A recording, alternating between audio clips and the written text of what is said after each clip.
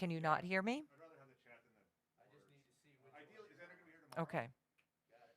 Hopefully. I apologize that he is being So, negative. I don't know what happened. Okay. Well, let's oh, just you can hear me the okay? chat's Okay. more All important, right. so Good. let's go with that, and I can wing it without. Okay. Do you want me to keep this off for till we're ready to go then? So what are you asking me That's for? pretty soon. For batteries? Okay. I haven't Do figured that out. again, I'll come 'cause I up just here. got a lot of noise. So it's, Yeah, it's a you know, I did too actually, but I'm here because I'm hearing it Yeah, over here. and but Logan will play color. Right. Is And my he has earring the, hitting it? Yep. Okay. No. And it's it'll be right here, Mark. Yeah. Oh, do you think my earring hit it? Okay. I'm not You sure can mention because it that, was just and real then quick, and we then might play Okay. this I again, looked up the and first boat show, and we're gonna. How's that? Is this the Sounds first boat Is that show? okay? Yeah. Okay, except it's hit. move your cord, move, pick the belt back up and move that cord. Okay. How does that sound? Does that sound okay? Oh no. But once I get it, I'll just put it on my Oh, up there. waistband and then it should be fine, right? Neat. Is that Yeah, I think we've got a bad play that. cable. Yeah. okay? D6, Doug, do you have? All right. Now, did you You say don't you're have going to any leave D6. before 8? We're gonna have to switch. Probably. Yeah. Sam's here. I'm not gonna be Somewhere. here. It's There's no way. working. Yeah. All right. I can close When it you out. moved it, Okay. you want to tape it right And, now? Get the show and up? then, Well, I told don't. I you, just don't want it to happen when you're. we've got a couple things scheduled, but I'm in between. What do you want to do? I just need to be there for moderating I the do next. have- let me I take have those for a for a minute. minute. I'm Okay. here the whole day with Nick, I do nothing have to do. those. Okay. Yeah. Because Mike is Or going we could use to do the moderating. a lavalier. Either Either way. way. What do I have? I just don't want it to do that when we're live. The boat show. That's like a couple years ago. Could make it work. Well, we'd be matching. What? Wear the same wedding dress. Get what? One of these. I said, what do I have to do? You get to work at MJ for 11 years. Yeah. See, this is cable. They get you. Want to check my mic? I'm listening. So you're good. He's in. Oh, we need the video.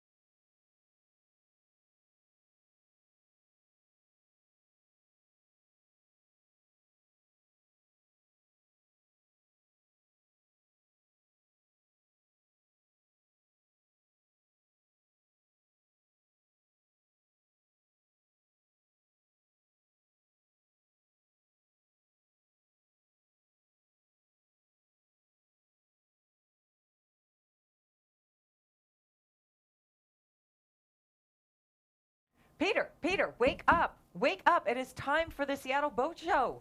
Wake up. Why are you sleeping? Hello. Denise? Yes. It's time for the show. wow. We've got to start the show. This is their first annual Seattle Boat Show, No, 1947. I just got back from the haberdashery. No. It's not 1947. We were just watching a commercial from 1947. It's not 1947. No. See, we're on the internet now. Say Yes. what? Okay. I know I'm this is putting it's a this cyber together. highway. I'm putting this You can together. go fast. Piecing this together. It's actually 2021. Oh, Yes. Does that make sense? yeah. I got it. Good one. You can do it. You can do it. Okay. All right. Well, what have I missed out on, Denise, these last 74 years? Let me tell you, you have missed out on year after year of amazing Seattle boat shows. I wish so I could, much. I wish I could watch this online. Online. Could Wow, I- you're catching yeah, on I'm a fast. quick That's study. pretty good. I'm a quick study. Well, maybe we can see this some way, somehow, at some point. We can see. We've what's got going on. long boats, short boats, skinny boats, fat boats, little boats, big boats. Wood boats, rowboats, tall boats, low boats, fancy boats, paddle boats, houseboats, airboats. Airboats? Boat boats, fast boats, slow boats, fishing boats, ski boats, sailboats, motorboats, jet boats. Heavy boats, light boats, glass boats, and thousands of accessories. We've got inboards, outboards, metal boats, race boats, party boats, river boats, pleasure boats. Covered boats, open boats, day boats, plain boats. Dang, we got a lot of boats. The Seattle Boat Show, January 16th through the 25th, King Dome at Pier 66.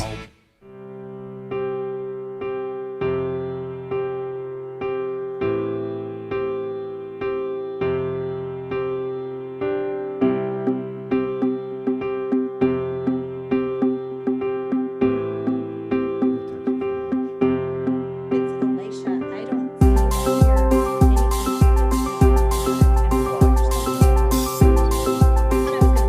whole thing live through the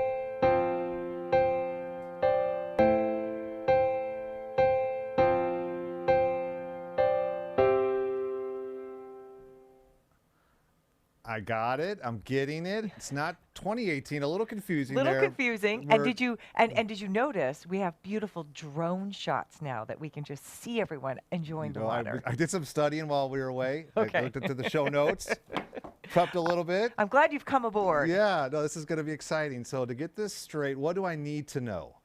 You need to know that we are kicking off the Seattle Boat Show Connected, Okay. all online, Yep. technology amazing, the vendors, the boats, hundreds of them, show specials, just like in years past. It's all right here. You don't even have to leave your living room. Okay, good. He's wearing pants. I am wearing my fancy work slippers. Okay, I did notice You that. did notice that? I did. did. So yeah, those are from 1947. Excellent. So yeah, I got a little character in them. Yes. Okay. Yes, we've got seminars still, Boat Yeah. Show University. I mean, there's a lot happening.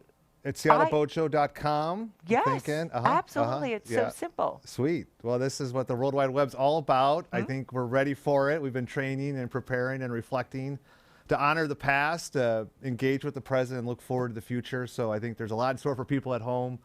We're known for our seminars, like Denise said. That's going nowhere. That hasn't changed. If anything, it's been a godsend to have the internet to allow us to bring the Seattle Boat Show to connected to people around the world. We sold tickets in Israel this morning, and Wow. we've sold tickets in 52 states, and including Canadian provinces. I know there's not 50 states, right?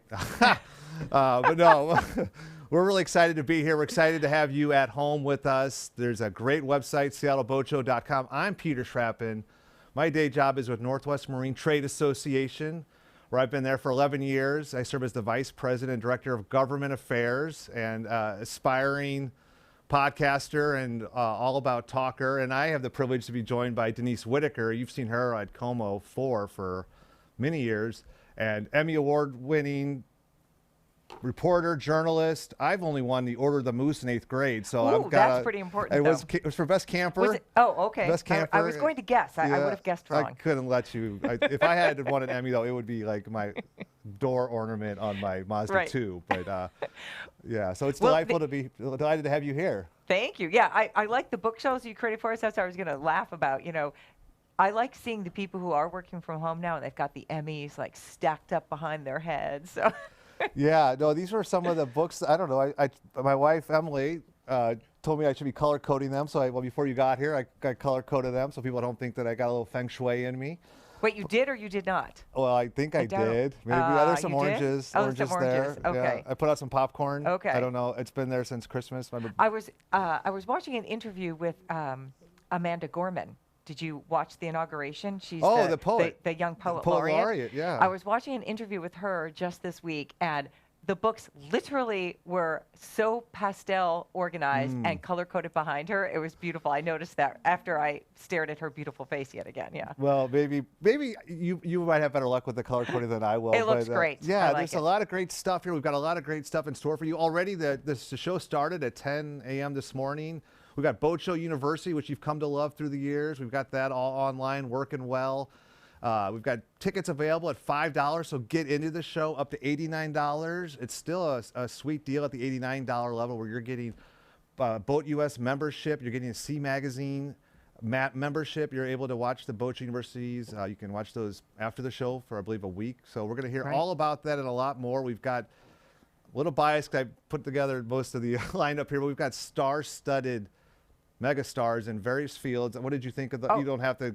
Oh my gosh, no. Let me tell you, Peter has been working non-stop for months now trying to line everybody up, and you really do have such a cast of characters for us to interview. It's going to really be fun. Although, you know, as much as we want people to stay here with us, we do want you to get tickets and go in and enjoy the show as well. And you're right, that $89 ticket, that's the best value you can get because you can't get everything.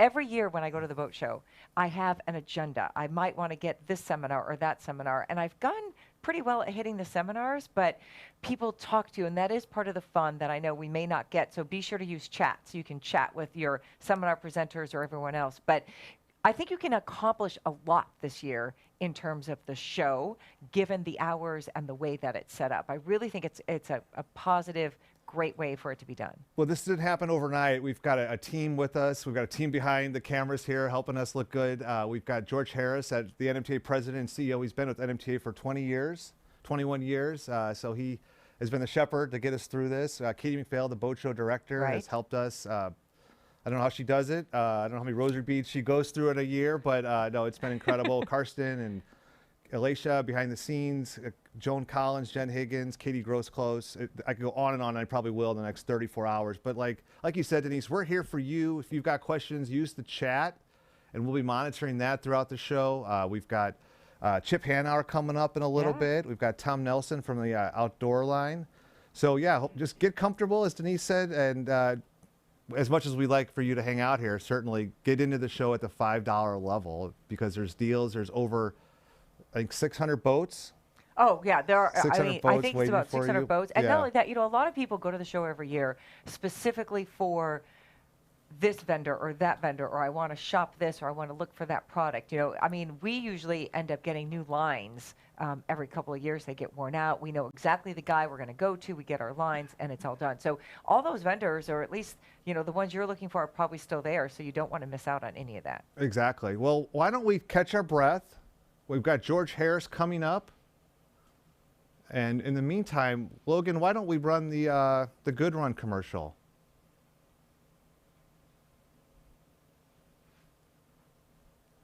For those keeping score, I believe that's number 32. Number 32.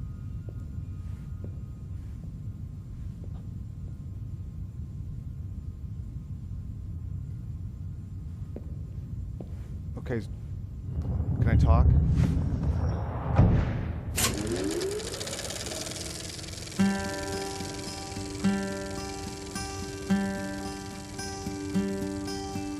Once was a sailor, a young man and brave.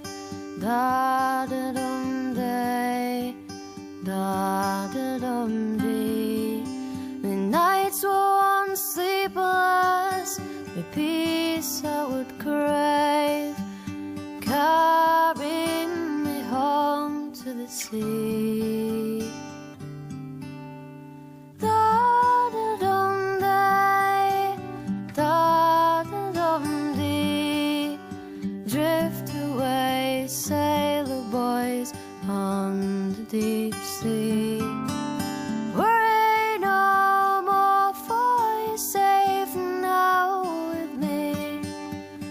Rest in my arms and my sweet melody.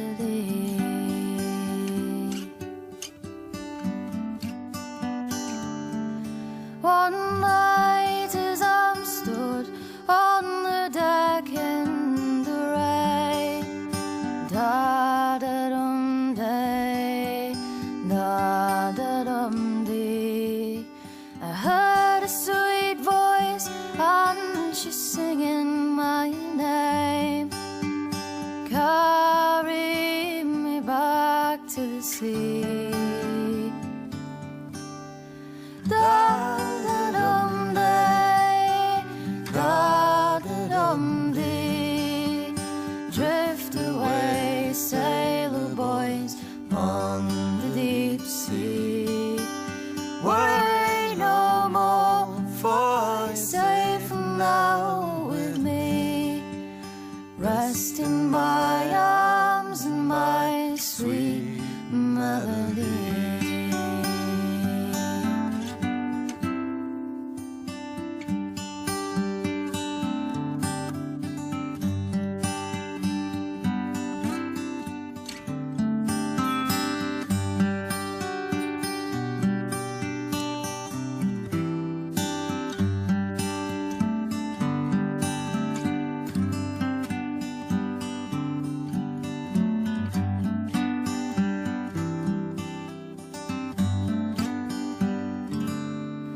Oh, rock me so gently, now oceans so deep.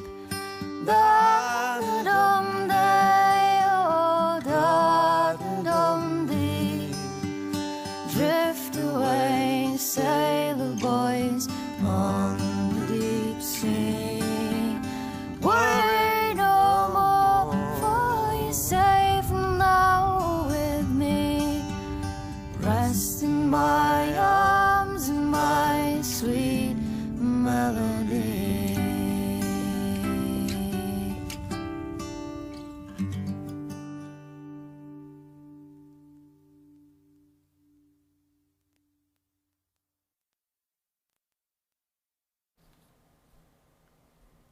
There he is, George Harris, NMTA President and CEO, joining us from the friendly confines of his home. And it's delightful to see you, George. How are you doing? I am feeling really good, Peter. And heck of a job on that opening, you and Denise. Welcome to 2021, Peter. I don't know if they're giving out Peabodys or Pulitzers or Nobel Prizes for openings, You but I win. would like to put us forward if I may be so bold. But thank you, George. Well done. And then to play the good run, my absolute favorite NMMA video. Gets How me come? choked up every time I watch it. Gets me choked up. That's how I started boating, with my parents, with my dad. Big part of our family. You can see the charts behind me, Lake Superior and Lake Michigan. So this is not your first boat show. Take us back to 2000 and how much progress we've made just in the last, couple months. Yeah, I started at NMTA in the summer of 1999, and Michael Campbell joined the team that year, and we moved this Seattle Boat Show from the Kingdom to what turned into Century Link Field and Event Center, now Lumen Field. And, you know, this year feels a lot like it did in the fall and winter of 1999, because just so much change for the member businesses. You know, we were used to doing business a certain way at the Kingdom, and then we just did everything different. And we're doing everything different here in 2021, and it's going great. Yeah, George, you and I were chatting earlier this week, and you were telling me like some of the things that you're most proud about this particular show. Why don't you run those down for everyone at home watching? Yeah, well, I think, you know, the NMTA is like a big family. You know, we're the largest marine trade association in the country with a little over 700 members. But, you know, I guess me in particular, getting to know these members like family over the last 21 years. And I'm just so impressed how much change they have embraced in the last 5 months, 4 months, 3 months. And last night, kind of a tradition of mine is to, you know, sort of quietly walk the show floor after move-in is done. So I was doing that about 9 o'clock last night, going through the red aisle carpet in the virtual show floor. And it was really special. And to see these businesses and how far they've come. And there were some businesses like Port Ludlow Marina, Three Rivers Marine. I hadn't looked at their displays yet.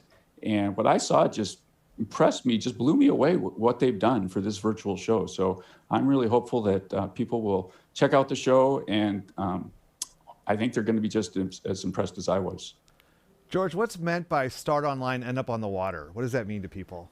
Well, what we want to do is have people meet virtually, given the situation right now with COVID-19, meet virtually. But we know boating is such a great activity right now. We saw it in the summer of 2020, so many new people into boating, so many people using the boats they've had more often. So start online. You can have a virtual tour of a boat. You can have watch a video of a boat, a 3D Matterport tour of a boat, or just an old-fashioned phone call to that dealer or broker or that business.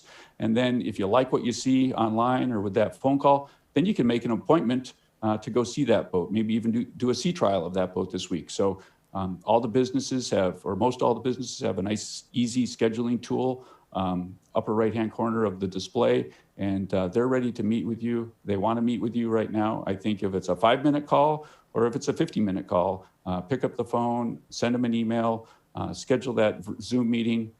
They want to meet with you right now. That's why we're doing this.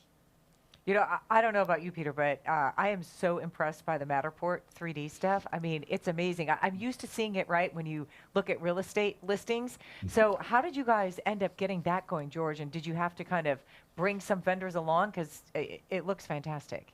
Well, I think the very first time I ever heard the expression 3D Matterport was from Peter a number of months ago. Yeah. And, you know, it was completely unknown to me. And then Katie McPhail, our show director, you know, hey, George, Matterport.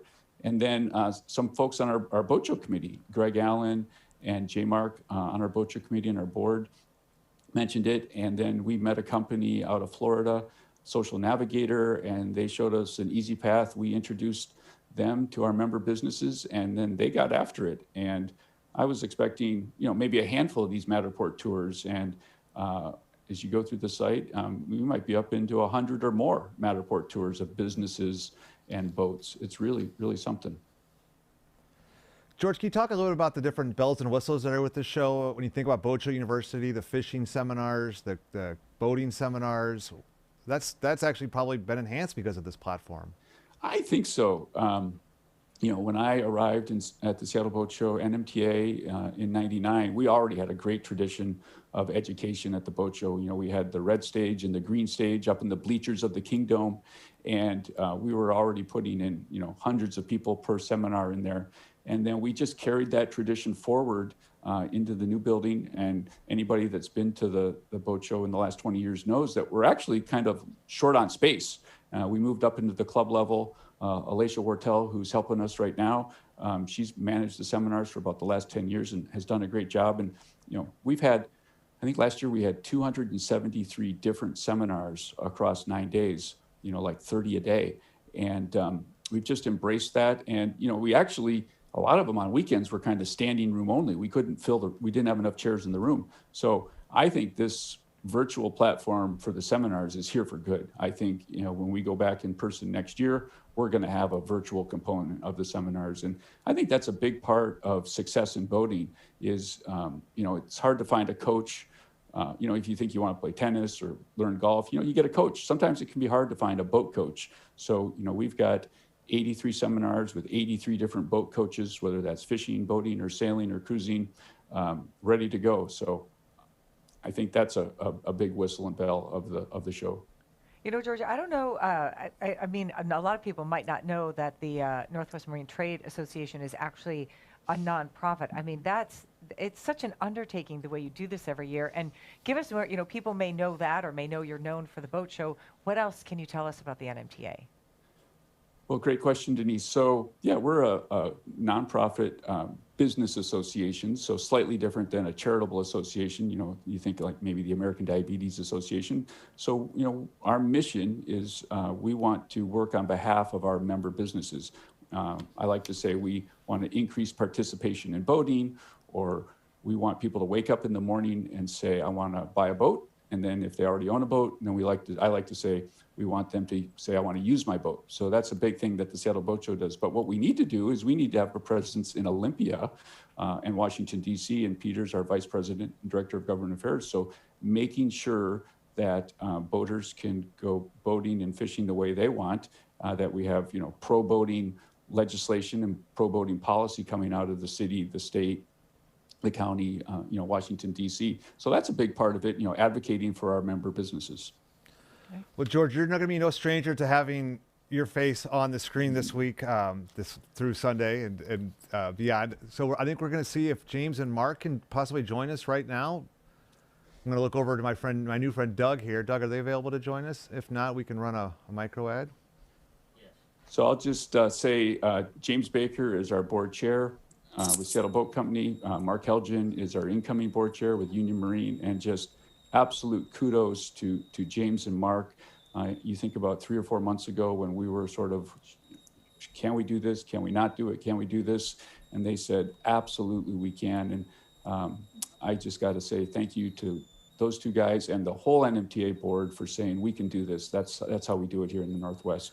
Yeah, one thing I would just want to put in a plug in for us is that a lot of the shows have canceled, and we stepped forward and showed leadership. And what's that been like, George? I think there's a lot of stuff that goes through my mind before I go to bed and when I wake up in the morning. But having guys and women like we have on our board is just extraordinary. I think seek the wisdom of many, and you think about all the little decisions that have been made by the NMTA board for the past 74 years to get us where we are today, to be a leader in North America on boating promotion, boating businesses is just outstanding. Well, I think what we're going to do now, thank you for that, George. I think what we're going to do now is load up a micro ad. Denise, our own Denise Whitaker, recorded some kind of how-tos on how to enjoy the boat show from your comfort of your own living room. So why don't we play a micro ad now, and then when we on the flip side of this, we'll ideally say hi to James and Mark. How's that sound, Logan? All right. Thank you so much, Peter. Thanks, Denise. Great job. And The good luck virtual with the show next floor 33 is hours. one of the coolest features here at Seattle Boat Show Connected. You can surf the aisles of the show floor, navigating exhibitor booths in our fully rendered convention center. We even feature the iconic red carpet that has become a big part of Seattle Boat Show experiences. Here you can filter by product category or enter a keyword to search for what you are looking for. You'll be transported directly to the space on the show floor where you can interact and engage with exhibitors and their show specials. Be sure to explore the outer reaches of the virtual show floor where you just might find a buried treasure. Navigate to the pirate ship's crow's nest where you could discover a hidden prize waiting for you. Find the best deals of the year at the Big Seattle Boat Show Connected, presented by Union Marine.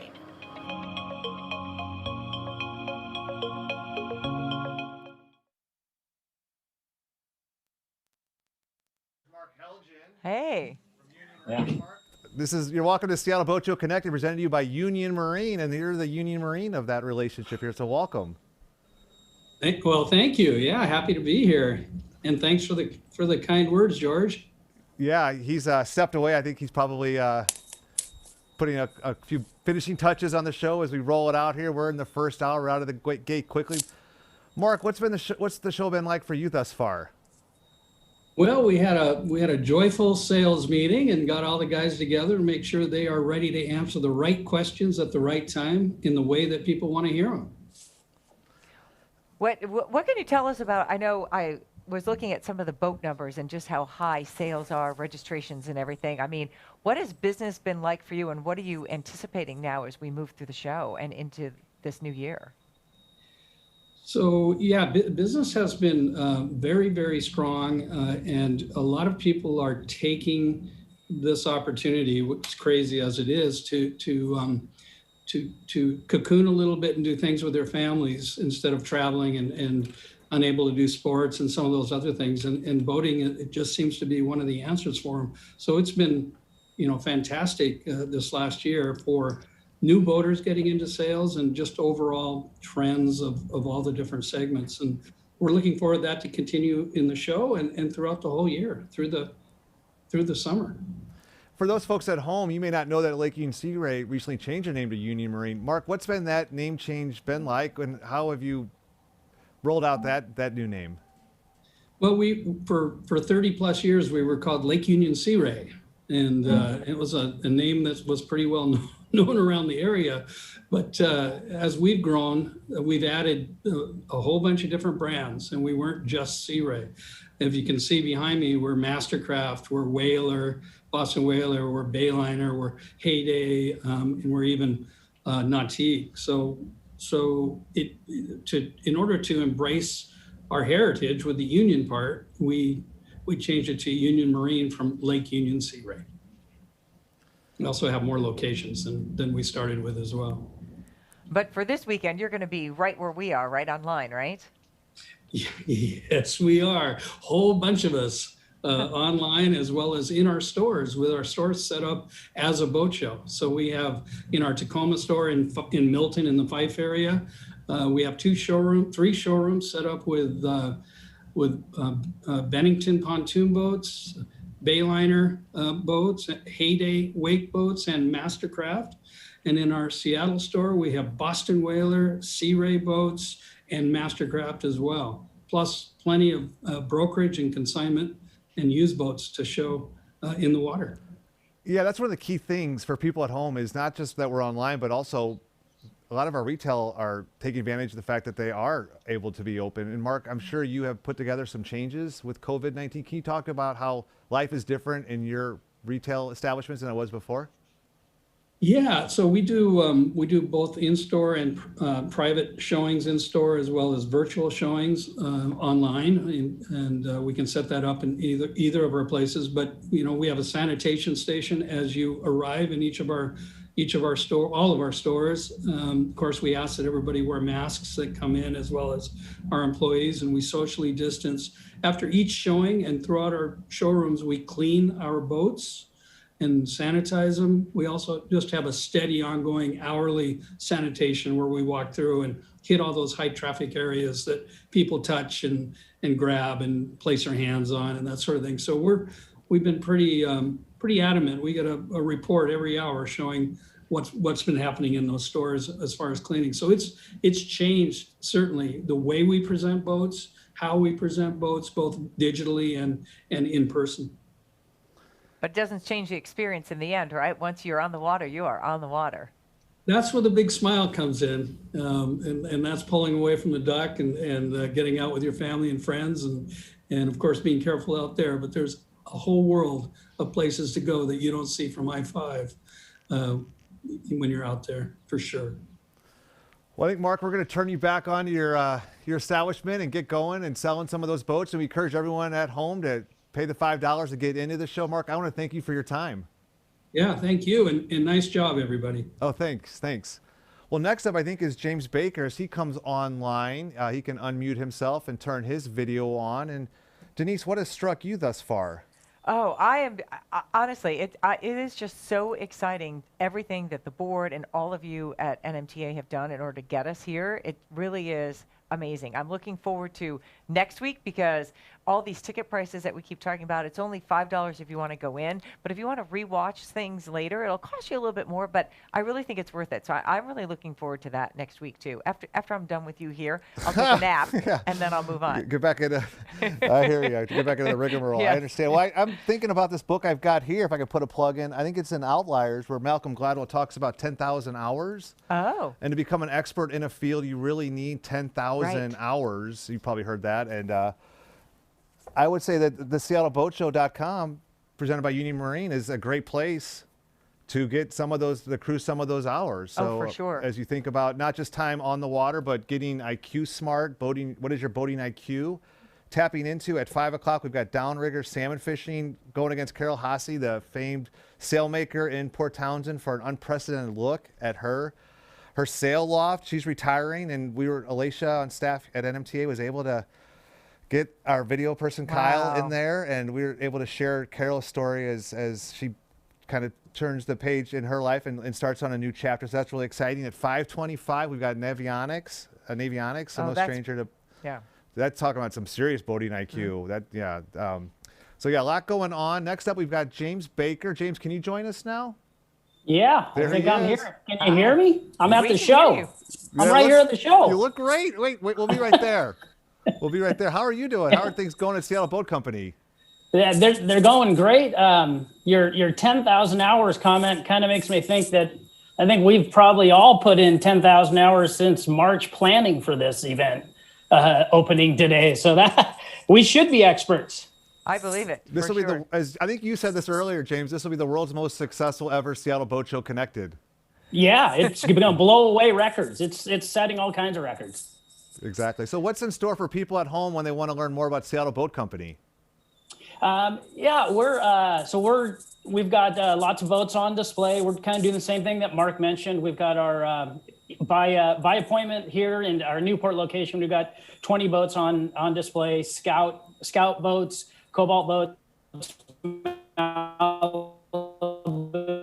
pontoon boats.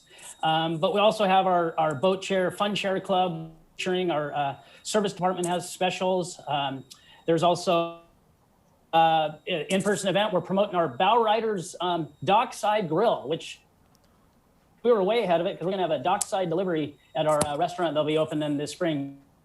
Grill there on do you know Lake that Union. there's a chef on staff at Seattle Boat Company? I do now. I was unaware of that. That sounds great. Yeah, that's right.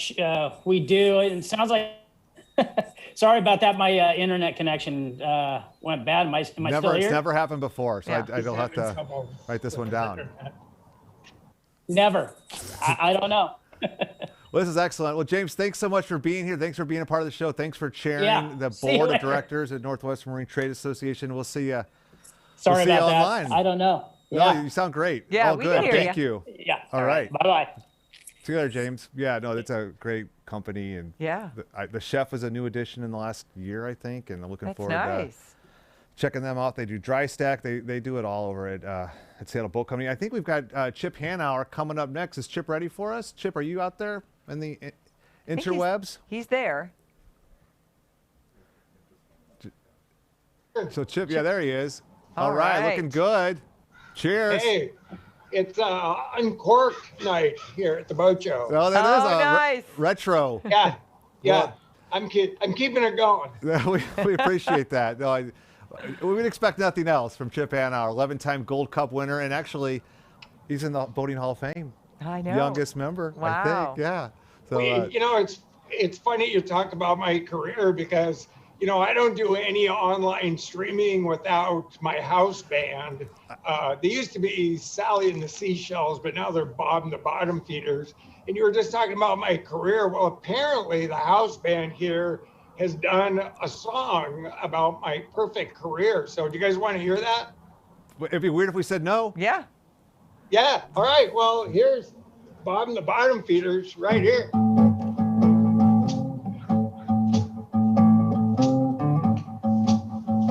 Well, I woke up Monday morning with water in my shoes.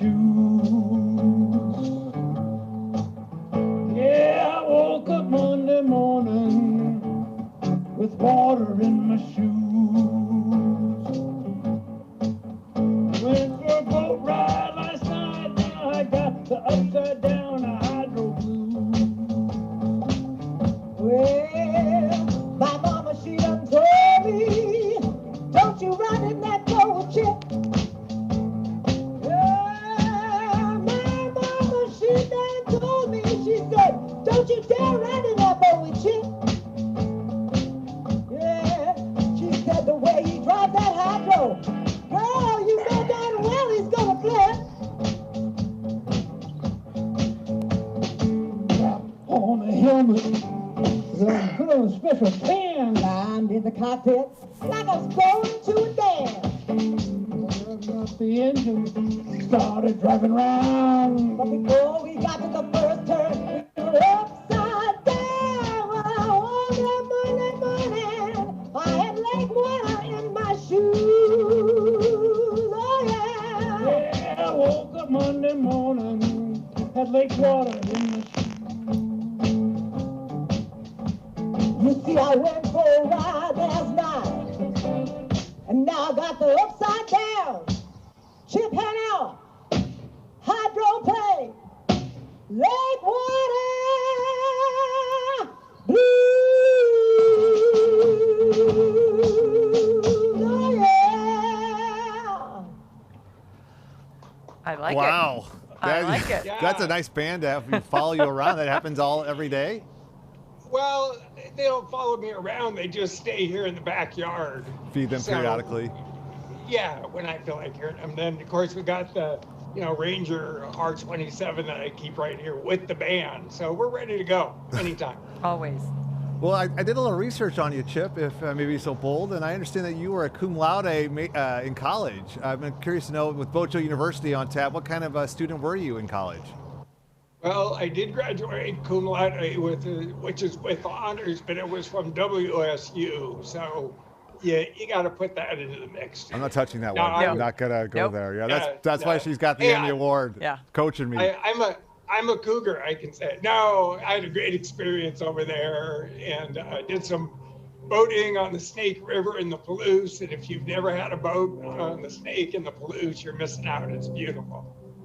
Well, Denise was just sharing with me that she grew up boating on the Mississippi River, so no stranger. Yeah. I used to water ski up and down the Mississippi River all the time. Mississippi, never heard of it. Yeah. Yeah. The smaller rivers in Yeah. the world. Yeah. They didn't cover that at WSU. No geography. That's right. Well, you know, Chip, you really inspire me. You had spoken at one of the events I was at. You talked about how Aspen, Colorado, everyone goes skiing in Aspen, and you compared that to the Puget Sound and how everyone should be out floating around on something. And I was just wondering if you could speak to that again, if you remember that narrative you crafted several years ago. Yeah, you know, I think I'm a fourth generation Seattleite, so I just grew up. They're talking to Chip Hanauer being right now. on Do the you want to see any of this? Do you want me to put it on? On the water. Chip Hanauer. Just part of being here. And I think a lot of people that have moved here don't understand how big a role being on the water's played in our economy, in our recreation, in everything. And if you're going to live here, I mean, you know, at least grew up in the, you know, in the Mississippi, but we have freshwater. We have a freshwater lake right in the city. We have multiple freshwater lakes right in the city. We have saltwater. We have Puget Sound. We have the San Juan Islands. We have, you know, the Columbia River. I mean, you literally live in boating paradise here in the Northwest. And I think newcomers to this area, it's up to us, you know, old natives, to kind of introduce them. And I think the industry is doing a really good job. And I have to say, Ranger Cutwater does an exceptionally good job.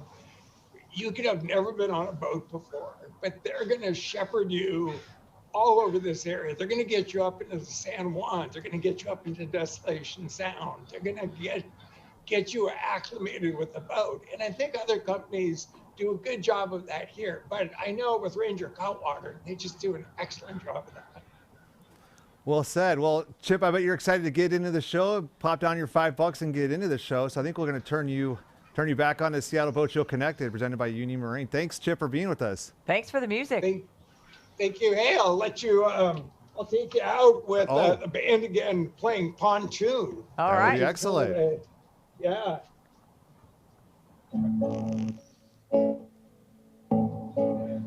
See you guys. See you, Chip. Later. Back this hitch up into the water. Untie all the cables and roll. Step onto the astroturf. Get yourself up to the let's go. Who said anything about skiing? Love is all I wanna do. You can climb the ladder, just go rock the boat while I barbecue. On the pontoon, making waves and catching rays upon the roof. Jumping on the back, don't act like you don't want to. Party in slow motion, out in the open, motorboating.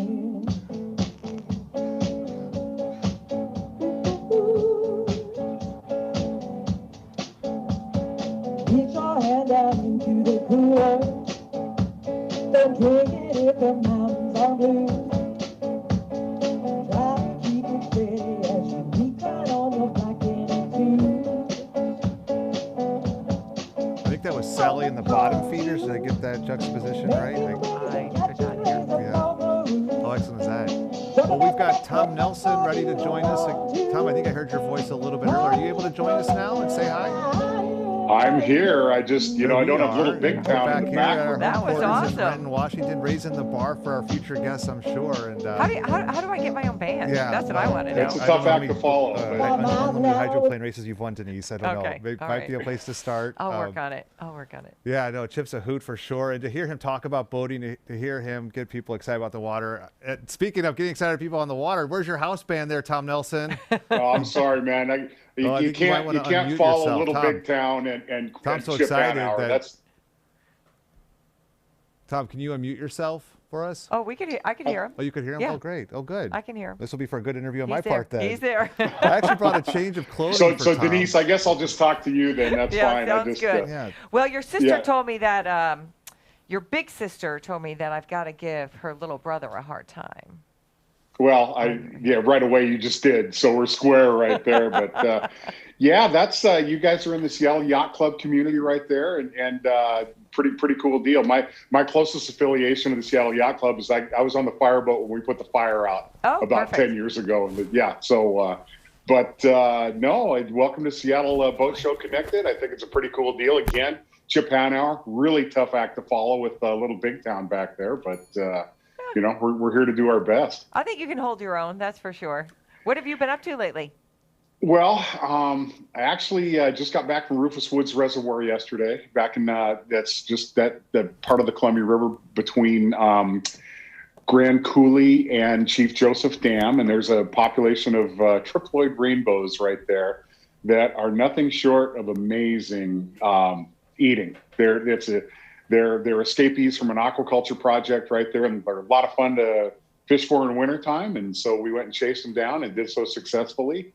And then when we had a saltwater opportunity in Puget Sound last week, I was fortunate enough to have former UW quarterback Damon Heward and Coach Peterson on board the boat. And happened to get Coach Pete his first Chinook in Puget Sound. So that was a red letter day in my book. Wow, that's awesome. Now you've got, tell us what you've got on tap for the boat show with some of the fishing seminars and things that are going on. I got it. There's a little bit of everything. And I just watched the first one right there. I want to go back a minute here that I come upon my my Seattle Boat Show background, honestly, because my father bought the boat that I grew up on in the very first Seattle Boat Show in 1946. Really? He bought a 26-foot steel craft from West Haven, Connecticut, with a flathead Packard 6. Wow. And yeah, we had that boat in my family forever, and that's a boat I grew up on. But just as far as seminars go, Denise, the Dungeness crabbing curriculum, it's always a real popular seminar. You know, if you go through a summer in Puget Sound and you don't have a Dungeness crab meal, you're doing something wrong, or somebody doesn't love you, okay? Because, you know, this crab and all the shellfish resources we have in Puget Sound are definitely something to be cherished. Along that line, I also have a shrimping seminar that's going to air sometime during the show. Of course, Dirty Downrigging Tricks is kind of my signature seminar, if you will. But we also talk about mooching, jigging. I've got a San Juan Island fishing PowerPoint as well. So about a half a dozen PowerPoints in total, I think. But they're all a pleasure. It's kind of weird not being at the show this year, but I think the rest of the seminar presenters and myself, we tried really hard to bring that seminar room feel and vibe to what we were doing, and I think we accomplished that, Denise. Yeah, I bet. Well, I don't know if you can hear me. Can you hear me now? Can you hear me? I can hear you, Peter. I was Welcome to the show, I man. was so excited. I brought it. My sister thinks of Jimmy Carter. She thinks of peanut butter. When I think of Tom Nelson, I think of my Red Filson. I don't know why. I just think I need to show off my ruggedness. Here I am. That's okay, man. Yeah, I have a green Filson I could put on for you. No, we clash. I'm a little bit of a big game. I didn't know we were doing wardrobe. I'm just, really, I take offense, though, that you had the geezer pushing on his computer here when actually you had there was that. We don't need it. No one saw this. No one's watching this at home. But Tom, you're super excited about steelhead fishing that was just announced last week. That's right around the corner. Oh, right? no. Yeah, no doubt. We don't have the same amount of steelhead opportunity that we had, years ago, but I guided on the Skagit, as did my partner, Rob Bensley. And so we're actually going to get to go fishing on the Skagit and Sauk again. The Sauk River, just one of the most rugged, unusual rivers in Western Washington, in that it flows directly north. Okay, so it comes out of the Cascades and goes north and then dumps into the Skagit. And so what that results in is a river valley that parts of it never get the sun in the wintertime. And so as you drive through it, you get a lot of Olympic Peninsula vibe to it, in that you got lichen dripping from the trees, and man, it's home for big steelhead. So we'll be doing some drift boat trips, probably down the Sauk River, and then get that old jet sled dusted off and work it from Rockport, on down, from Marble Mount down to Rockport. And yeah, exciting. It's a catch release opportunity. There's probably going to be between 5,500 and 6,000 big, angry, wild steelhead on tap that haven't seen a bait like ever. So that's a lot of fun. Looking forward to that. We still have an opportunity on the coast this year. It's baitless and boatless on the Olympic Peninsula, but we're actually going to have a guest that's really one of the most respected guides on the Olympic Peninsula. Mike Zavadlo is going to join us on the Outdoor Line on 710 ESPN on Saturday, probably later in the show. But yeah, I look forward to hearing that, because they're catching fish on the peninsula. As soon as it stops raining, it's steelhead time in the Pacific Northwest. Tom, is it too early to think about going to Alaska? What's your program looking like for the upcoming months? I have issues, Peter. Some of my issues are that I just got back from Rufus Woods yesterday and took some of the parts of these rainbows that we weren't going to eat, and I vacuum packed them up because I'm taking them to Alaska and then hopefully catch halibut on them. So yeah, I've already got my Sitka. Basically, it's not. I don't charter up there, but I take a whole bunch of sponsors of the radio show up there. So yeah, I've got that trip all booked up. The boat's getting ready the boat's actually at the factory right now. My Duckworth is back in Clarkston, Washington, and it's getting ready for that month-long voyage in Alaska that I take every year. That it's just kind of the pivotal part of my angling calendar for sure. So Tom, is there ever a vendor or a business or a product that you're always looking for at the show every year?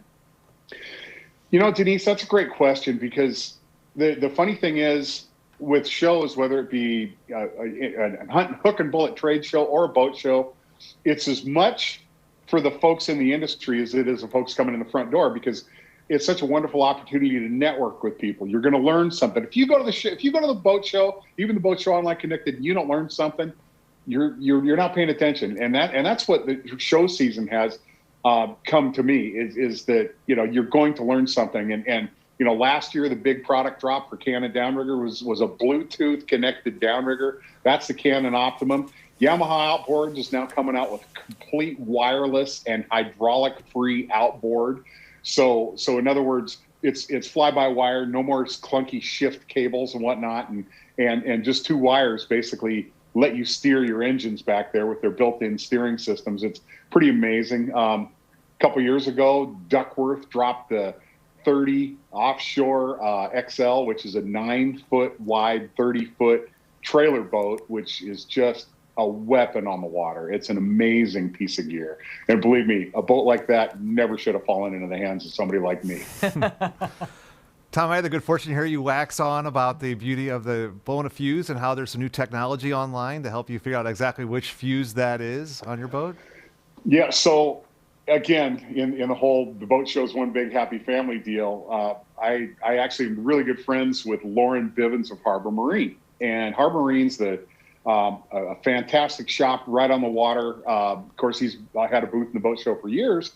And, you know, since she's right on the way to the boat ramp, he's going to get some weird situations. And everybody that's had a boat, been in a boat, has experienced a fuse popping. Well, Blue Sea Systems has figured out a way to get a little tiny ground in the positive side of your panel and not blow anything up. But what happens is, when a fuse pops in the panel, it lights up.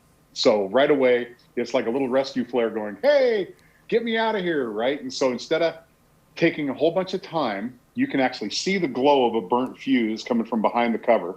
You're gonna just open that thing up, the fuse with the light on it, so one's gotta go, pop it out, put a new one in, and you're good to go. Blue Sea Systems is really on the cutting edge with a lot of super innovative products. You know, and if you are a trailer boater or even you know, medium-sized boater and you don't have a shore power system on your boat, that's something you want to consider. There's so many creature comforts, heat, being able to, you know, make a pot of coffee electrically, all that stuff comes to you with shore power. But another thing comes to is extending the life of your batteries. If you have a Blue Sea Systems charging system on your boat, your batteries are going to be maintained to the point where it's going to extend their life. And you know what? You turn that key, something's always going to happen, which is kind of big in my world. Technology is huge. I mean, that's how we're all together right now as well. But what about just coming down to skill? What are some of the biggest mistakes? Oh, we'll have none of that. That anglers need we'll to know? We'll have no skill.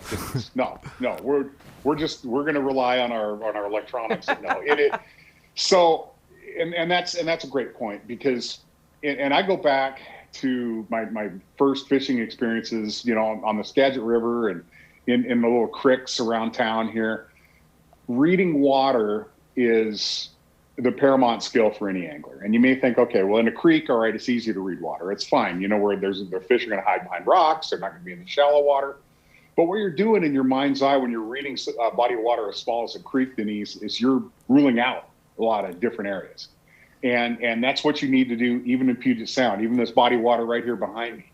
You need to rule out certain areas depending on your quarry. You know, if you're looking for salmon, you know, they're not going to be necessarily in the shallows and they're going to be on that 90 to 120, 130 foot line, right? And so, you know, that's where your electronics help you, because you start ruling areas out and then you turn on your Ray Marine sounder and you're going to be able to find fish in expected depths. And, you know, over the years, the use of sonar, which I didn't have as a kid, I mean, put it that way. And then when it did come along, it was these paper, paper graphs, right? And I was a dumb kid in the back of the boat that had to, when the paper got, you know, was empty, hey kid, turn that around and roll it backwards. So I was in the back of the boat kind of flipping those things. So I've seen the evolution, if you will, of marine electronics, and they not only keep you safer on the water, but if you apply a little skill to their use, they're going to produce for you day in and day out. Tom, what's the biggest mistake anglers and wannabe anglers seem to make outside of not listening to the outdoor line? Well, that's the biggest one. That's right there. smooth. Is that a good one in there? You know, yeah, that was nice. Thank that you. was nice, Thank Peter. you. That was professional. It was Trying. so, you know, to me, it comes down to the attention to detail, and that's not just one thing you can put your finger on, but successful navigating, successful fishing, successful crabbing. I don't care what you're doing. Is the attention to detail. Now, any one of these details you can omit, you can not notice, you can step by. Okay, and yeah, that's gonna be fine. But if it's the next one you miss and the next one after that, successful fishing, in my mind, is just the summation of all these little tiny technique points that in and of themselves may not make a difference, but when you combine them and you assiduously practice them on the water, that's when you're going to get good, you know? And one of these days, I hope to. Ha! You mentioned a little bit about what's coming up on the show on Saturday. What else do you have in store? You know, Bruce Larson, a Renaissance Marine Group, is going to jump in. We always like to have Bruce in. We're just going to have a boat show, radio show, okay? Whether or not you guys are going to actually have the in-person boat show, you know, we're going to be doing it on the outdoor line. And so Bruce Larson, Renaissance Marine Group, dear friend, valued sponsor of the show, and basically when I started fishing with Bruce and bringing him along on my trips, that's where that 30 by 9 foot Duckworth was born, was seeing how the boat could adapt itself and help you do a better job on the water. And that's kind of where true product innovation. So we have a segment every boat show season when Bruce comes along. We call it Build a Boat with Bruce. And looking forward to that so very much. And just a fun guy to have on the show. Also, if you, I think it's a state law, it's one of the RCWs, that if you have an acre of land in Western Washington, you've been issued a fiberglass boat in some level of disrepair that's rotting on a trailer somewhere. And so since the marine industry during the pandemic has just gone nuts, you can't find a motor, you can't find a boat. So many of these hulls have been resurrected. You're seeing more of them in shops. You're seeing more, you know, trailer work being done, and it's great because it gets guys on the water, right? But there's something about that boat that isn't going to be right, and you need to customize it. And there's this new outfit out now called rudnickmanufacturing.com. You can find them on Facebook. They're doing some amazingly innovative upgrades to people's boats, whether they be cleaning and work tables across the back, aftermarket rod holders that will fit just wherever you want it for a variety of downriggers, including Canon downriggers. Talking about the fact that, hey, if you have an aluminum boat and you want an aluminum bait tank for tuna fishing, they're going to build that for you too. So we're going to have Dobie Stakunas from Reddick Manufacturing on the show too. Just if you see some of the stuff they're doing, it's really cutting edge, computer-aided design, aluminum fabrication that just makes the tough things about your boat so much easier. It makes the boat work for you and the job you have on the water. Well, that's Tom Nelson. I'm Peter Schrapp, and that's Denise Whitaker. Tom, people can find you at The Outdoor Line on Twitter. The website's www.theoutdoorline.com, and you're Tom Nelson 148 on Facebook. So thanks so much for being with us. And the podcast loads up right away after the show's done. I think Stretch is in the back working his magic and making it all happen. And I love listening to the show each week.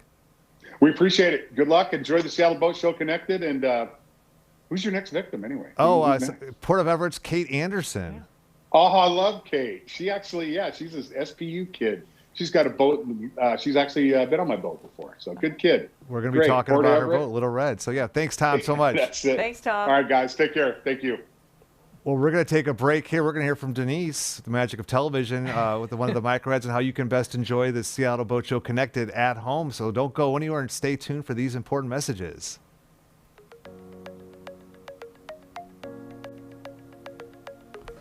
The 2021 Seattle Boat Show Connected features an incredible schedule of fishing, boating, and sailing seminars streaming right here on this site.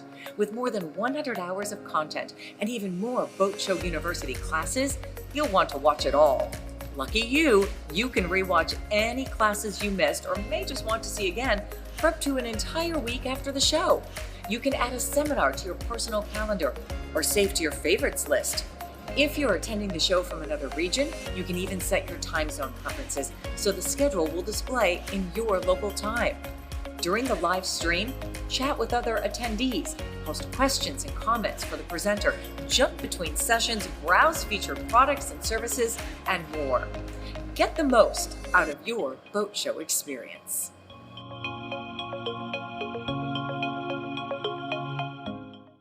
You know, if you like move too fast, they like. Don't adjust your Fix dial. your There's hair. Kate Anderson coming hot, Hi. coming in. Yeah.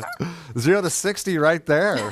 Love it. The energy. So that's Kate Anderson, the Port of Everett. I kept on my wardrobe change. Yeah, Hope you don't did. mind. Yeah, you did. Yeah, thanks. You like it. So yeah, Kate Both Anderson. red. That's right. The Port of Everett. Thanks for being part of Seattle Boat Show Connected. Thanks for making history with us. Well, thanks for having me. So we wanted to have you on the show because not only we want to hear what's going on at the Port of Everett, so please share with us that, but also as a boat owner, what's it been like boating during the pandemic? To be honest, it really hasn't been any different. I probably have less visitors who go on my boat with me right now, but that's okay. I can be a little selfish while fishing and competitive, so I only bring a select few people with me anyway. But it's been good. It's been fun. Nice. And you had a big movie kind of production this past summer with a movie festival. I'd probably be a better word, but what kind of movies did you show? Yeah, so each summer at the Port of Everett, we do our annual sail in cinema. So boats directly behind me in my picture actually can boat into one of our guest docks. And there's a big inflatable screen on the park at Boxcar Park. It's about 40 feet. And so you can boat in, much like a drive-in movie. And then there's also spaces available on the park. People can sit down. This year, though, with COVID-19, we had to change our protocol a little bit. So we did a true drive-in theater. We just adjusted the screen so boaters couldn't actually see. But we're hoping to get back into the boat-in style this summer in 2021. But we show 6 movies. We added a 7th this year because it was so popular. But we do, animated kids movie. We do a date night movie. We do sort of some like an action movie. So we actually take recommendations from people. So if you have interests or ideas, let me know, email us, comment on our Facebook posts, and we'll take those into consideration. What's a good email for you? Public affairs. Am I supposed to do that? I don't know. I don't know. Is that gross? You can do that. His fancy pen. Yeah, it's a fancy. Yeah, it's kind of weird. Quill. It's what they used in 1947. Really? I don't know. I don't know. I stayed at the marina there in July this last year, and I just can't believe how things are changing in such a great way there. I mean, tell us what's been happening and what you expect to continue this summer. Yeah, well, what hasn't been happening? We have apartments that are going to be opening up this spring, and those are taking shape every time I go down to the port. Things look different, but in a good way. Development's going on like crazy. We've signed new leases with Freedom Boat Club, actually, and then a few yacht brokers as well. So we'll be opening up offices later this year and in 2022. Last year, we finished building new guest docks. We'll be, trying to add and continue good things for boaters, including adding new restrooms, updating everything like that. I got to see, we docked on one of those new, I think the newest dock we were on last year when we were there. It was fantastic. Yeah, that one's really nice. Yeah, I encourage going to guest dock 5. Your background says So, Kate, you grew up boating. Is that accurate? I don't even did. Yeah. Yes. I have a trivia question for you. Well, guess what percentage of boaters grew up boating as children? Oh, gosh. I was going to say 82%. Oh, look at you. Did you see Was my that 70 close? pages? Did you read through my 70 pages of notes? I sure did. Oh, it's pretty okay. close. 78% according to our friends at NMMA. But yeah, you were. Oh, nice. Can you talk a little about the King 5 special that you were featured on? Yeah, so a few years ago, it was right after I purchased Little Red. King 5 did a story about millennials who purchased boat and who did it pretty cheap. And so you'll see Karsten and I were both featured in that, and another gal with a sailboat. But it's a pretty fun story. It just shows that you can actually buy a boat and it can be a cheap endeavor. It doesn't have to be super expensive. But I will say it's like anything you're passionate about. Once you see one thing, you want to add, another fun accessory, or there's something to do on it. But if you know the right people and ask the right questions, you can really do it pretty inexpensively. That's the beautiful thing about boating is I think people like to think that it's maybe more expensive than it is. 76% of all I've got a little bar trivia for you, Denise. Okay. 76% of all boat owners have incomes less than $100,000. So it's such an approachable way to enjoy vacation time, to get time with your family that's needed more now than ever. And that's really the cool part about that King 5 story. And that's what's really been great about watching UK, just getting on the water, enjoying your time on the water, and let the rest take care of itself. Thanks. Yeah. We actually have that King 5 spot we're going to run right now. So, Kate, I want to thank you for your time. Kate, what's your email address again? It's public affairs. I'll just use a normal pen. That might be actually work. That's easier. Yeah.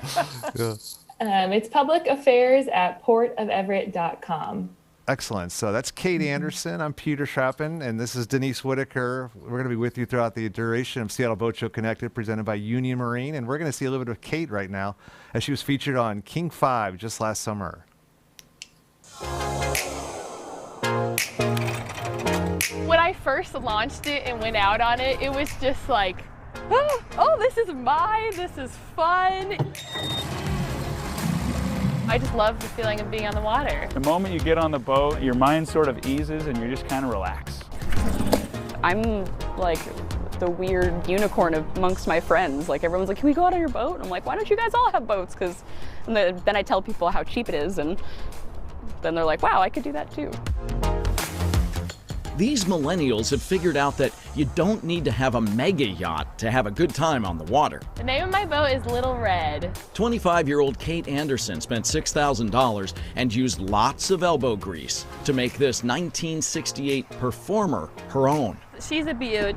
Kate says finding a boat that's older than you are is a good first step to boating on a budget. I get a lot of looks, especially when I'm in it solo, but that's okay. I mean, I like being one of the only young gals owning a boat. Karsten McIntosh is 28. There's no better life than a life on the water, so I decided it was time. He bought his 14-foot aluminum boat new, but it didn't sink his budget. So this boat cost me about $7,000, all said and done. It's so light, he trailers it behind a hybrid.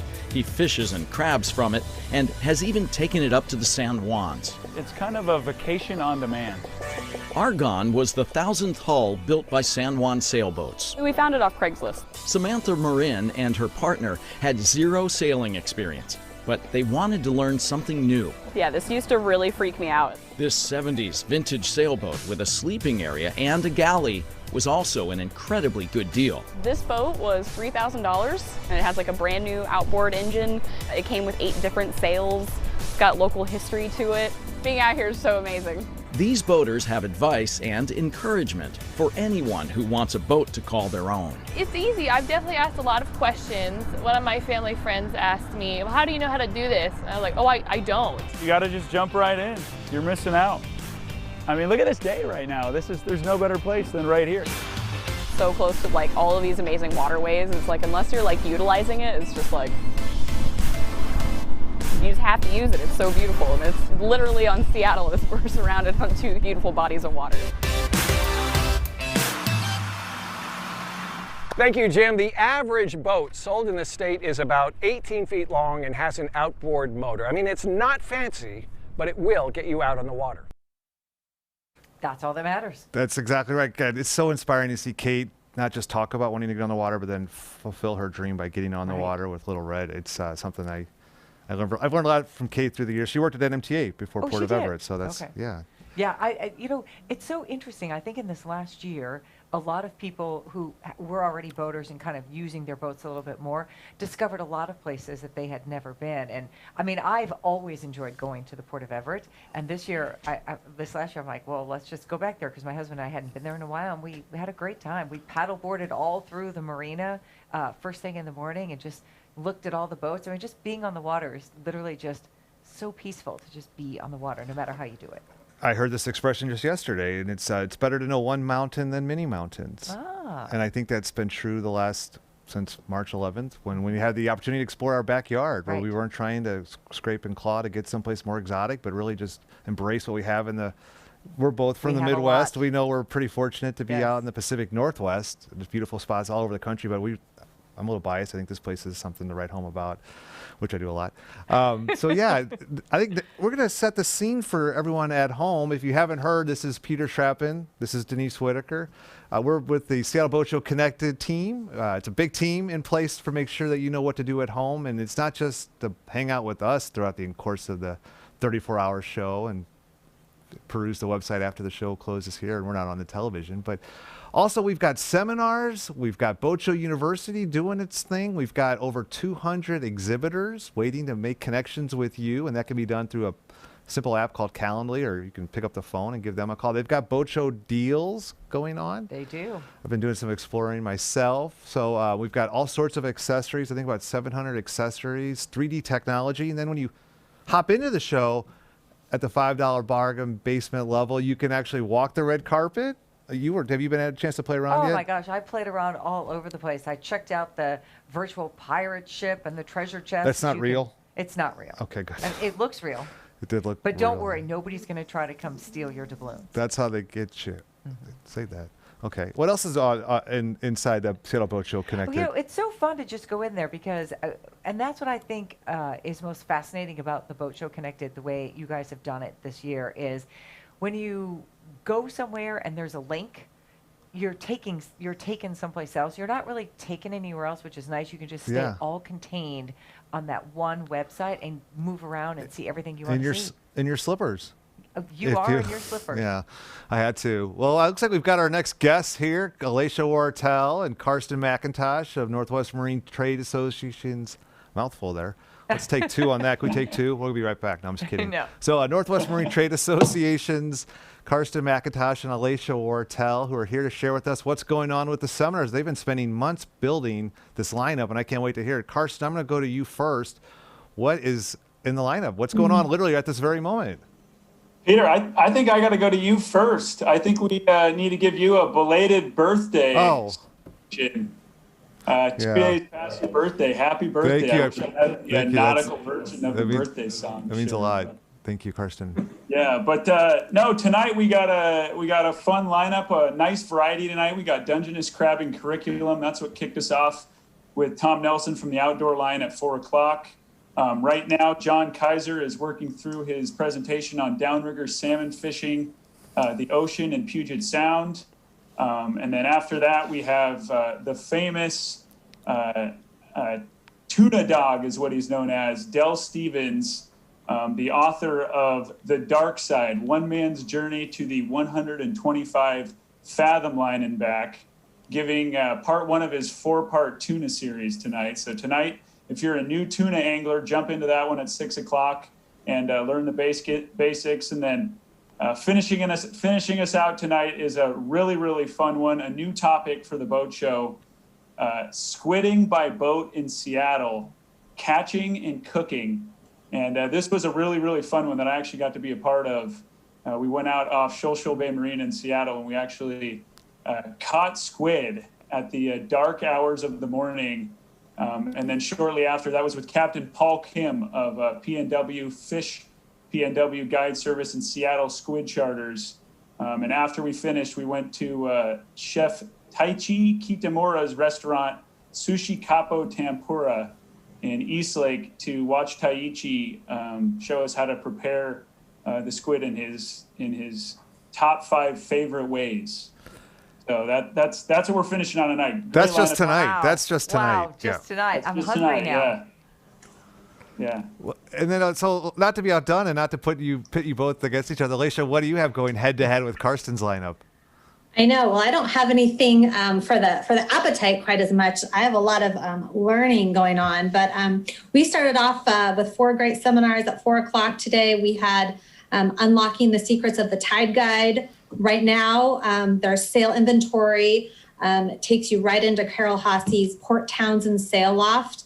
That was a really fun one to film, learn about her labor of love, and a lot about cruising head sails. That's repeating a couple times throughout the weekend, so make sure you watch one of her sail seminars. We've got a DIY electrical schematic. If you really want to get into learning about your electrical and figuring it out on your own, we have Jeff Cote out of Vancouver, who does an awesome job. His seminars are always packed at the real show. So that'll be a really good one to tune in at 6. And then another really popular one at the show is no impact docking. You don't want to do it without fear or damages. Back to basics, but that's good for veteran or new boaters alike. So that's fun at 7 o'clock. So we've got a lot of really good seminars lined up here for you guys. And if someone's watching us right now and they don't know how to get in to see those seminars, how do they do that? Yeah, all they have to do is go to the homepage, seattleboatshow.com. On the left-hand side, they'll see a tab for seminars. Click that. You have to register, pay your $5, and you can click Watch Now on any of the fishing or boating seminars. There's also a Live Now tab, so you can see exactly what's playing right this moment. Go head-to-head, decide if you want to watch Fishing with Karstens or boating with the ones I lined up. But either way, you won't lose. It's gonna be good. Or better yet, you can upgrade your $5 ticket as well. Oh, look at that guy. Nice, Karsten.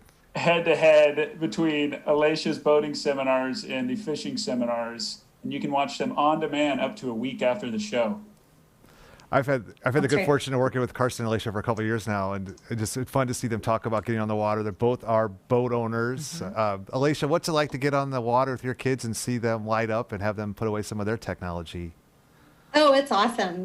We have a little boat that we keep down here at the Edmonds Marina. And I have 3 small kiddos, and we got our boat a couple years ago. It's been a dream of ours for a long time. And we take it over to Kingston often. We take it up to Camino.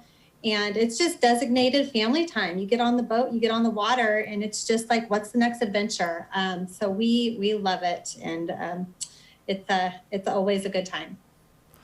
And not to be outdone, Karsten likes to talk about boating just as much as Alicia. Karsten, you live, breathe, and eat fishing. What is it about getting on the water that's captivated you through your life? I think Alicia hit it on the nail there with the word adventure. For me, it's all about the adventure. I like exploring and going to destinations that, especially destinations that maybe you can't get to by car. I just think that's really a neat part of boating, that you can get to really awesome and epic places. And like you said earlier in the segment here, just we're so lucky in the Pacific Northwest to just have endless cruising grounds and endless lakes and rivers and places to do so. So it's just it's always kind of a tough time for me during boating season here in the Pacific Northwest, because I get really overwhelmed because I want to be everywhere doing everything, in particular fishing, chasing every species. You got to sort of pick your poison there. But that's one of the great things about the seminars. They can help you dial in how to best spend your time on the water and make sure you're most effectively using those fishing seasons that we have. Well, and of course, fishing comes in seasons, but coworkers we're saying, well, it's not really boating weather. And I'm like, always correcting people. No, it's always boating weather here, right? I mean, it doesn't really matter unless there's a small craft advisory and it's dangerous to be out. It's boating weather. Yeah, boat 365. That's what we like to say here in the NMTA. Well, coming from the Midwest, you just don't go boating year round. Upper Midwest, you take your boat out of the water. Exactly. Northeast, you take your boat out of the water. The beautiful thing about boating here, it's bug-free, thankfully. Yep. It's the protected waters for the most part, and it doesn't get icy. Right. 95% of the water here, so no doubt about it. Something you can. And we actually had a campaign. Carson, can you touch a little bit on the Grow Boating campaign and part of our Northwest Marine Trade Association programs that helps people get on the water? Yeah, the Northwest Marine Trade Association's Grow Boating program is a part of our organization that exists to get new people on the water and to get current boaters on the water more often. And it takes place year round, where we sponsor different events, different youth organizations, sailing organizations, on the water camps down at places like Metro Parks, Tacoma. And then obviously the event side, promoting boating events like the Seattle Boat Show, like the Northwest Fishing Derby Series. Pretty much any time there's anything related to the water, Grow Boating is trying to have a hand in that, to try to keep the enthusiasm for boating going year round. I want to know, in this last year, since things have been a lot different, and I think a lot of people have discovered new places or different places. So I don't know if either one of you discovered anything new. So if you did, can you let us know that, or a place that you know of that you think someone might else want to discover this year? I think I could answer both sides of that. A new place that I discovered was an area we call Area 10, which is from Edmonds to just south of Seattle. It's fishing area that I spent more time in than usual due to some changes in some of the seasons. Every time I was out there, it was just amazing. You know, you're catching beautiful Chinook salmon or coho salmon or lean cod or shrimp or Dungeness crab. And while doing so, you're looking up at the Seattle skyline. It's just totally crazy. I mean, and another good example is when I went squidding for the segment that's airing tonight at 7 o'clock with Captain Paul Kim and Chef Taichi Kitamura. You know, we're out there catching squid, and an hour later we were at Taichi's restaurant downtown Seattle eating fresh squid. You can't get any fresher than that. And then I think for the area I recommend, because I always hear so much about it, and I haven't had a chance to spend as much time down there as I like, is South Sound. I always hear that there are so many hidden gems in South Sound of Puget Sound for folks to explore.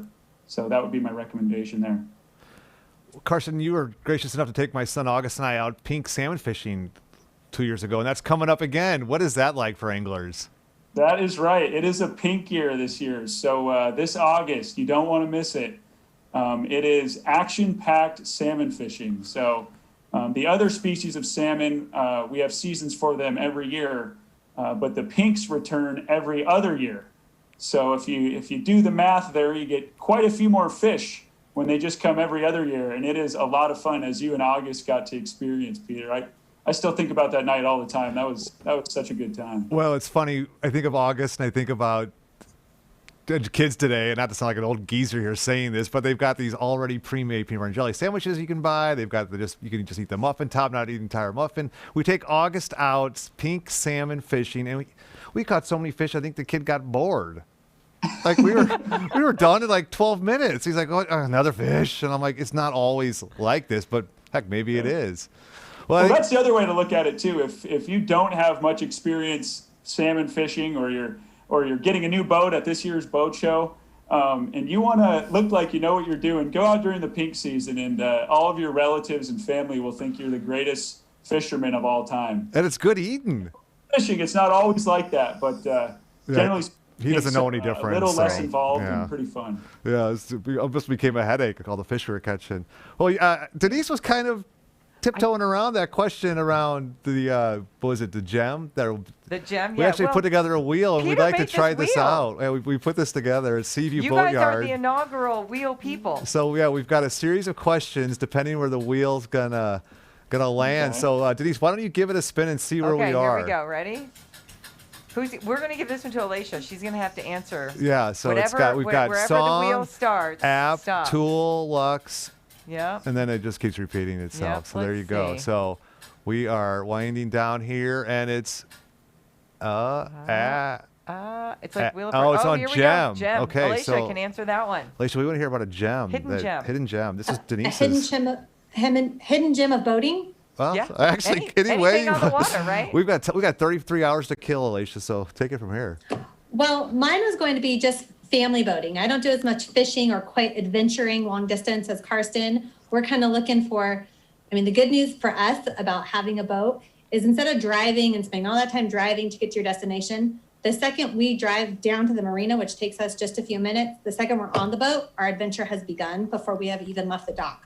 So that is the greatest thing about boating for us. And as far as the gems, it's fun just to get to those fun little destinations. We have food on our mind a lot. So like I said, we go to Kingston. We love to grab pizza. We've gone up to Langley. You can do guest moorage there, grab pizza. I have a good friend who's done a lot of the same things with her family down in the South Sound. And they just pick, our cruises away just to find a new park or, somewhere yummy to eat, bring a picnic. Those kind of hidden gems. I don't have a ton of them to list off specifically, except those local ones I was talking about. But it's just kind of making your own adventure. And you never know what you're going to find on those days. And I'd say that's just the hidden gem of boating is it's just an adventure the second you get on the boat. And sometimes my husband and I will get a babysitter and we will just go sit down on the boat in the marina and have a date night. That's a hidden gem right there, I think, too. So that's I think you're shrewd there, Alicia. You know that there's hundreds of thousands of people watching us, and if you shared the hidden gem, it may not be as hidden as it once was. So I get it. That's cool. That's the way you would play it. Well, we got time for another spin. What do we say we give Karsten a chance? Karsten, I'm spinning. see where you end up with. Peter came up with some good ones on here. Yeah. That's for sure. Well, thanks. I'm like, yeah, I did. Yeah. All right. Tool. What's the tool that you swear by, Tool. Karsten? Oh boy, we just lost Karsten, I think. Oh, we just lost Karsten. no. Oh. Well, then I He did guess not you want have to to answer he your didn't want to tool. answer that question. I know, he's just gone. And What I'm happened? out of here. Well, yeah, why don't you Alicia, are you a what's your tool tool? person, Alicia? I mean, at home I am. I guess not as much on the boat. But I mean, I guess the tool I'd say that I love the most, it's not necessarily a tool, but it's a crab pot. We do a lot. We don't do as much fishing, salmon fishing and fishing as Karsten does, but we definitely love to crab. So we work hard to catch a lot of crab, actually all year round, Camino Island mostly. But I'd say that's one of our favorite tools on the boat. And so here we go, back to food again. I My love family it. loves food. It's dinner So, time, it's so good. yeah. Well, thanks for joining us, Alicia. And I'm just been so impressed by the lineup that you've put in place, and you got them all recorded under the wire, and it's just ready for people to jump on board, spend the $5 at least, and get in there and have a heck of a time as they continue to increase their boating IQ at home. So thanks, Alicia. Yeah, thanks very much, you guys. Good job. Thank you. Good job to you. That was fun. So we've got a lot in store for you at home. No need to go anywhere. Order a pizza. Get comfortable. Don't pull up a chair. Get your family on your couch and stay tuned. We've got Ellen Bradley coming up next. But I think before we do that, I want to say thanks to NMMA for allowing us to tap into some of their collateral that they have on their website. That's the National Marine Manufacturers Association. And we've played this already, but it's their commercial. And it's more than a commercial. I just feel like it tells a life story. It's called The Good Run. And whenever they put that up, Denise, they get hundreds of thousands of hits, and people just go. You heard George almost get I choked know, up George about says it. it, yeah. It's his favorite commercial. It's George's story. So Logan, I'm going to have you hit the play on The Good Run, and we'll be right back with Ellen Bradley from Chicago, I believe. Thank you.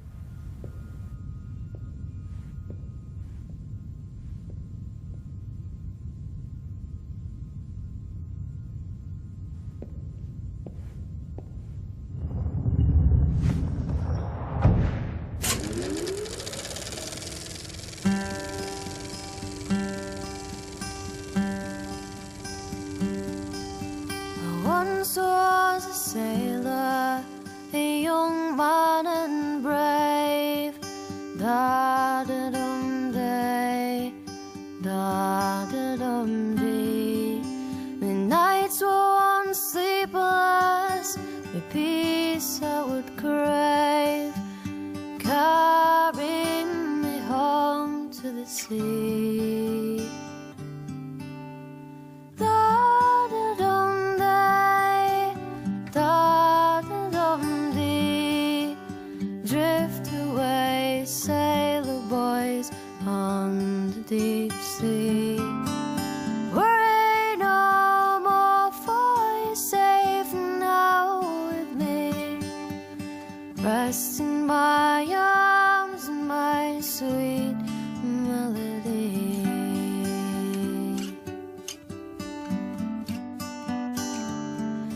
One night as I'm stood on the deck in the rain, da-da-dum-day, da-da-dum-dee.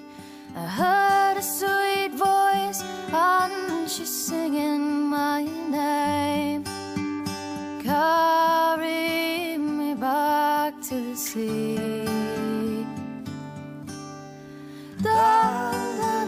Da-da-dum-day, da-da-dum-dee. Drift away, sailor boys, on the deep sea. Worry no more, for you're safe now with me.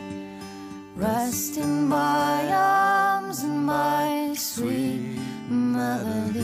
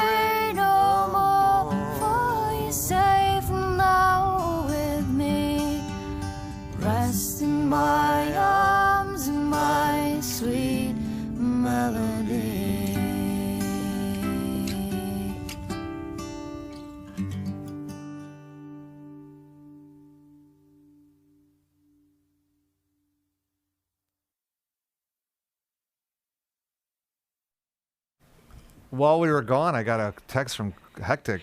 Karsten was a Several little texts. upset. He dropped off. So we're gonna try our best to bring him back. The magic of television and magic of Zoom, which is like TV these days. So Karsten, can you come back and join us and get you there? Yes. He is. All right. Yes. Let me back in there. I gotta spin that wheel. I know, man. You want me to spin the wheel for you? Why'd you leave the party?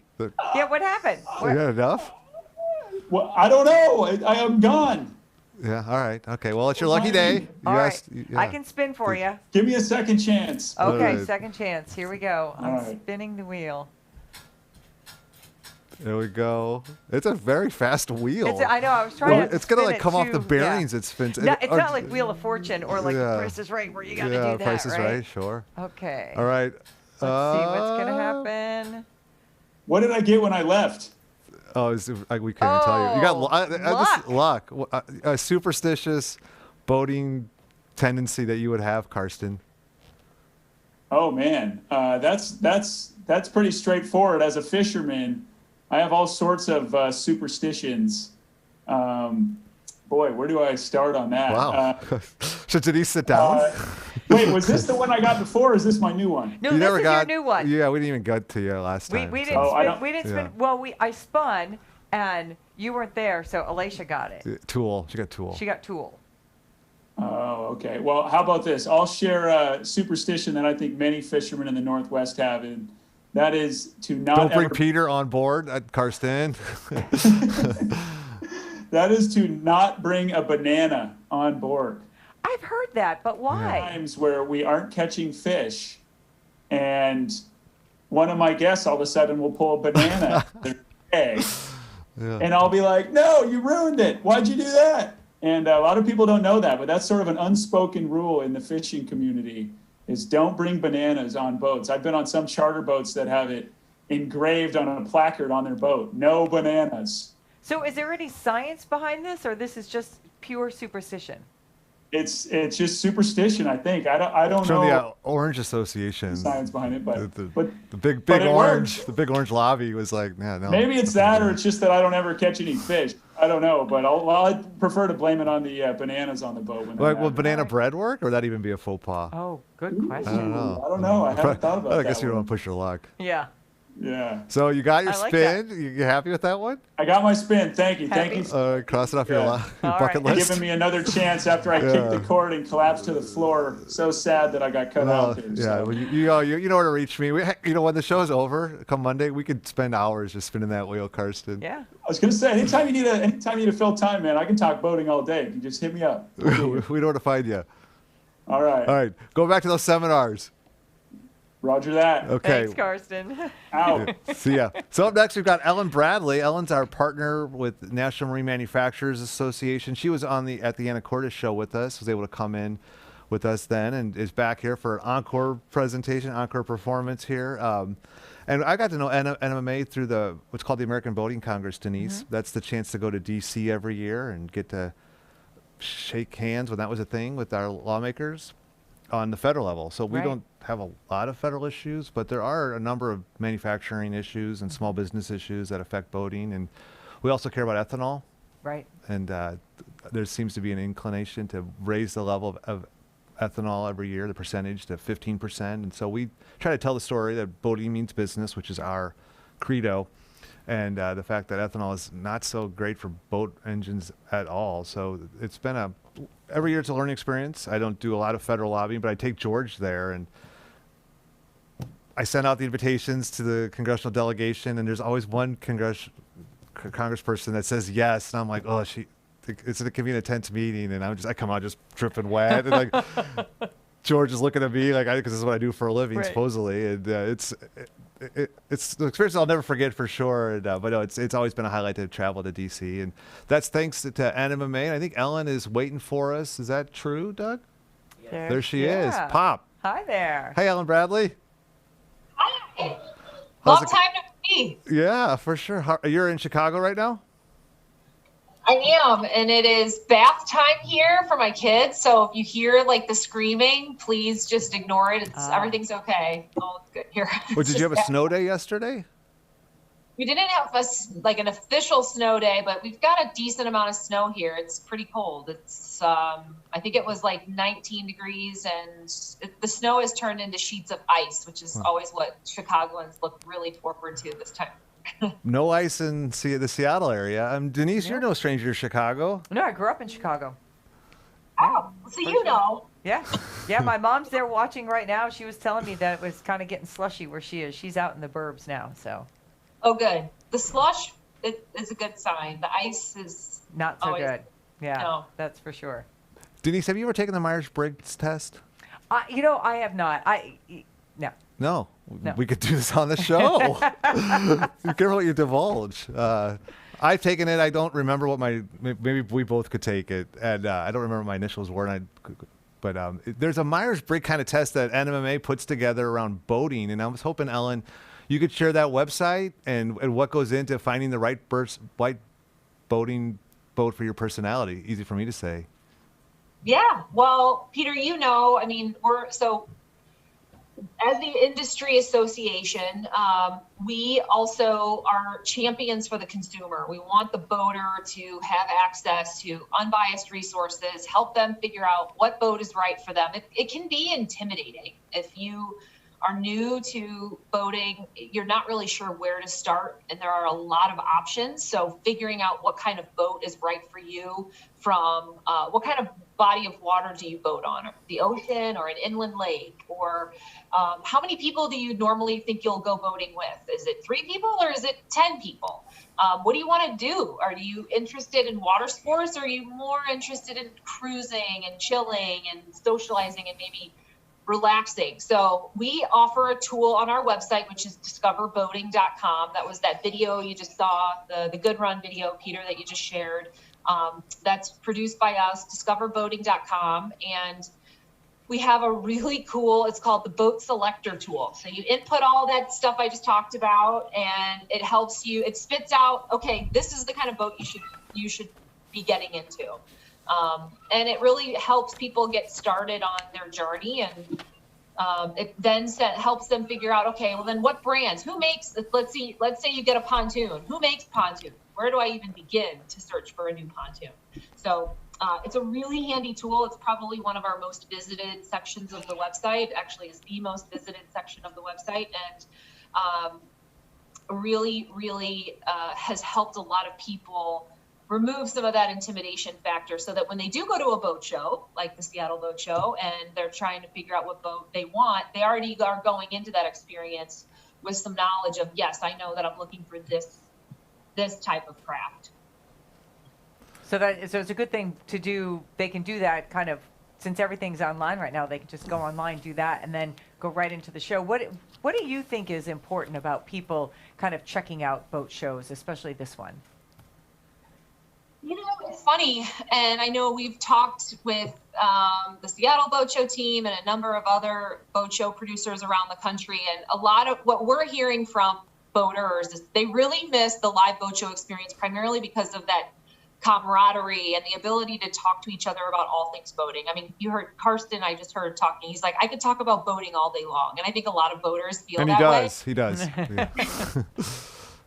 And so there's just this natural social experience. You get to see and touch and feel the boats. But then there's also this big education component. And even in this virtual world, the boat shows are bringing, just like what Seattle is doing, bringing that, as much of that experience to people, so that they can almost feel like they're getting that behind the scenes glimpse. They're able to learn about what's happening in the industry, learn about the trends, but then more than that, like what are dealers offering? What are the newest products? And there's really no other place to do that, quite honestly, than boat shows. And it's a special experience for people who enjoy being on the water. Ellen, is it safe to say that boating's going through a renaissance? You know, so when COVID hit, I think, like every industry, we were kind of bracing ourselves, like, what is this going to mean for our industry? Boating is certainly, it's not a must-have for most people. It's a disposable income kind of purchase. And so we were really thinking that it was going to be a pretty intense hit on the industry. And interestingly, probably I would say in April is when we started to see first signs of it. The American public was like, wait a minute, we can go boating and be very socially distant and spend time with our closest friends and family and still be outdoors. And sales have, as a result of that ability to, and also the ability to disconnect, that relaxation factor, it's really helped provide a lot of wellness and relief and stress relief, anxiety relief for a lot of people. And we have seen boat sales really, quite honestly, record sales. We just in 2020 will have hit over 300,000 new powerboats sold in the US. We haven't seen that number since prior to, gosh, like the Great Recession in 2007. So really strong sales and across the board in all segments. A lot of personal watercraft, which are like those jet skis and sea-doos and wave runners. A lot of freshwater fishing boats, a lot of cruising boats, family boats. So across the board, people are really getting into it. And first-time boat buyers. We are seeing a huge influx of people who for the first time are really coming into boating, and it's been really exciting to see all these new people on the water. Ellen, have you been out in the water this past summer? Did you have any special memories that you were able to make? Yeah, it was one of the only things I think a lot of us felt like we could do safely. And so I was fortunate enough to be able to get out here in Chicago on the water a number of times. And they're the most memorable by far, right?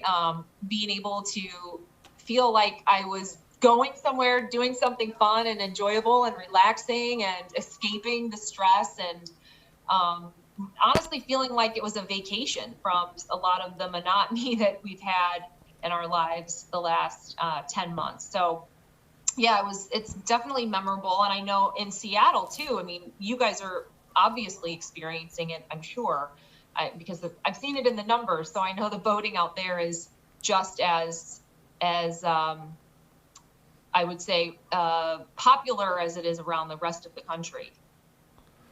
Oh, it is. I mean, in December alone, I was looking at those numbers You're today. Going through the crosstabs. I was going through, 73% increase in boat registrations just in the month of December, over December of 2019. That's a big number. Yeah. Yeah, and so a lot of what the industry, I think, is doing now and that we have to make sure we're doing a really good job at is helping those people get access to the resources and information that they need, making sure that we are providing everything from how do I tow my boat and back it into the water? How do I store it for bad weather? How do I maintain it? How do I handle insurance? So that's one of the things that Discover Boating has been doing. And it's a really help for any new boaters who are maybe watching and boaters too, quite honestly.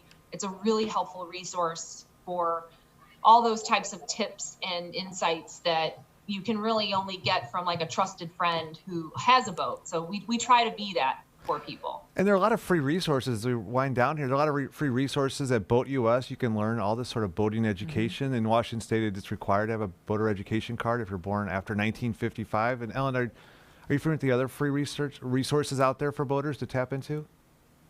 We have a full list of that on discoverboating.com, from the training courses that you can take and education on the water handling and safety courses. Boat US is obviously a fantastic resource, but helping people also figure out their insurance needs, their maintenance needs, where they can go boat. There's actually a lot of really great destinations, tips, and insights there, different experiences and trends that their fellow boaters are seeing. So yeah, discoverboating.com has it all. I can't pick one section. You wouldn't pick a favorite child, so I get it. Thanks so much for joining us, Ellen Bradley of Discover Boating and National Marine Manufacturers Association, and go back to your family. Thanks for having me. Have fun. Oh, we are. blast. Yeah, check out the site, and you can pop right in at the bargain basement rate of $5 up to $89. And it couldn't be easier. You'll have a lot of fun with the 3D Matterport technology that our exhibitors have embraced and gone running with it. And so we hope you'll do that. Well, I think we have our next guest ready for us. This will be a fun one. They've all been fun thus far, of course. But Pamela Brulette, I'm saying that correctly, Icicle Creek.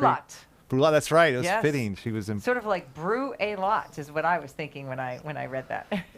That makes a lot of sense. And I talked with Pamela is part of a larger trade association on the microbrewery side, and I said, who should we interview? I'd like to get a beer expert on here, and Pamela's name was mentioned right out of the gate, so we were lucky to have her here. I think she's waiting for us. There you are. Good evening. How's it going in Leavenworth?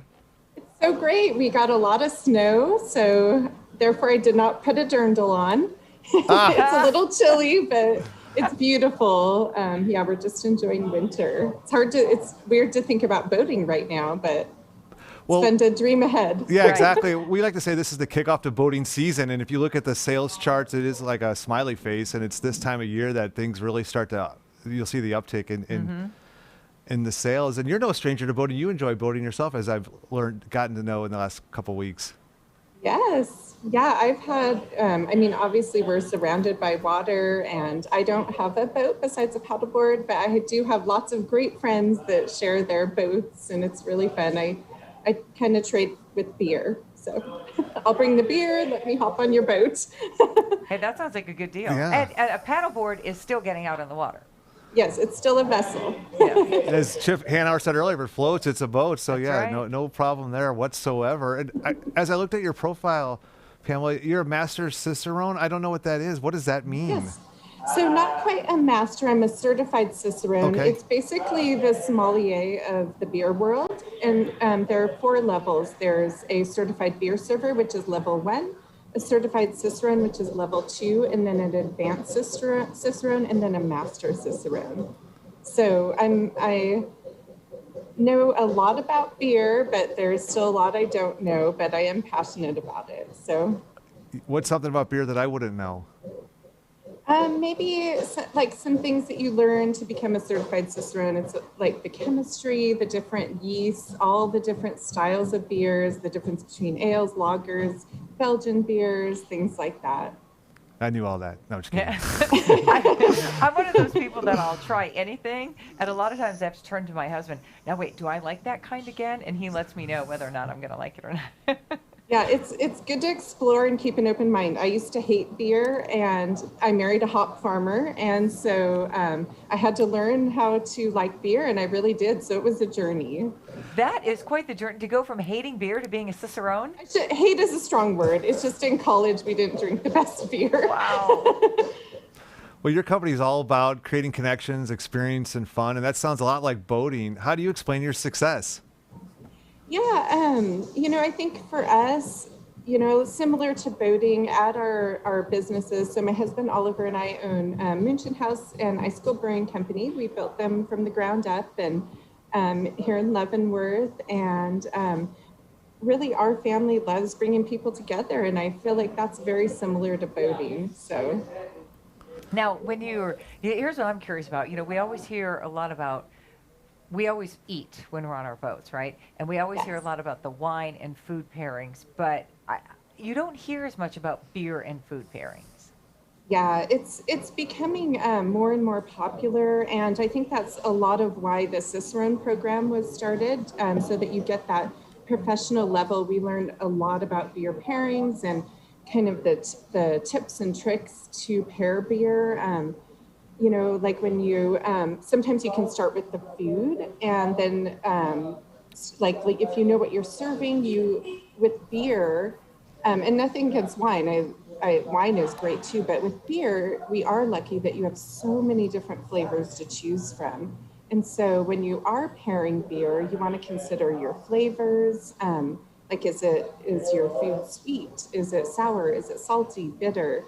And you want to also kind of figure out how intense your food is. If it's a mild food, you want to pair it with a mild beer so the beer doesn't overpower the food. And then you also want to consider like the sweetness of your dish, the carbonation, how spicy it is. and you can also find some fun contrasts. Like if you have a sweet food, you might want to have a bitter beer to kind of combine those contrasting flavors. So there's a lot that goes into it, and I did bring some pairings that I did. If you want me to share those. Yeah, now, I was gonna ask you about that. I don't know, maybe a shrimp ceviche. Yes. Oh, So look at that. yes. Small world. You are a genius. But I wish I could just Exactly, reach I into the know, I was camera gonna- and get yeah. some. I know, that's the only bad part about This is part of the virtual, is arrangement, Pamela. You can't be here, but you guys really can do this at home. I am not a chef, and I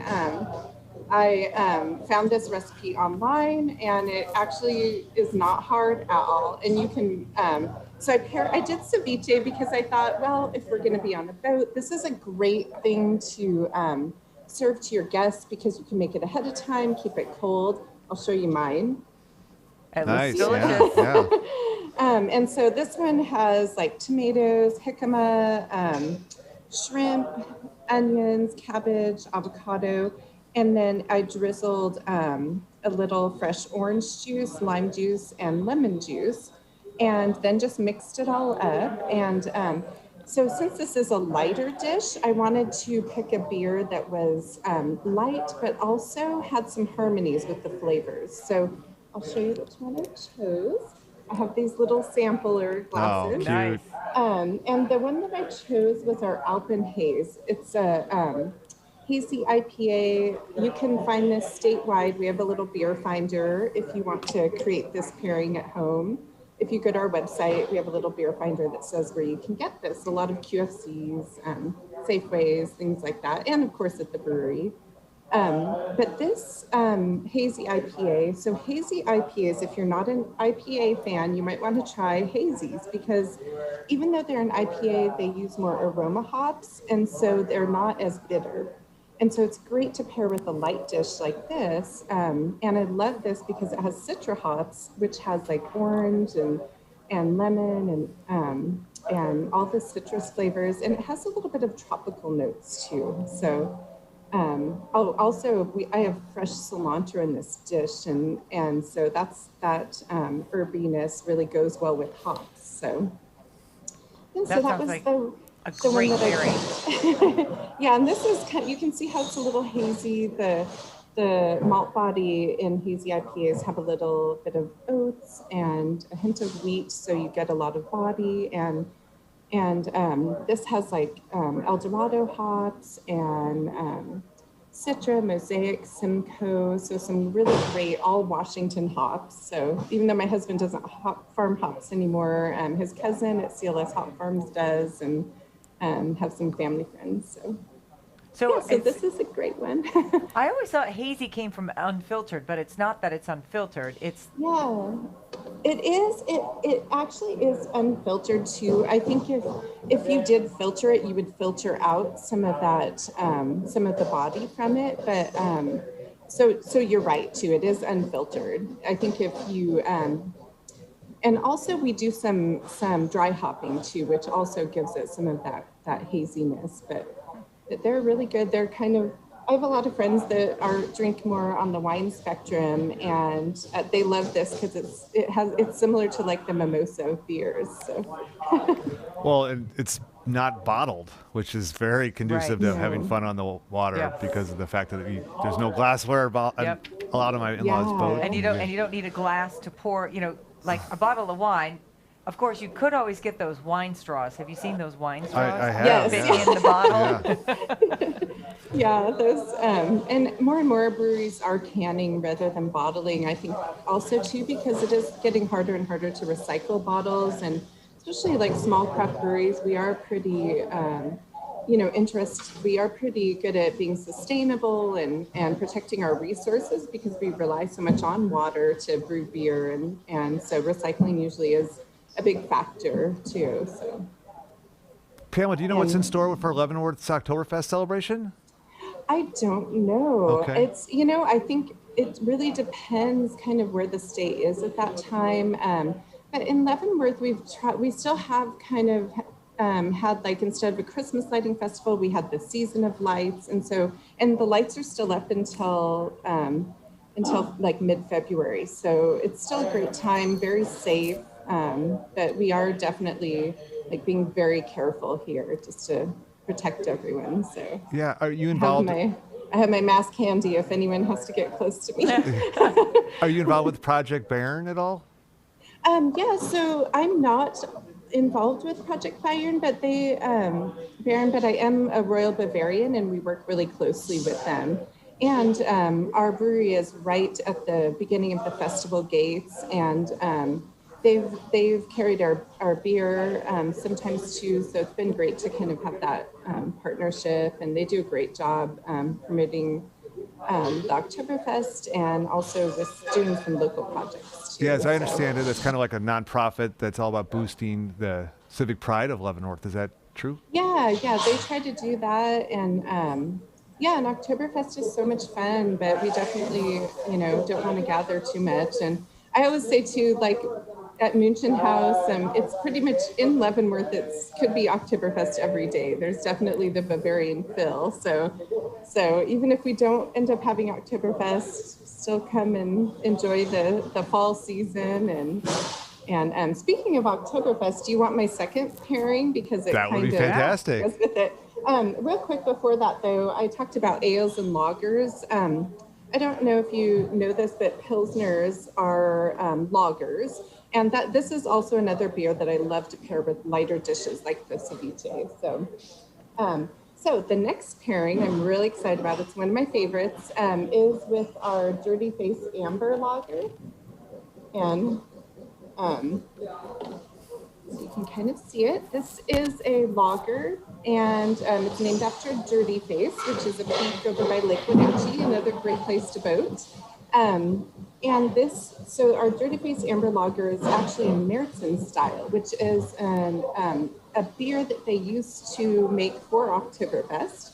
Now in Germany, because I've been to Oktoberfest a few times, they tend to make more of a fest beer, which is a lighter Helles lager. But this one, we do traditional, and we actually have a beer wurst that Blondos and Cleala makes for us. I brought one. It's actually still kind of warm because I was running downtown I'm starving. to get it. So I'm going to eat it later. That's not fair. But this is our Dirty Face beer wurst, and it's made with our beer. You can see everything is to go right now. We have a little bit of outside seating. And so I also drizzled our Dirty Face Amber Mustard, which we have made for us with our Dirty Face Amber Lager. And so I did sausage because I thought if you're boating, that's also, a great thing. You can even make it ahead of time, keep it hot in like a little crock pot or something. And it's really good to serve with even lighter styles of beers. I've also served it we have this new Peak Seeker, and that's a new West Coast IPA that we just launched. And IPAs are great because with kind of a heavier food, because this is our boot jack. And those kind of cleanse your palate in between when you have, and the hoppiness and the carbonation really just cleanse your palate as you're eating maybe a heartier sausage. And because when you're pairing sausage with beer, when you actually grill a sausage, whether it is a chicken sausage, a meat sausage, if you're vegetarian, we also serve Beyond sausages, and we also serve filled roast sausages. And I've tried this pairing with all 4 of those. And because what you're really pairing in the sausage, when you grill it, it gets like this caramely, roasty flavor. And it's pulling out the kind of the caramel notes of the malts in this Dirty Face Amber. So it's a great, sausages are great because you can also have vegetarian options or chicken options. So it's a great one if you're serving people on your boat, creating an experience. You could easily do this at home. And I'm going to share a tip that I don't really share, but you guys are special today. Oh boy.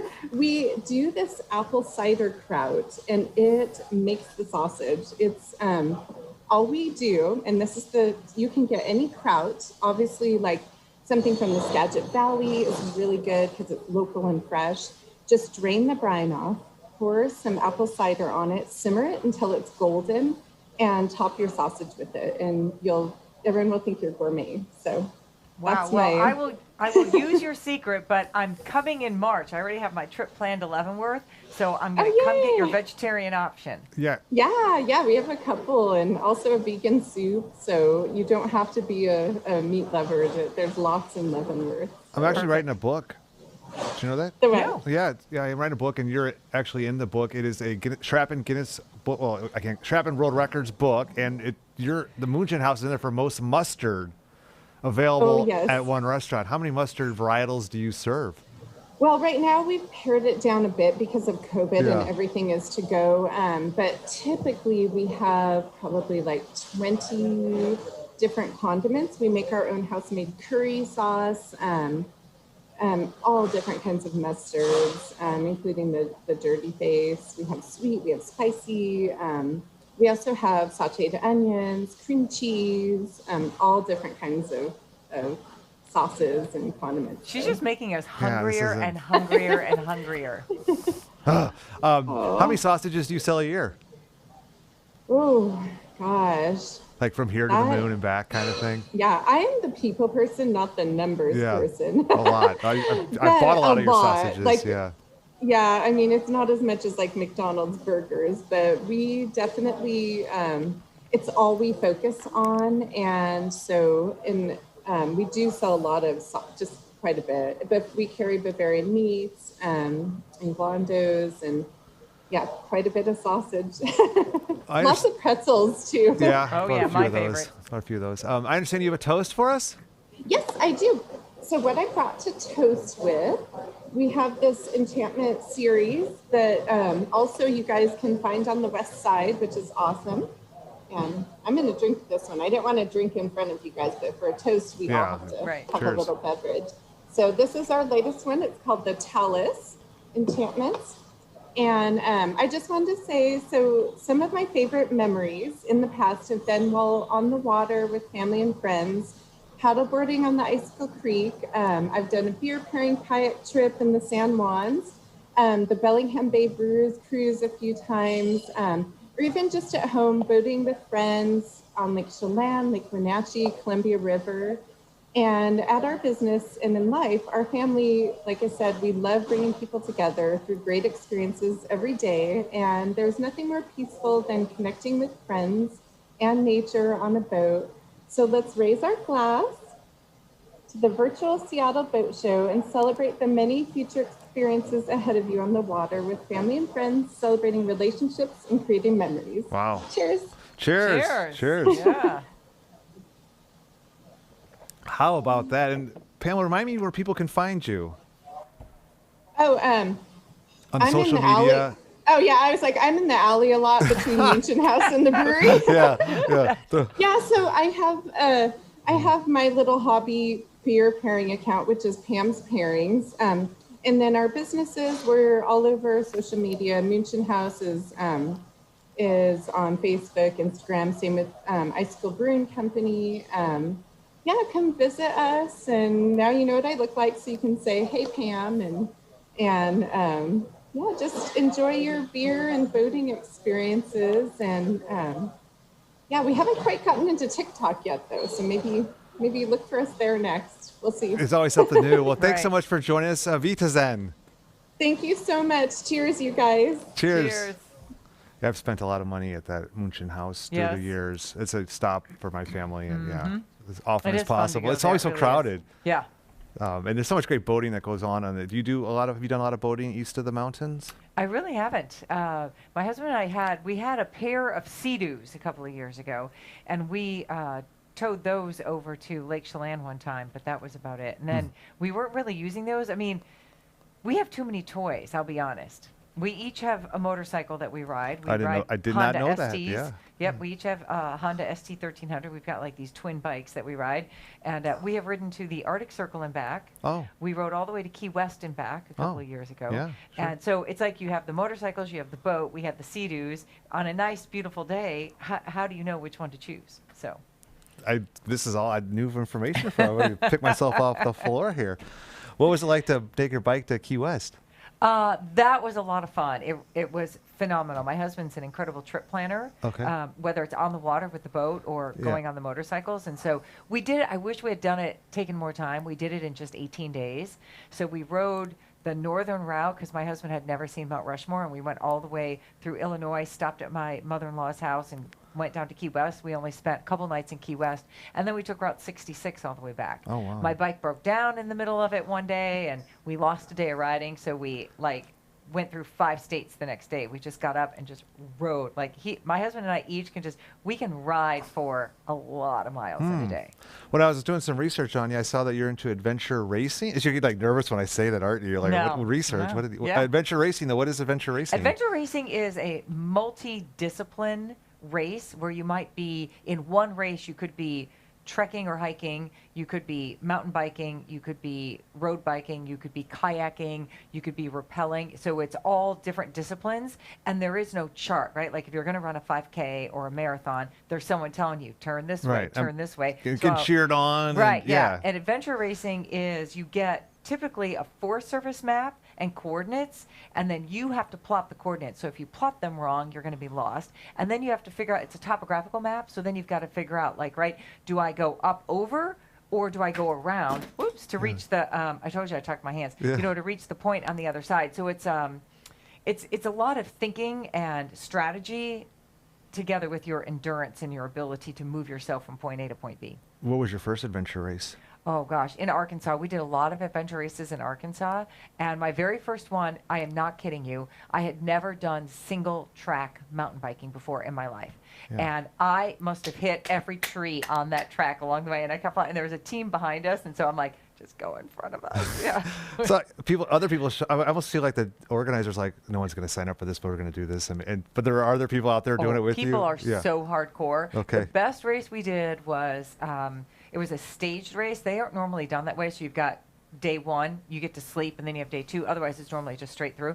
We were on the course for 18 hours. We were totally lost. It's a team of 4. Half the team wanted to quit. That word's not in my vocabulary. So we kept going, kept going, kept going. At some point, we were out of water. We were holding back snakes in the river while we were filling our water bottles with our trekking poles, we're holding back. And then, of course, we put the iodine tablets and everything because we needed water. And when we finally reached the checkpoint, the check-in at the end of the day, they were literally about to send out a search team for us. So, we were wondering if you guys were ever going to make it back. Race completed. But we did.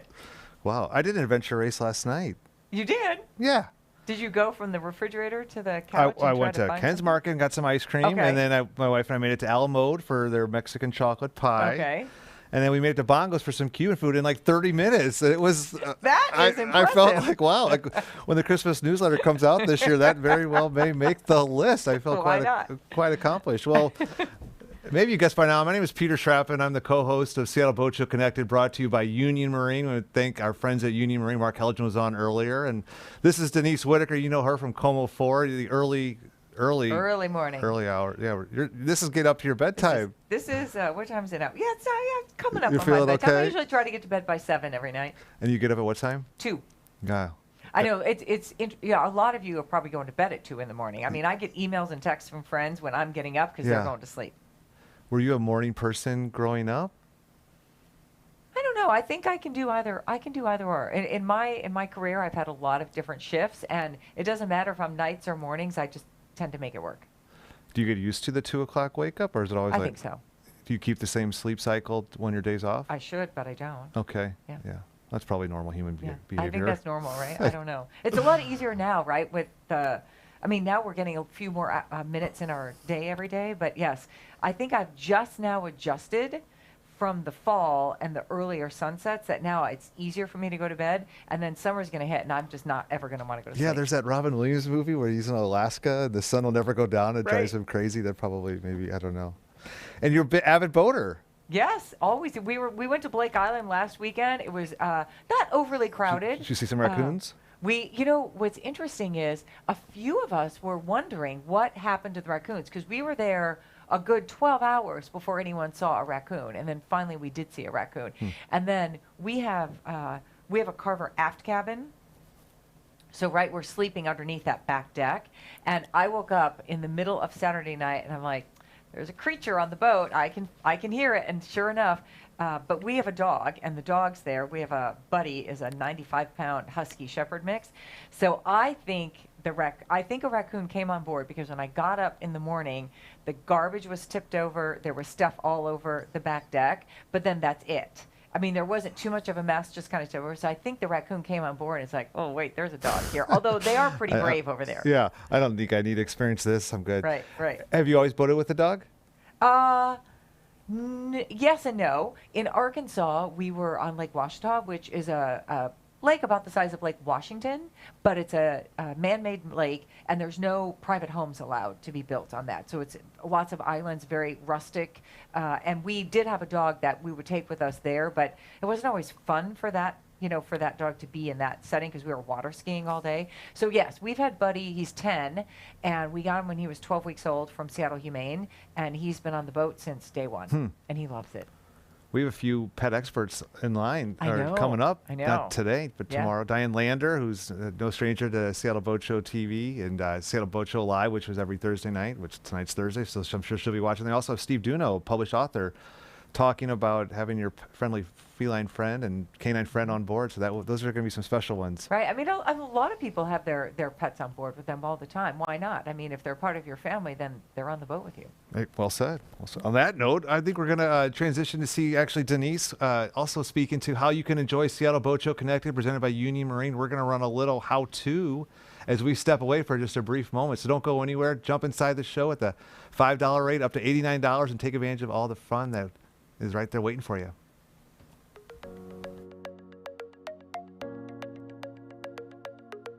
The Big Seattle Boat Show Connected is filled with fun for everyone. It's easy to join in this fun, and registration starts at only $5.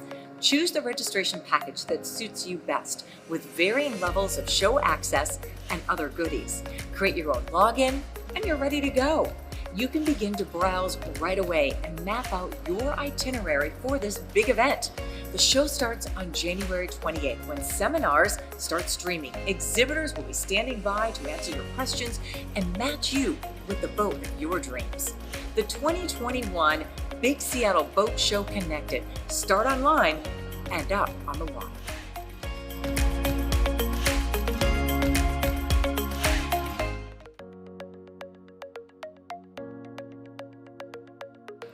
Hi, I'm Denise Whitaker, and I'm proud to be a part of the innovative and exciting 2021 Big Seattle Boat Show Connected. Join me and NMTA's own Peter Schrappen as we host the Boat Show TV channel live all 4 days of the show right here on the site. We have an exciting lineup of guest interviews and boating topics, including how to maximize your time on the water, discover new ways to make more memories in the magical world of boating. Plus, you'll meet boating leaders from the Puget Sound area, across the U.S., the world, and beyond, and so much more. Don't miss the boat. We'll see you online and on the water. It's all right here at SeattleBoatShow.com.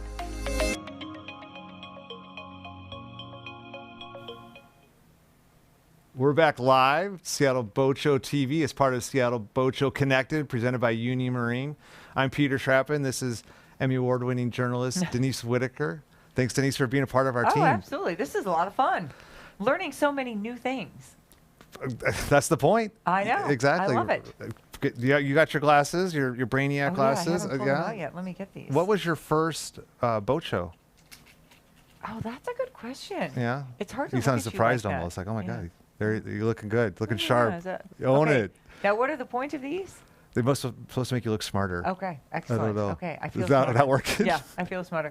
That's a good question. I can tell you that this is a funny story how we ended up with our first boat, my husband and I, right? So I mentioned earlier we would go water skiing on the Mississippi River, and that was always renting boats. And then when we lived in Arkansas, I worked weekends. So my husband actually went to the boat show there by himself, and he's looking at these Sea-Doos or some sort of a personal watercraft like that. So he comes home and he says, okay, you've got to see these. So he takes me to the showroom, and he's showing me, trying to convince me that we need one and we'd have so much fun. And then I looked at the price tag and I said, are you out of your mind?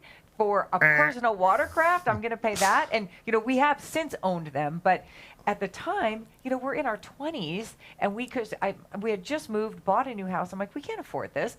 So I said, listen, Ann, why would you spend that much money for just the two of us? I want to have people with me. I want to have a boat if I'm going to do this, and I can have friends with me. So he took that as excellent. I just got permission to buy a boat. And I said, now hold on. Yeah. Let's talk this through. So I made him call our bank to find out if they had any repossessed boats, and because I thought that would get me out of, you know, just making that decision right then. But they actually had one. So our you first should have boat, gone to the bank first and I like, hey, know. when Well, he calls, that's all right. just so That's you all know. right. We got a good deal on Yeah. it. We used it for a year and a half. It was actually a fish and ski boat. Neither one of us really fish. We crab now, but we don't fish. So we used it. We traded in, got a boat that we wanted, and here we are like 7 boats later. Are you getting a headache from these I things? think they hardly stay on. I have a large head, but someone say literally and figuratively.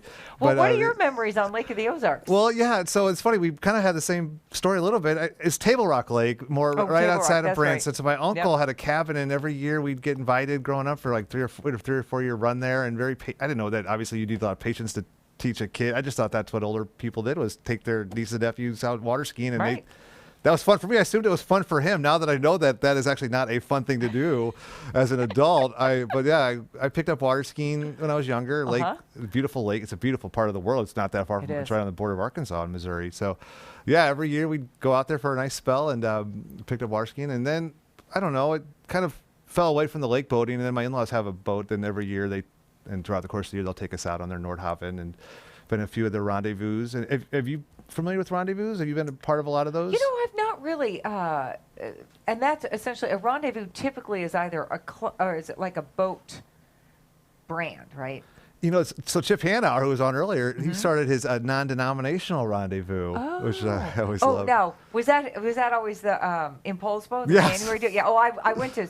I only missed the very last one So that he had. yeah. Yes. Yeah. Which I actually drove to that because I wanted to see it. And it was a little odd to drive to a boating rendezvous. What was it like to boat with that party? Oh my gosh, it was so much fun. I mean, that guy's like, you know, out of control at times when he wants to be in a fun way. We kind of saw that earlier today. And always keeps the energy up. And yes, those were. It's kind of sad that type of event is not running right now. There was the mayor. There was a brass band. There was a parade. Always have to have the big bonfire. A lot of Vikings zipping around. Vikings, yeah.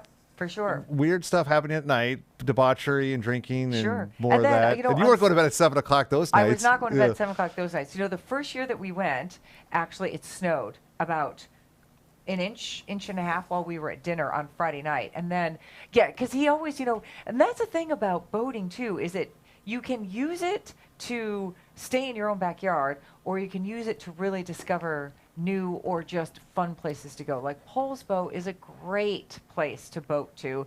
You know, you get right into the marina, you can walk all over town, you can check out the shops, taste, you know, from the donuts to the smoked salmon, right? Poles Boat Bakery. All the licorice at Marine Mart. Oh my gosh, that is like my favorite, is to go in there and like pick out black all these licorice, different red licorices. licorice. Every licorice. Oh. They have every licorice. No, but have you been in are there? you black licorice? Oh, I eat black. I like black licorice. Yeah. Okay. Acquired taste, no? You acquired when you were maybe a kid. I love it. Yeah.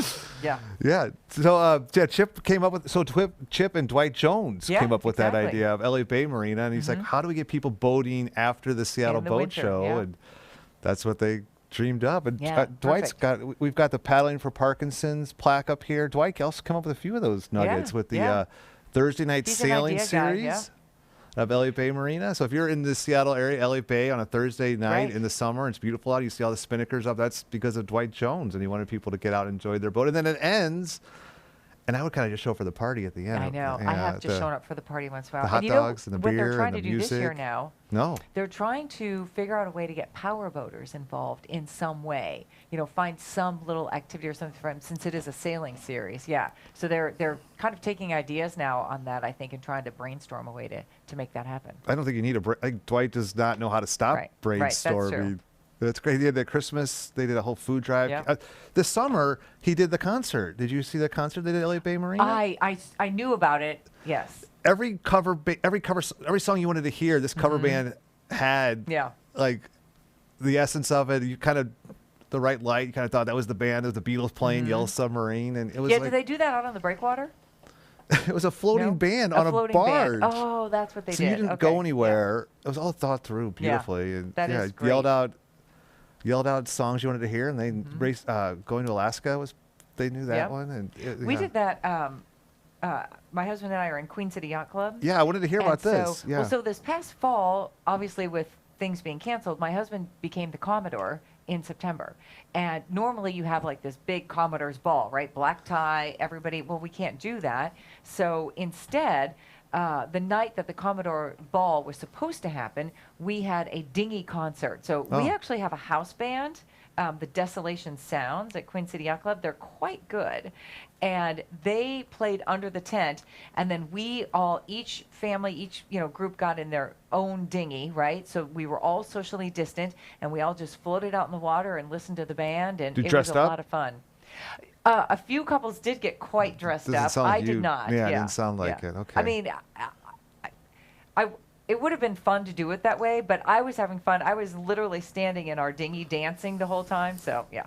What I love about yacht clubs is it's just not boaters doing the boaters thing because they love to boat, but it's really that community and that connection that happens no other place that I know of on the water. And it's not just that, but there's a lot of good that happens. Can you talk a little bit about Queen City Yacht Club and all the good that happens there? Yeah, I think, you're right. A lot does happen. And it doesn't matter if you're in a club or not in a club. When you're out in a boat, if you're going through the locks, there is this camaraderie, right, that we all have. And most of us want to believe that if something happened, that another boater would come to our aid and we would come to their aid. And so I think the yacht club just kind of concentrates that a little bit more, and it depends on the club too, because people have different reasons for joining clubs. Quite frankly, my husband and I were already boating here, already having a great time. We were in a cruising club, the Carver Cruisers Yacht Club, because we own a Carver boat. But I was looking for something more social, not just boating, but just socially. My husband works from home and he doesn't have an office to go to. So, I got us into Queen City Yacht Club really for the social aspect. And it is fantastic. The things you learn being in a club too, if you have something you have to, figure out on your boat, if it's not working and you need to troubleshoot it, there's chances are, whether you're just in a like at Elliott Bay Marina, someone on the dock can help you out, or in a yacht club, you have a forum for that too. So it really is nice to have that camaraderie, learn from one another, and just build those lifelong friendships for sure. And there's another organization that you're familiar with that you asked I had included. I was like, Denise, it's already on the list, but RBAW, Recreational Boating Association of Washington, rbaw.org for those at home. That's a fantastic organization. They have a tremendous lobbyist, a great structure in place, and they're doing a lot of good stuff. Are you tracking what's going on with Lake Bay Marina, for example? No, I haven't tracked it too closely. Is that moving forward? It is. It was on again, off again, back on again, and they're back accepting donations. And I think that the Wagoner, I'm looking over at my friend Mark Bunzelli, will be joining us soon. The Wagoner Cruising Guide will be part of any donation. Here we go. Right here, we got our guides. The Spiral Bound. Yeah, this Wagoner is nice. Cruising I like Guide. this. Yeah. So, there's a lot of information at rbaw.org. Right. It is the when you think about boaters being represented in Olympia, RBAW is the best game in town on the recreational boating side. There's some great recreational fishing lobbyists and organizations as well, but on that kind of the recreational boating side, RBAW, which is made up of boaters, but also then yacht clubs and marinas as well. They do a great job, and we talk all the time, and it's been fun to watch the Lake Bay project I bet kind of germinate and take off. So yeah, Peter Schrappen just gabbing away here, joined by Denise Whitaker. I got my Smart Boy glasses on that look super smart, right, Denise? I don't know. Do I look smarter?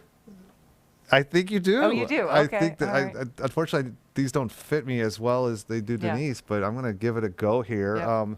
We're going to take a break. Before we do, though, I want to encourage you to go inside the show at the $5 level, or there's several different levels. We've got all kinds of packages available. Take advantage of the seminars. We've got $625 on my watch. So we've got a few seminars right now. We've got electroschematics with a plan, do-it-yourselfers. So check out that seminar at the $89 level. You can watch those recorded after the fact for up to a week. So don't just hang out with us as much as we enjoy having you here, but go inside the show and jump on the pirate ship and find the treasure chest and enjoy those Ivers gift cards and part of those and some of those treasure chests. So we'll be right back. Peter Schrappen here. Why don't we go out here, Logan, with a message from Youth Marine Foundation. That's number 31 on my scorecard.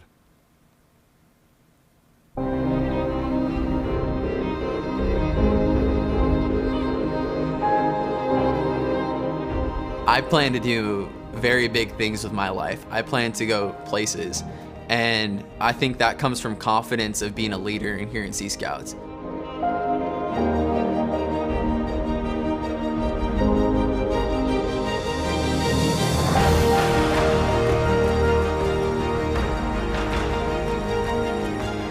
You're building up the next generations of presidents and of school teachers and of Navy captains and Coast Guard admirals. You're building up the next generation of people that are going to go to the moon, that are going to go places.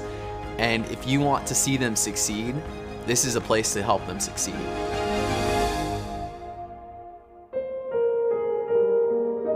Them find a dream that they wouldn't have had before.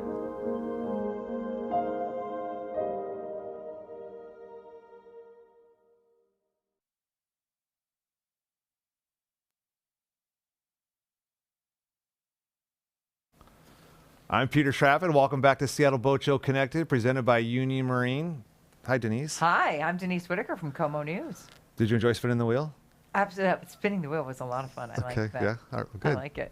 You came up with some good categories. We have a wheel over here. It's a captain's wheel that Peter came up with some categories that we're going to use with our guests throughout the show. And we're not trying to stump them. We're trying to learn from them, right? Or it might be a combination. We've got song on there, and I'm wondering if we can trick someone into singing a song. Originally, it was like Desert Island. What CD would you take to a desert island? But I think if we play it like, hey, you know, everyone's been singing sea shanties. Would you mind playing along? And so I think if we can start there, if we end up with like, what's your favorite song? Right. It's not the end of the world, but maybe we should do meal. Should be like, please cook us a meal. Right. Bring it in an hour. Yeah, here are my dietary restrictions. I am doing the whole 30 right now. I'd like to see what this would look like. So, so we're going to be here throughout the course of the show. It's going to run till 8 o'clock tonight. And I can just let you know what's going on here. In a few minutes, we're going to start about a 24-minute show that I got the good fortune of going out with Chef Ethan Stowell of Ethan Stowell Restaurants. Mm-hmm. And he and I on a Lindell 46. Beautiful boat. You'll see that coming into your living room. And we made some crab dip and all kinds of different fun treats. And so he was gracious with his time. He walked me through all my questions. I felt like a 6-year-old, or like, why? And we answered them all very patiently. A little bit like my uncle training me how to water ski there. It's such a kind of a pattern. No, but it's great. It's a beautiful boat. They're an important sponsor of Seattle Boat Show Connected, and I think everyone's going to enjoy that. So we're going to run that from 6:30 to 7 or so. And then we're going to go to the Seattle Boat Show Live, which is our Thursday night tradition. I think we're at episode 33, and that's been a barrel full of monkeys to sit down with Mark Bunzel and the Landons every Thursday from 7 to 8 to not just catch up on what's going on in our lives, but boating news. And then we have these incredible guest speakers that Mark Bunzel of Wagoner Cruising Guide brings forward. He calls in some favors, and every week we have a guest that my mom watches it in St. Louis, and she's up till, which is like you, and she likes to go to bed early, and she's up till the most of the time to the end of the show. So we've got that in store, and we're going to be talking with, we're going to be covering a new topic for us, geocaching. Yes, fun stuff. I've geocached a handful of times, so I've never from the water. So they're located in Seattle. So for those who don't know, it's a lot like going on a treasure hunt. Right. Speaking of treasure hunts, we've got treasure hunts inside Seattle Boat Show Connected. I know. I found all the treasure chests when I was going through the boat show. So yeah, when you get into the show, you got to kind of navigate around and find them. So we're going to have a geocaching expert with us, and then we're going to have Sam Delvin, a world famous boat builder right out of the neck of the woods, talking with Mark and to share his secrets, share his life story, and what makes boating in the Northwest so special. So that's the story. Denise, we might be saying goodbye to you now because we're going to show the Chef Ethan Stowell, but you'll be back I'll be back tomorrow. You'll be back tomorrow? Yeah, that would be a win. I'll be here. Okay, well, thanks so much. Thank you. We're going to go out on, how about we try something different here, Logan? How about we do Ivers Industry on Parade? That's number 40 on my bingo card.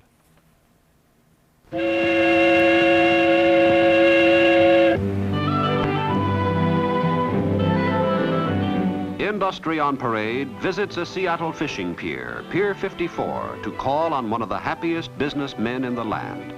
No, he isn't one of these fishermen, but a man who thinks that fish and fishermen are both wonderful and has capitalized on the fact that a lot of other people think so too. It was to this crowded waterfront with all its own peculiar noises and smells that our happiest businessman came during the depths of the Depression to start a small commercial aquarium and a fish bar that soon expanded into one of the biggest, busiest, and most colorful eating places in town. Here, Ivar Haglund, the gentleman in question, serves a customer an order of fish and chips, a specialty of the house when it opened in the 30s, and still a specialty today. Another specialty, clam chowder, has gained such popularity among thousands of Seattle residents and out-of-town visitors that Ivar now cans the delicacy. Try as he could, our cameraman was unable to pry the recipe out of Ivar or any of his chefs. Celery, onions, tomatoes, clams. The ingredients are all listed on the label, but exactly how they're prepared is a deep, dark trade secret. Ivar himself keeps his hand in regularly. A pretty good hand it is, too, and as much so at business or at strumming a guitar as at wielding a shucking knife. He's one of those versatile all-around fellows who's been able to combine his different talents in one satisfying career. Still wish, though, that he weren't so tight-lipped about his chowder recipe. It looks so good, it tastes so good, and oh, how it does smell. Maybe the sawed-off boat oar used as a stirring paddle is the big secret.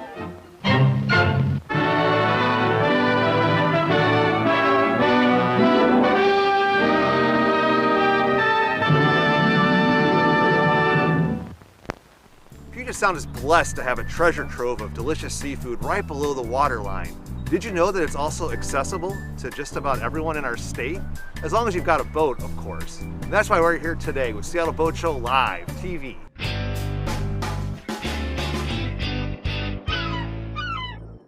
We're here at Seattle Boat Show Connected TV with restaurateur chef Ethan Stowell.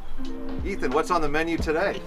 Today we're going to give you a little demo of how to make a little avocado crab dip. It's a dish I made years ago.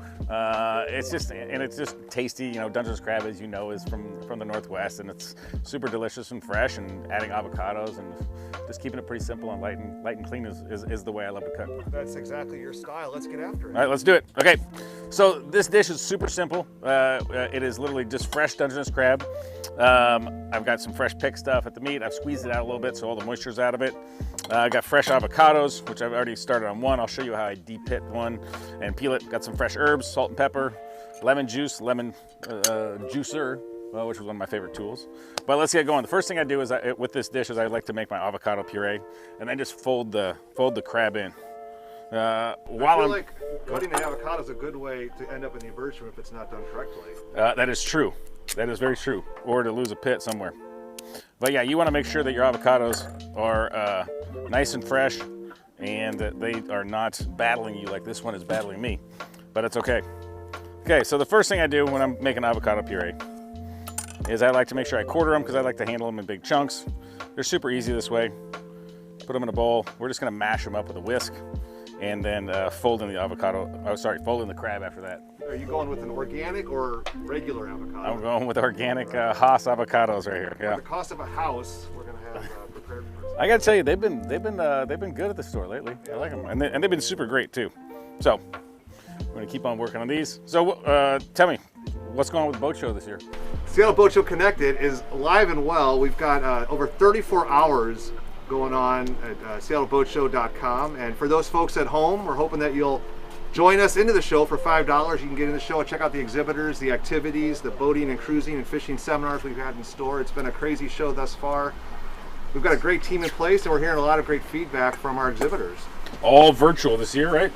Exactly. We're calling it Start Online, End Up on the Water is our slogan, and we really mean it. And boat show sales have been through the roof, and we're hearing a lot of positive feedback on the show thus far. That's great. That's great. Cool. Yeah, I mean, there's been so many events that have gone virtual this year, and I got to tell you, I've found them to be super entertaining and super fun. And it's not the normal thing, but it's nice to mix it up a little bit. And you know, just seeing so many organizations pivot properly and do things the way they have and how they've handled the pandemic up to this point has been amazing. So I applaud. Yeah, thanks. How's Ethan Stowell's restaurants doing? Oh, we're doing fine. You know, I mean, you know, we do have a lot of to-go food.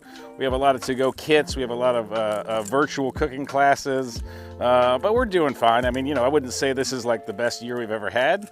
But you know, our company's, you know, we're resilient. We're positive people, so we're not worried about it. We're just looking forward to everybody getting to the other side of this thing and everybody being healthy and safe and all celebrating with one gigantic party when it's all over. How about at the Wallingford Tavolata, maybe? Oh, Wallingford Tavolata's been great.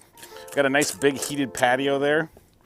And, you know, people want to eat out, man. People love restaurants. People love services. Because you didn't have enough going on, you've also opened up How to Cook a Wolf, I think, in Madison Park. We opened up another restaurant in Madison Park, which has been fun. You know, we built a bunch of covered patios for everybody there so they can really enjoy eating outside. They're all heated. They're all kind of waterproof at this point. And, you know, hopefully that's a trend that'll continue because people love eating outside. There is a cookbook out there called Salt, Fat, Acid, and Heat. I think we're using some fat right now. Can you talk about the interplay between those four important components to good eating? No, sure. Yeah, I mean, obviously, you know, fat and salt are great combinations, whether you're using avocados and saltiness from crab or, you know, salt into steak, you know, I mean, or pork shoulders and, you know, all kinds of stuff, you know. I mean, I think it's just a great way to really bring out flavor and really enjoy what you're cooking. I mean, that's been one thing that's been great about this pandemic is just the amount of time I've been able to spend cooking. You know, it's been fun, it's been enjoyable. I've really, you know, I went and got a green egg and started doing a lot of smoking and did ribs and all kinds of stuff.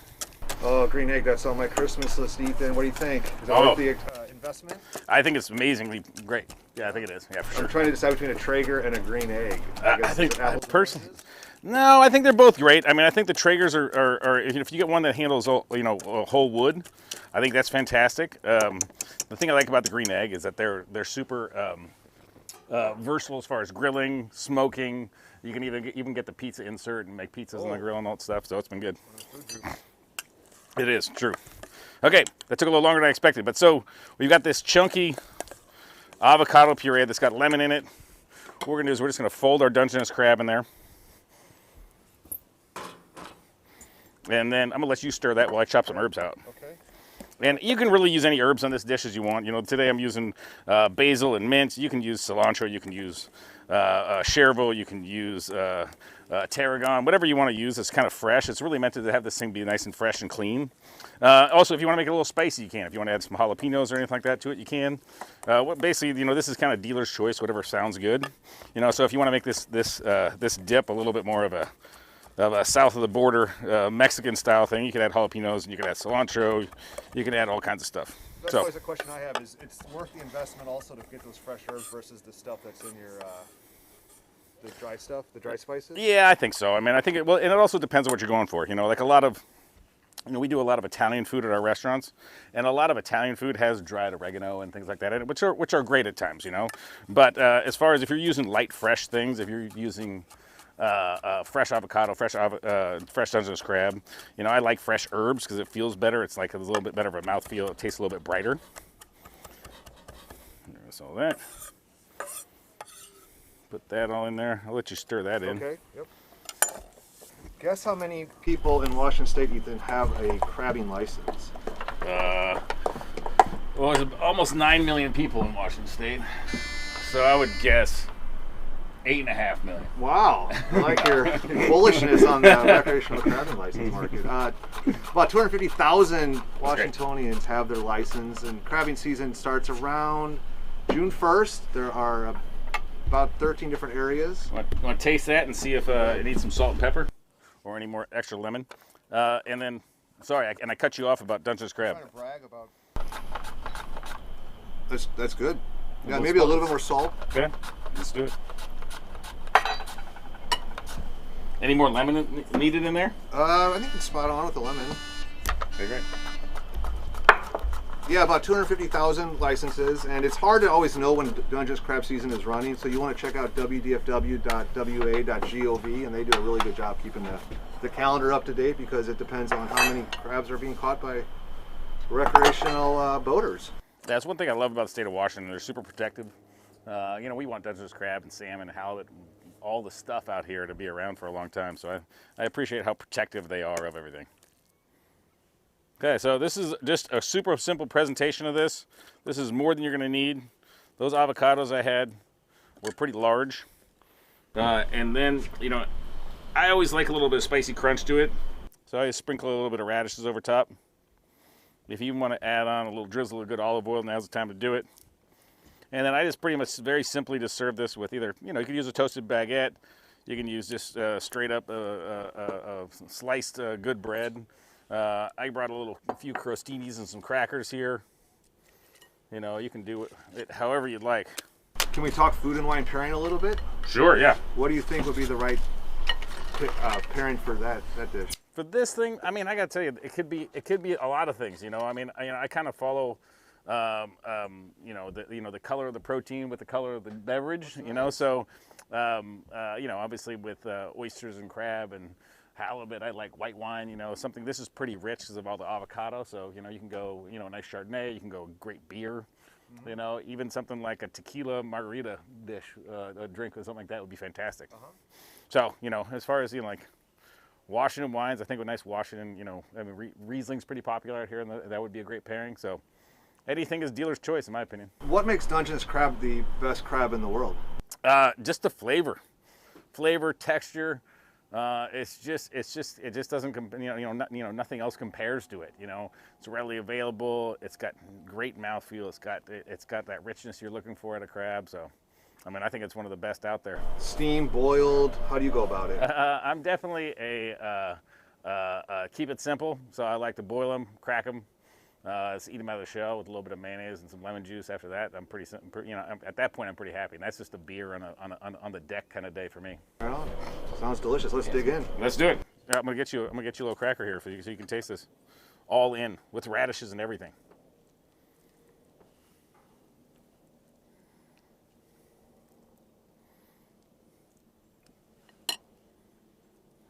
Let me know how that is.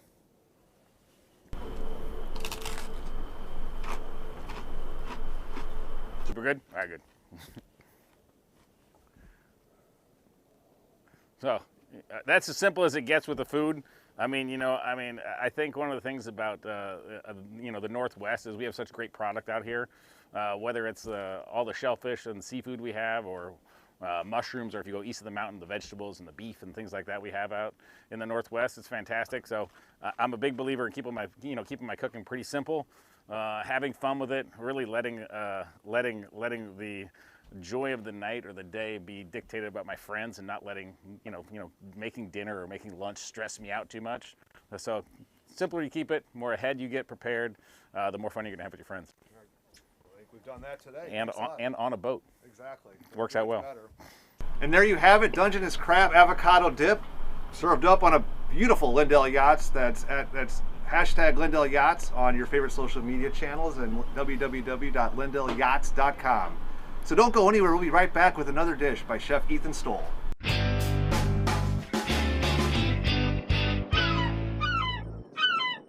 We're back on the Lindell 46, and if that wasn't enough for you, we've got another crab dish. Ethan, what's on store right now? I'm going to teach you guys how to make a super simple but super delicious Dungeness crab cake dish. I mean, personally, I like my crab cakes with a little bit of flavor to them, but still keeping them simple. So we're going to add a little bit of jalapeno, cilantro, a little lime juice. So let's get started. You know, my main thing about crab cakes is you add as much breadcrumbs as you need to hold them together, but no more. You know, that's one of the things about crab cakes is that, you know, people add too many breadcrumbs or too much mayonnaise or too much filler, which is not what you want. You want to make sure you have enough just to hold it together. You know, I equate them very much to to potato gnocchi, or, you know, Italian pasta dish. The idea of potato gnocchi is add as much potato as possible, as little flour as possible, and then just enough binders so you taste so you have like a strong potato flavor. Right? So I think the same thing, right? So the first thing I do is start with crab cakes, is pick Dungeness crab meat, super squeezed out, because all the water means if you have more water in there or more juice in there, that means you have to add more breadcrumbs to kind of hold it together. So make sure you squeeze your crab cakes, make sure you squeeze your crab meat out thoroughly.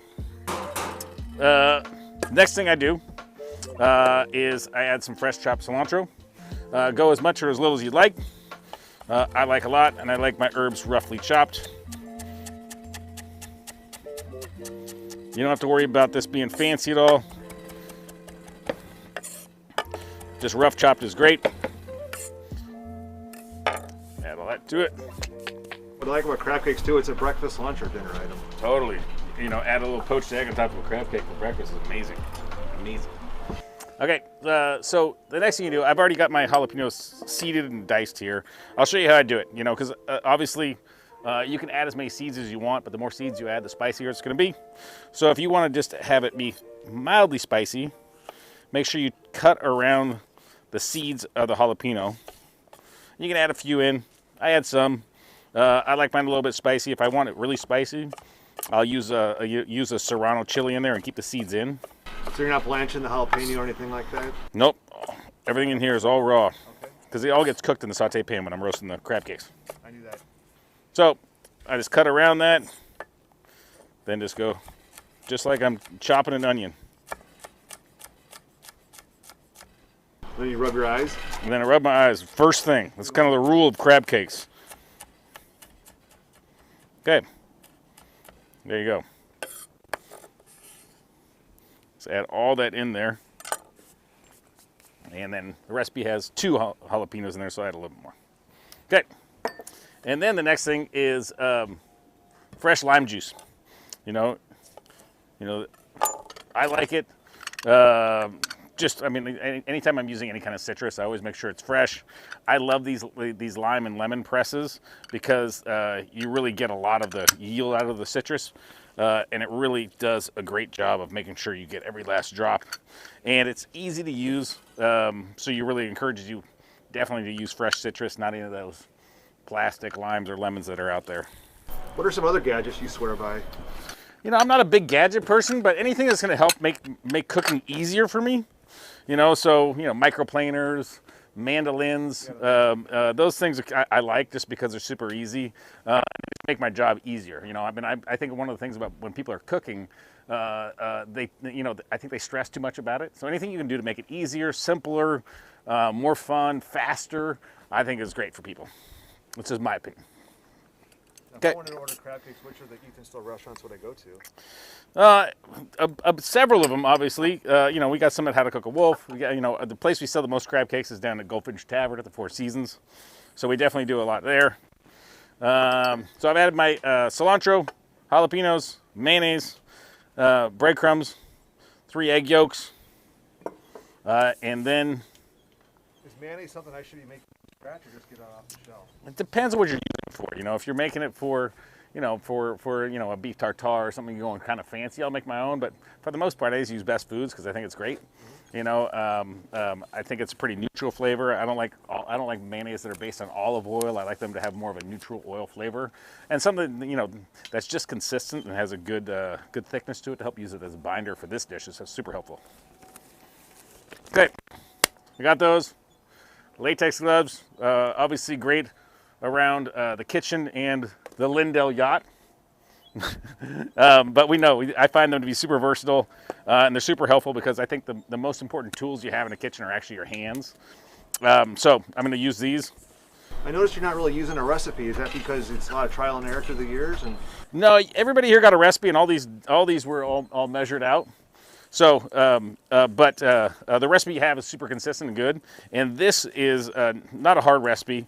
I definitely try to keep it pretty simple, just enough binder to make sure you're holding things together. And it will look a little bit soft as you're using it, but it's the egg yolks are in there, so when you cook it, it'll hold together and bind a little bit in there. So. Do people get too wrapped around the axle with recipes? They're just too got to be by the book, and would you recommend that people just chill out a little bit and just go with your gut? My main thing about cooking in general is I think people put too much pressure on themselves to be perfect at it. And I'm a person that's like, you know, obviously I can make a steak or make a crab cake better than most because I've done it thousands of times. And it's just like anything in anybody's career or profession. They're really good at it because they've done it so many times, right? And the same thing applies for cooking, you know? I think people put too much pressure on themselves to be perfect at everything for cooking. And I think people, you know, for the most part, should just relax and enjoy, you know, practice things over and over again. Add a little freshly cracked pepper in there. Okay. We've got our mix made. You can see it's not. Can I overmix that? No, you're not going to overmix it. No, you want to make sure everything's. Well, I'll overmix it.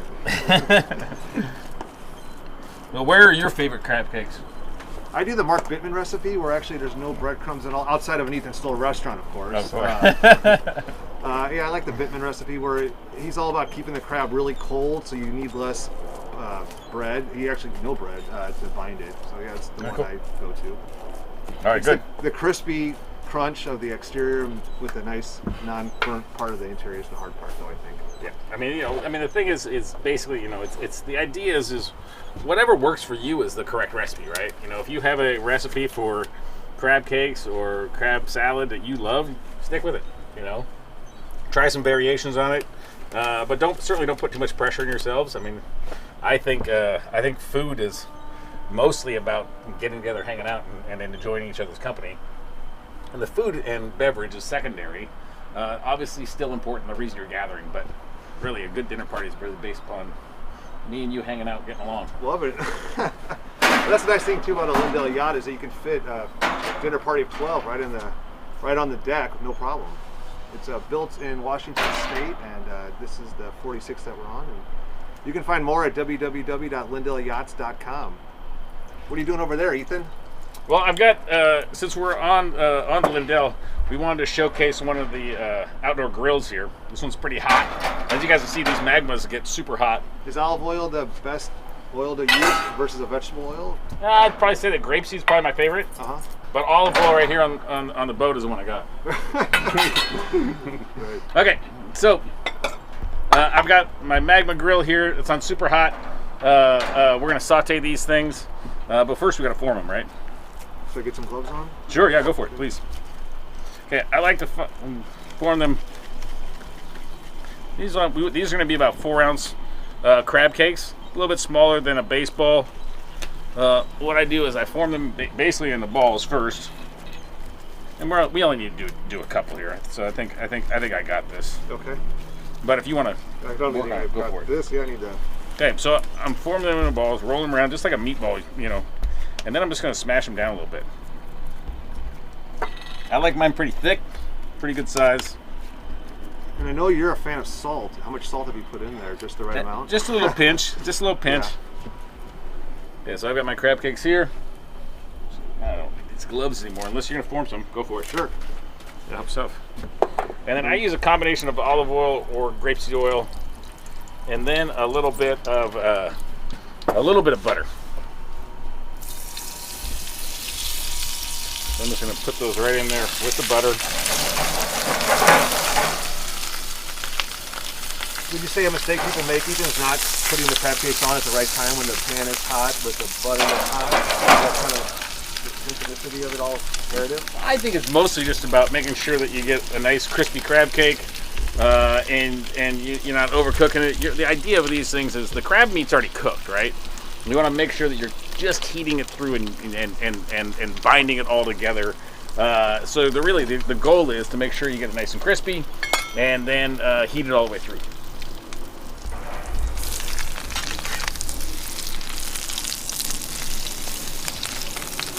Got a nice little crispy side there. You can see they're getting nice and golden brown. And what I'm going to do on these grills is what I want to do is I want to make sure they get heated all the way through. I'm just going to leave the saute pan in there and just close it a little bit and make sure that the heat stays in there, and they end up kind of baking a little bit. So if I'm making this at home, I would take the whole saute pan, put it in a 350-degree oven for about 5 minutes. So we're going to let this go here for about 5 minutes now.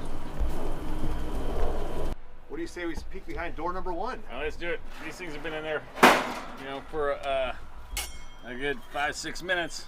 I'm gonna take these out because I know they're hot all the way through. Uh-oh, sliding around too. Down there. And these have super hot, crispy crab cakes there that are all ready to go. What's the wine pairing classic for that dish? Well, this one, just because of the nature of the ingredients inside of it, the seasonings, I think a beer is appropriate. I think a margarita is appropriate. I mean, if you want to go white wine, that's great. I think... White Russian? What's that? White Russian? I don't know about White Russian.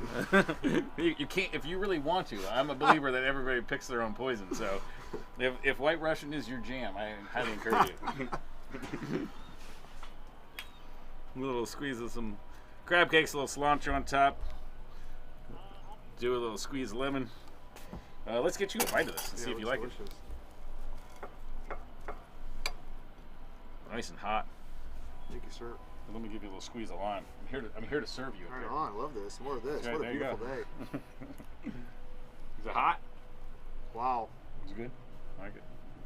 Mikey likes it. This is delicious. All right, good. I'm gonna try a little bit too. Looks pretty tasty. It doesn't need any aioli. I guess the aioli's already in. I mean, the mayonnaise is already in there. It doesn't need. It's in there. Yeah. I wanted to give you guys a base recipe. You want to put side salad on top of this, you know, or it's another dollop of lime aioli or something like that. It'd be great. You know, you can do whatever you want. My thing is just make sure people know how to do the basics and have a very simple, easy to follow recipe. They can make it at home. That's a main course. That's an appetizer. That's whatever you want to make it. Whatever you want to make it. As you said, brunch, poached egg. So it's EthanStowellRestaurants.com. We're on a Lindell 46, and stay tuned for more with Chef Ethan Stowell.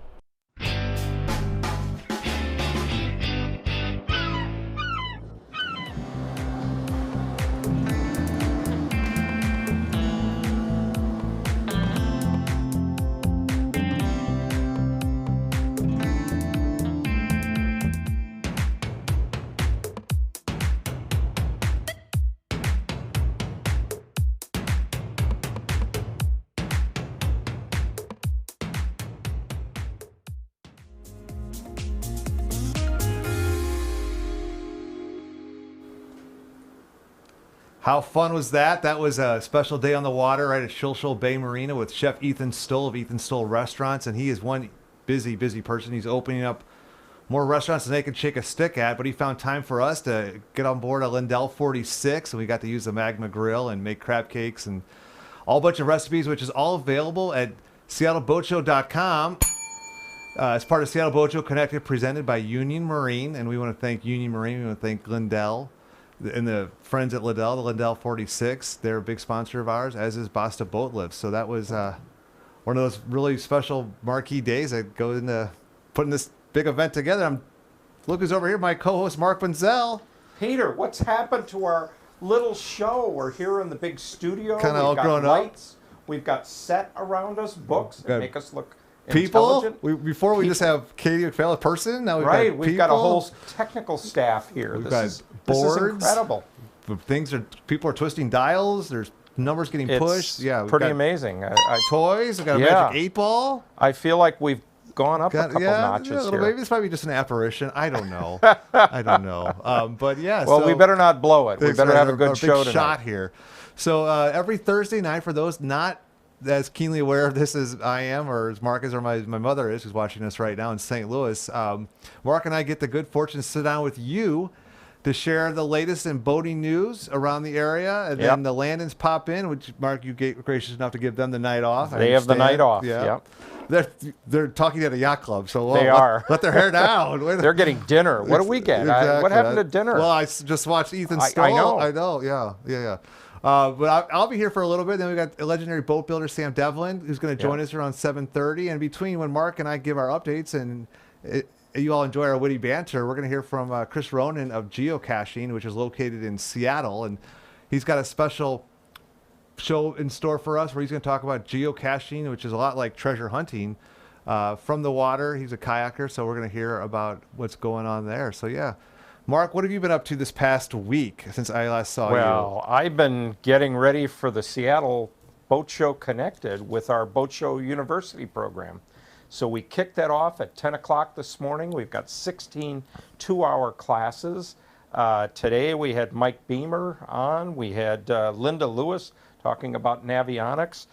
Tomorrow, my favorite first mate, Margaret Palmert, who is part of my crew, and we go to Alaska. She's going to be talking about emergency preparations and a lot of tips. Margaret is just right on this, and that'll be a very interesting show.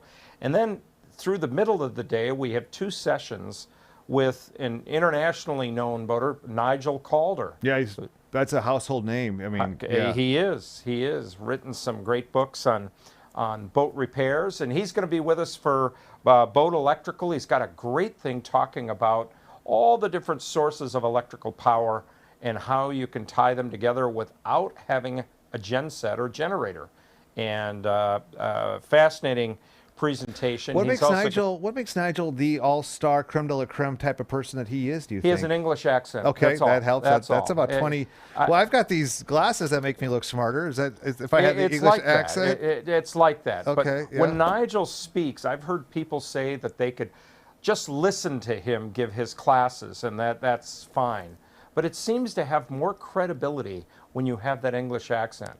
Huh. And he has done a number of things in Europe, research for the European Union, and just a fountain of information. I'm looking forward to it. And the interesting thing is, normally he flies out for the boat show and joins us and does his classes and speaks at several events.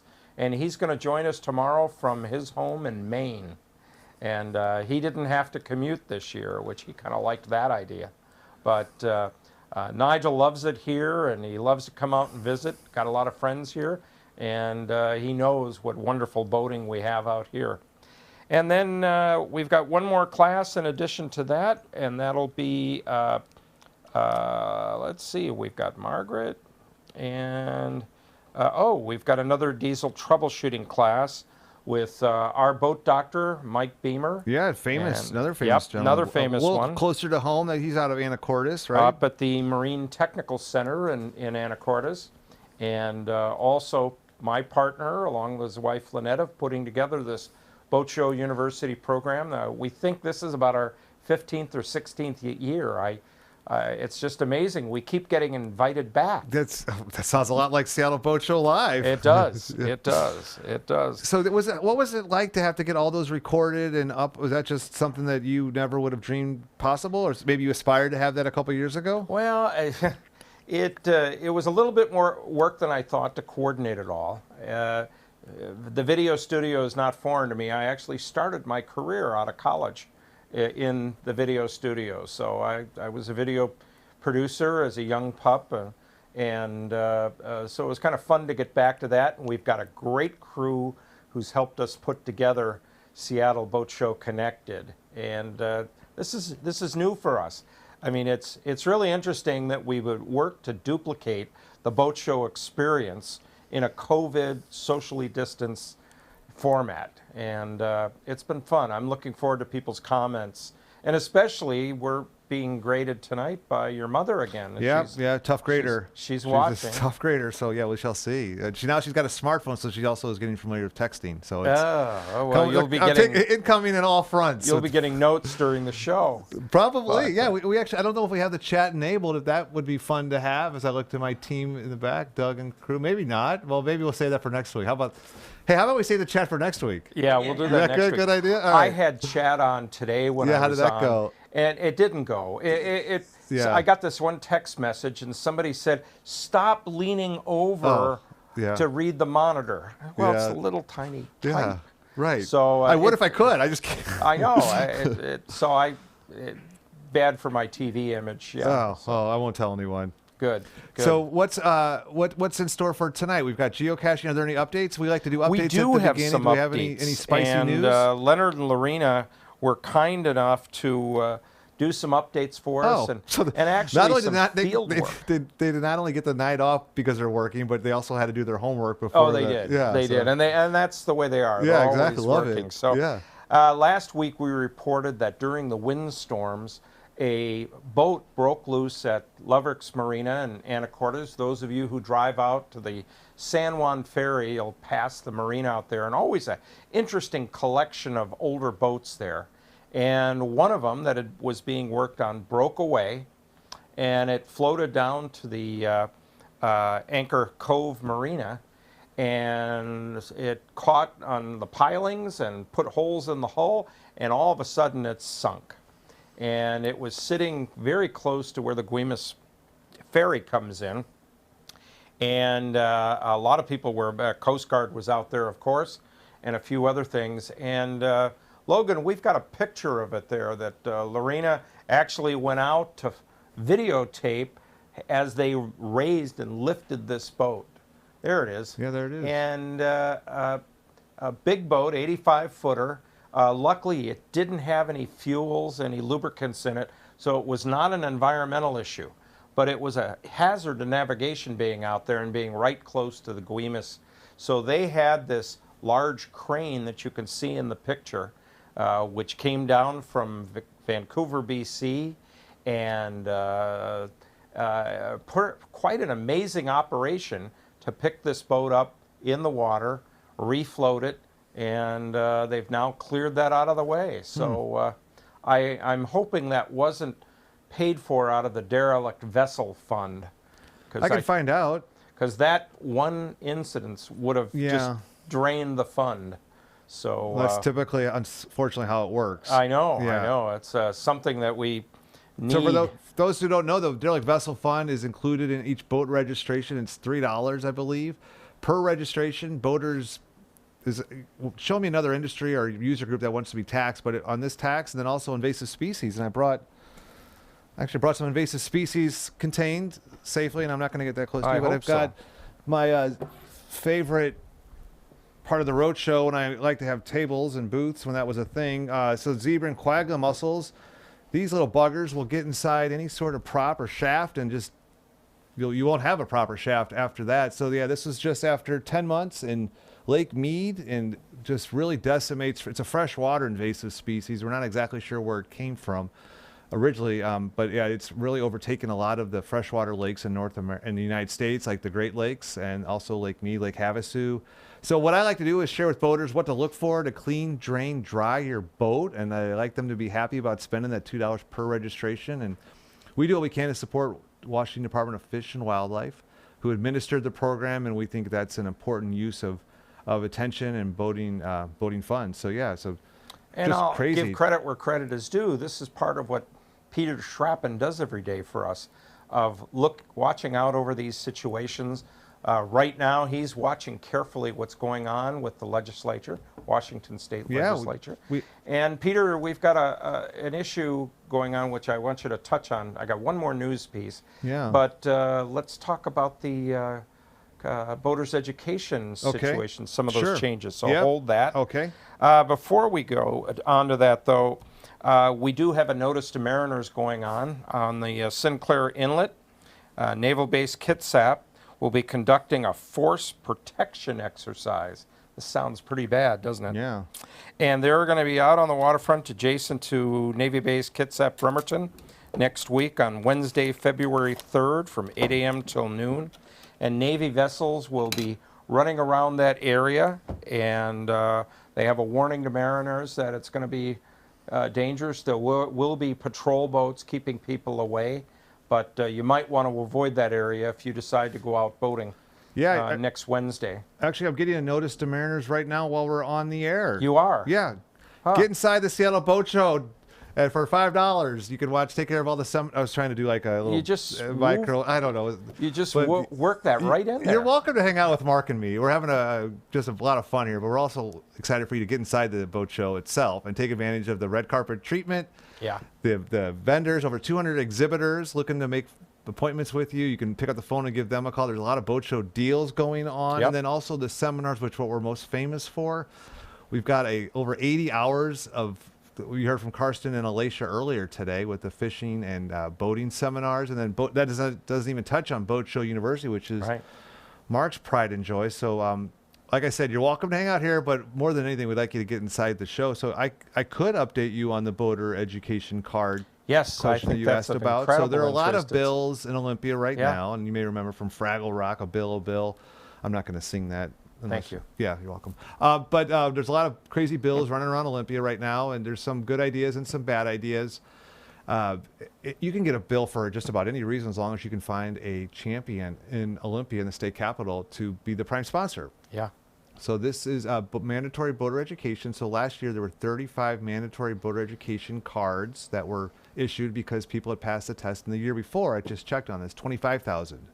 Wow. Mandatory boater education cards. In the history of the program, since about 2008, there have been how many boater education? I can just turn this into a trivia question. How many boater education cards in the history? I have no idea. Not even gonna guess. Not even 400,000. I Wow. knew you were going to say that, weren't you? I'm shocked. And it's actually all the way fully implemented at this point. If you're wondering if you need to get a card, we would encourage you to get a card. We think that safe boating leads to more education leads to safe boating. So there's that. But if you are born before 1955, you do not need to get a boater education card. And if your vessel is under 16 horsepower, you don't need to get a boater education card. Aha. Also Under exempted. 16 horsepower. I'm getting it to the point of this could be very long or it could be very short. I'm going to try to make it short because we've Good. got some guests. But if for human-powered craft like kayaks or canoes or stand-up paddle boards, you do not need to get a mandatory boater education card. Like I said, we'd like you to get one anyway, but it's not required by law. And there was a bill to require mandatory boater education for kayakers and also lift out that exemption for people born before 1955. So that had a hearing in the House of Representatives, and there were a lot of kayakers who said, time out, I don't need one. I've been kayaking my entire life. Right. Why would I need to take a course that's meant for motorized activity when this is kind of apples and oranges? So I signed in con, and I testified against the bill. So yeah, my testimony was around that, similar to what I just said, that, you know, the education on the books right now is not something that we think would be applicable, big word for me, for kayakers. So it's tough to be on the wrong side of boating safety. So we'll continue to look at each measure as it comes to us, but the way that it was currently written, we were a con and having to oppose it. But there was going to be a hearing, I think, tomorrow in the Senate. So two bills can be at the same, it's kind of like tortoise in the hare. And there's a bill in the Senate doing a little bit of the same sort of activity. So we'll see how that goes. But I'll be here tomorrow during Boat Show, Seattle Boat Show Connected, presented by Union Marine, and our lobbyist, NMTA's lobbyist, Cliff Webster, who's been with us for 20 years. Right. He'll be doing our work for us in Olympia while I'm here with you tomorrow. So that's Well, you can report on it next week. This is something we want to keep an eye on. Yeah, tease on that. Where do you stand on that, Mark? Well, I've been grandfathered. I didn't have to get. I didn't my want to boater's ask. I'll be, education I'm card. not going to, Peter. Yeah, I know. I'm just see what I. Born in 1954, and I also have a captain's license. Okay. So I You have would be two ways. I don't think I knew that. But I think it's a good thing. I do worry about people being out on the water.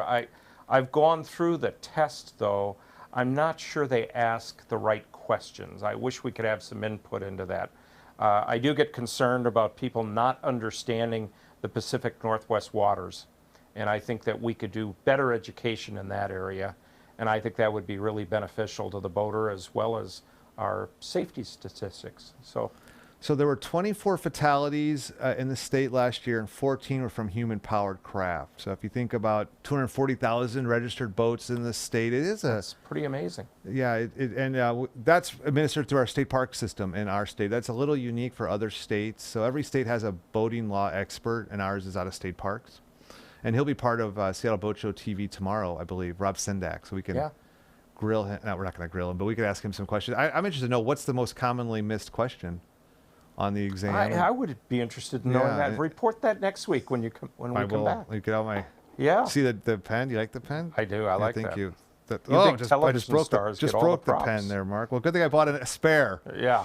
Good thing I've got a spare. So now I just have a regular pen. But I will ask Rob that tomorrow. So why don't we take a break? Why don't we run one of Denise's micro info spots that shows you how to get inside the show and have as much fun as possible as you're used to having each year with the Seattle Boat Show. This year it's Seattle Boat Show Connected. I'm Peter Schrappen. This is my co-host for Seattle Boat Show Live, Mark Bunzel. So don't go anywhere. We'll be right back. But we want to share with you what Denise has to say about the Seattle Boat Show Connected experience. Welcome to Seattle Boat Show Connected. Browse through the digital booth spaces of nearly 200 unique dealers, vendors, and exhibitors. You can search for what you need or filter by brand and product types. As you visit an exhibitor's profile page, you will be able to connect via text chat, phone, website, social media, or email. You can even schedule an appointment or video chat for later by clicking the red button on the top of each page. When you're ready to meet safely in person, use the maps for convenient driving directions. Most Seattle Boat Show Connected exhibitors are offering boats, products, services, and accessories with incredible show-only prices. Be sure to check out the awesome videos and interactive 3D tours. Don't forget to save exhibitors and products to your favorites list, and you can always come back later for the latest and greatest offers and announcements.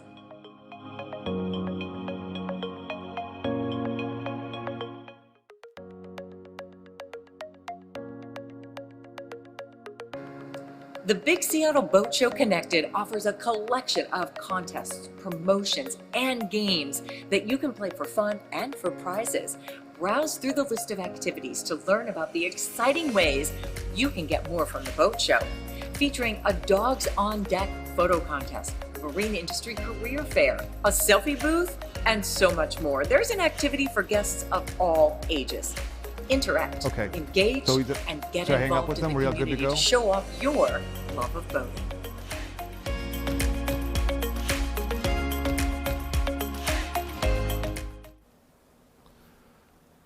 So normally I'm with Denise Whitaker during Seattle Boat Show Connected, presented by Union Marine, but now we're got the normal hour of power here with Mark Bunzel. I think you're better off with Denise for this, but I'm glad to be here. Oh, don't do that to yourself, Mark. Don't beat yourself up. No, we've been doing this for 33 weeks. I think we started it on a lark with some bubble gum and some spare change, and we've got a sponsor. And now look at this. We've got exactly. Wow. Ain't no stopping us now. Next week we'll be back to. I know. Let's not think about it next week. All Instead right. from like penthouse to outhouse or something. But we've got the Grosbeck Realty Group sponsoring us again this week. So Jean Grosbeck and her team have been with us, I feel like, since the beginning. But yeah, I think we've got Chris Ronan waiting to join us. Chris is with geocaching. There you are, Chris. How you doing? I'm doing fine. How are you guys? Doing good. I'm having a little trouble hearing you, Mark, so I'm going to hand this off to you while I get my audio fixed. All right. Chris, tell us a little bit about what you're doing with geocaching. And I understand you've got a version of boat or kayak geocaching. I want to hear about that. Yeah, so geocaching, for people that aren't familiar with it, is a game where basically participants place a container, which is called a geocache, somewhere in the real world. And they post the coordinates where the geocache is located, as well as details about the geocache through geocaching.com, our website. And then players use the geocaching app or geocaching.com to go out and try to find that container that someone else has hidden. And once they find it, they sign the logbook that's inside the container, they rehide the container, and then they share their experience online. So that's the basic overview of geocaching. And geocaches can be hidden just about anywhere. They can be in urban environments, they can be in rural environments, they can be on top of mountains, and they can be out on water. So you will find geocaches on lakes, on rivers, on islands out in Puget Sound. I was looking at the statistics, and there are over 200 geocaches within about 100 miles of Seattle that appear to be accessible by watercraft of some kind. That's fantastic. So yeah, I could, before going out for a weekend, if I was going out to the San Juans or Puget Sound, I could look up on your website, right? And get the coordinates and the clues leading up to that geocache, kind of pick it out and make it a kind of a fun activity for my family. Is that about it? That's a pretty good summary of it, yes. We got a new job for this guy. If this doesn't work out for you, Mark. Television. Second career. Yeah. Third career? A few more. Okay. Well, I think actually I might be wrong, but maybe Mark is making this harder than it needs to be. You don't even need to do the research. You can just download the app. You'll have the 5G that you've been talking about for years, and bring out the trinkets with you as you exchange. And what is that? I don't know. Is that about right too, there, Chris? Yeah, that is one aspect of the game, is that what we call swag that you will find, especially in some of the larger geocaches. And that can be really fun for kids, because usually what you find in geocaches, it's, McDonald's toys or other little trinkets, stuff like that is pretty popular. And so kids will often take stuff with them when they go out on these geocache hunts, hoping that maybe there's something that they could trade for that's waiting in the cache container. But in the history of this, haven't there been occasionally some real finds? Money? I'm sorry, say that again? Some real finds, money or something like that? You know, it's funny you say that. My wife and I like to keep track every year of how much money we find in geocaches, and we're not getting rich off of it. I think the best we did in 1 year was around $9 over the course of the year. Okay, that'll pay for the fuel bill. That's right. Yeah. No, but it's the sport of it, and I know my kids have done this in the past, and they really enjoyed it, and we made a real afternoon of it, you know, finding the geocache. Absolutely. And one of the neat things for me personally is that I never would have really even thought about getting out on lakes or rivers or whatever before I started geocaching and before I learned that there were caches out there on the water. And now I own a kayak, and I've found hundreds of geocaches over the years out on various lakes, rivers, and out on some of those islands in Puget Sound. What's the coolest thing you found? Oh gosh, that's a hard one to answer. I'm hoping it's a warm pizza. Gross. If I found a warm pizza, I don't think I would. I'd give it to you, Mark. All right, yeah. thank you. Yeah. Probably for me, my wife collects McDonald's toys. She's collected those Happy Meal toys for years, and so a couple of times I've found some rarer ones that she was really excited to get. So the simple things for me, I guess. As a burgeoning geocacher myself, what is some advice you have as I think about what swag I should be bringing that's coveted by others? Oh gosh, nothing really super expensive or anything. I mean, it really is just simple stuff that tends to make people happy. So yeah, I mean, people go to dollar stores sometimes and just, you know, pick up some stuff and keep a bag full of it, and that's usually plenty. I think it's about the pursuit. It is. It's It the totally hunt, is. it's the journey. It's Yeah. a lot like boating in that Yeah. regard, where it's maybe not the destination, but it's actually the planning and the enjoying your time, either on water or on land. It absolutely is, and that's one of those things when some of my friends have learned that I do this as often as I do, and they'll say, "Well, what do you find?" And I'm like, "Nothing really. I mean, it's just a container with a log sheet in it a lot of the time." But it was such a great time to get there, and oftentimes you discover places that you never would have known about if it wasn't for the geocache being there. So, you know, I've been to so many cool places and seen so many cool things that I never would have if it wasn't for the hobby. That sounds like fun. Yeah. Are there cultures within the geocache? Like, there's some niches that people dress a certain way as part of the tribe? I wouldn't say that, but there's definitely, some people really enjoy hiking geocaches, or some people really enjoy the more rugged, higher terrain stuff that you need equipment for. There's some people like me that really like, my kayak. I like going out and getting out on the water. And then there's other people that just like to, go to their neighborhood park or, go hunting around the city kind of stuff. So that's one of the neat things about the game is that regardless of your particular interest, there's usually a type of geocache that's going to fit, the kind of adventure that you're looking for. And it's located right in Seattle, Washington, right in downtown Fremont, center of the universe, friendly Fremont.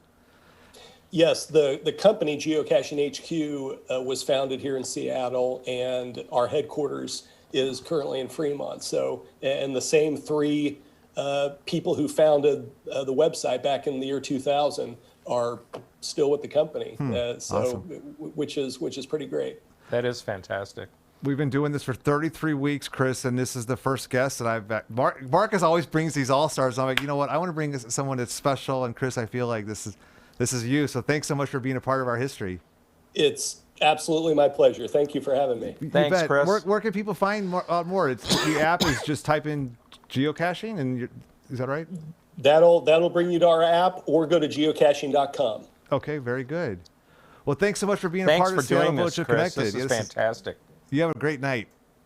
That was Chris Ronan. I'm Peter Schrappen. This is Mark Bunzel. We're going to step away, and in the meantime, we're going to show a little notice from my co-host during the day when it's light out, Denise Whitaker. She'll be back with me tomorrow at 10 a.m., and she's going to share with you a few tips on how you can get the most out of Seattle Boat Show Connected, presented by Union Marine.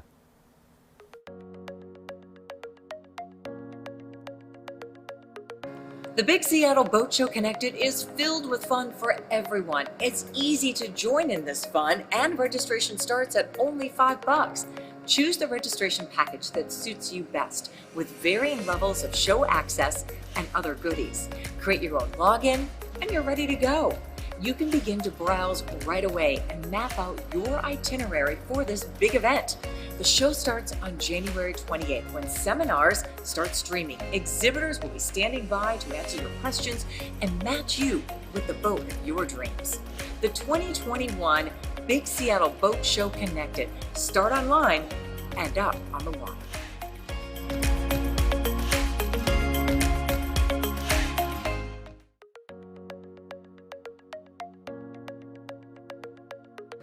The 2021 Seattle Boat Show Connected features an incredible schedule of fishing, boating, and sailing seminars streaming right here on this site. With more than 100 hours of content and even more Boat Show University classes, you'll want to watch it all. Lucky you, you can rewatch any classes you missed or may just want to see again for up to an entire week after the show. You can add a seminar to your personal calendar or save to your favorites list. If you're attending the show from another region, you can even set your time zone preferences so the schedule will display in your local time. During the live stream, chat with other attendees, post questions and comments for the presenter, jump between sessions, browse featured products and services, and more. Get the most out of your boat show experience.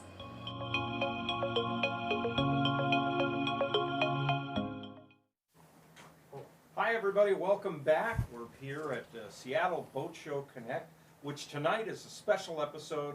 We're doing our Seattle Boat Show live at the boat show.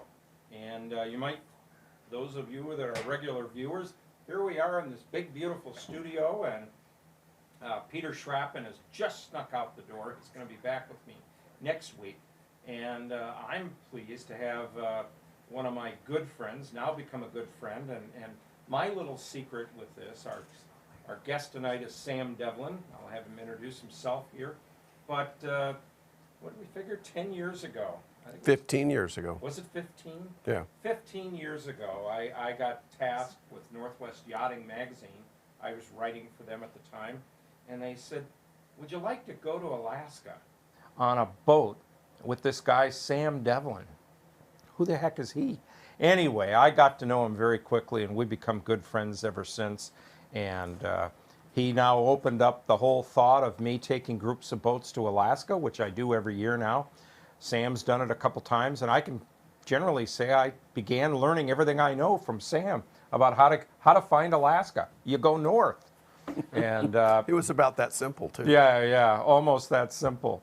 And we've had a lot of fun and different things. But Sam, in addition to being a fantastic mariner, is a boat designer and a boat builder down in Olympia. He has a shop of boat builders, and they build these beautiful boats, yachts, sometimes commercial boats. I recently saw a foot ferry that he built called the Captain Jack, which is now part of the Northwest Maritime Center. I'll let you talk about all these things. Okay. But Sam has designed, I've seen the number, over 400 boats, designed and built. Built more than 400. Built more than 400. But your designs are all over the world. There's people in Moscow, Russia who've built your boats. There are people in all kinds of different countries.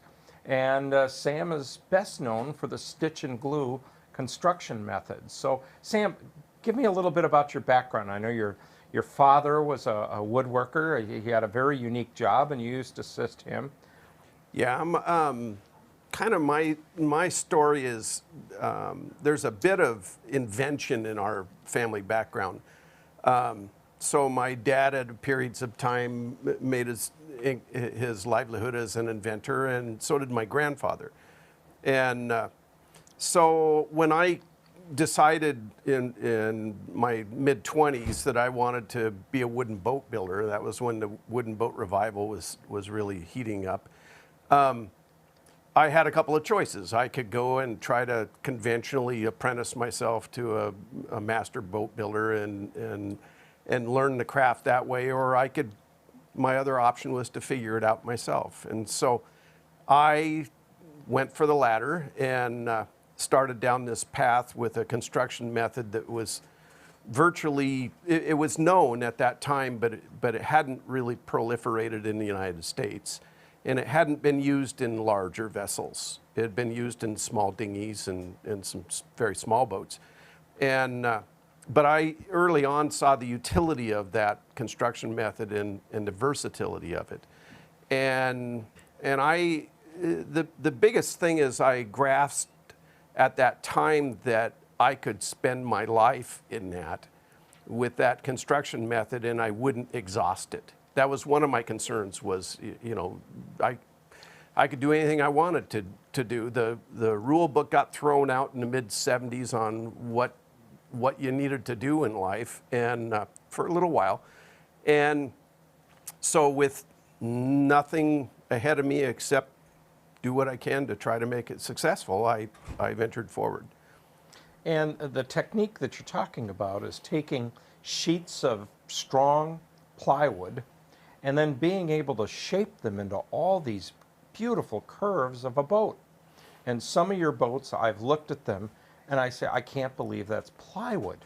And it is. And explain to our audience how you shape plywood into the beautiful sweeping shape of a hull and the top sides. Well, let me first address why I would want to use plywood. Okay. So I'm a child of the Northwest. I grew up in Oregon. I was born in Oregon. And at the time, there were a lot of Mackenzie River dories down on the Mackenzie River and the Willamette River that ran. And so I grew up with those.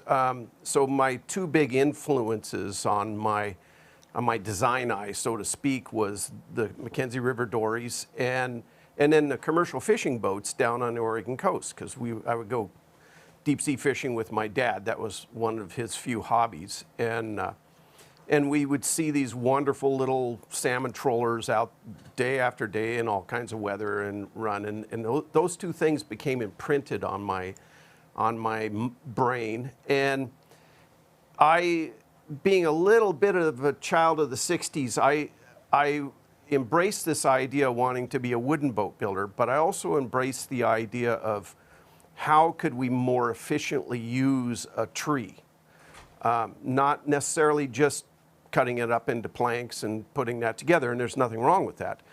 But the idea is that you could use that same tree and you could make far more sheet goods with it, and real high-grade marine plywood was pretty common in the Northwest. In fact, one of the largest manufacturers in the world at that time was located in Shelton, Washington. And so it felt environmentally responsible to use a renewable medium like that. It felt like it was an efficient way to use our forests, not to necessarily just ship them overseas like it's happening now.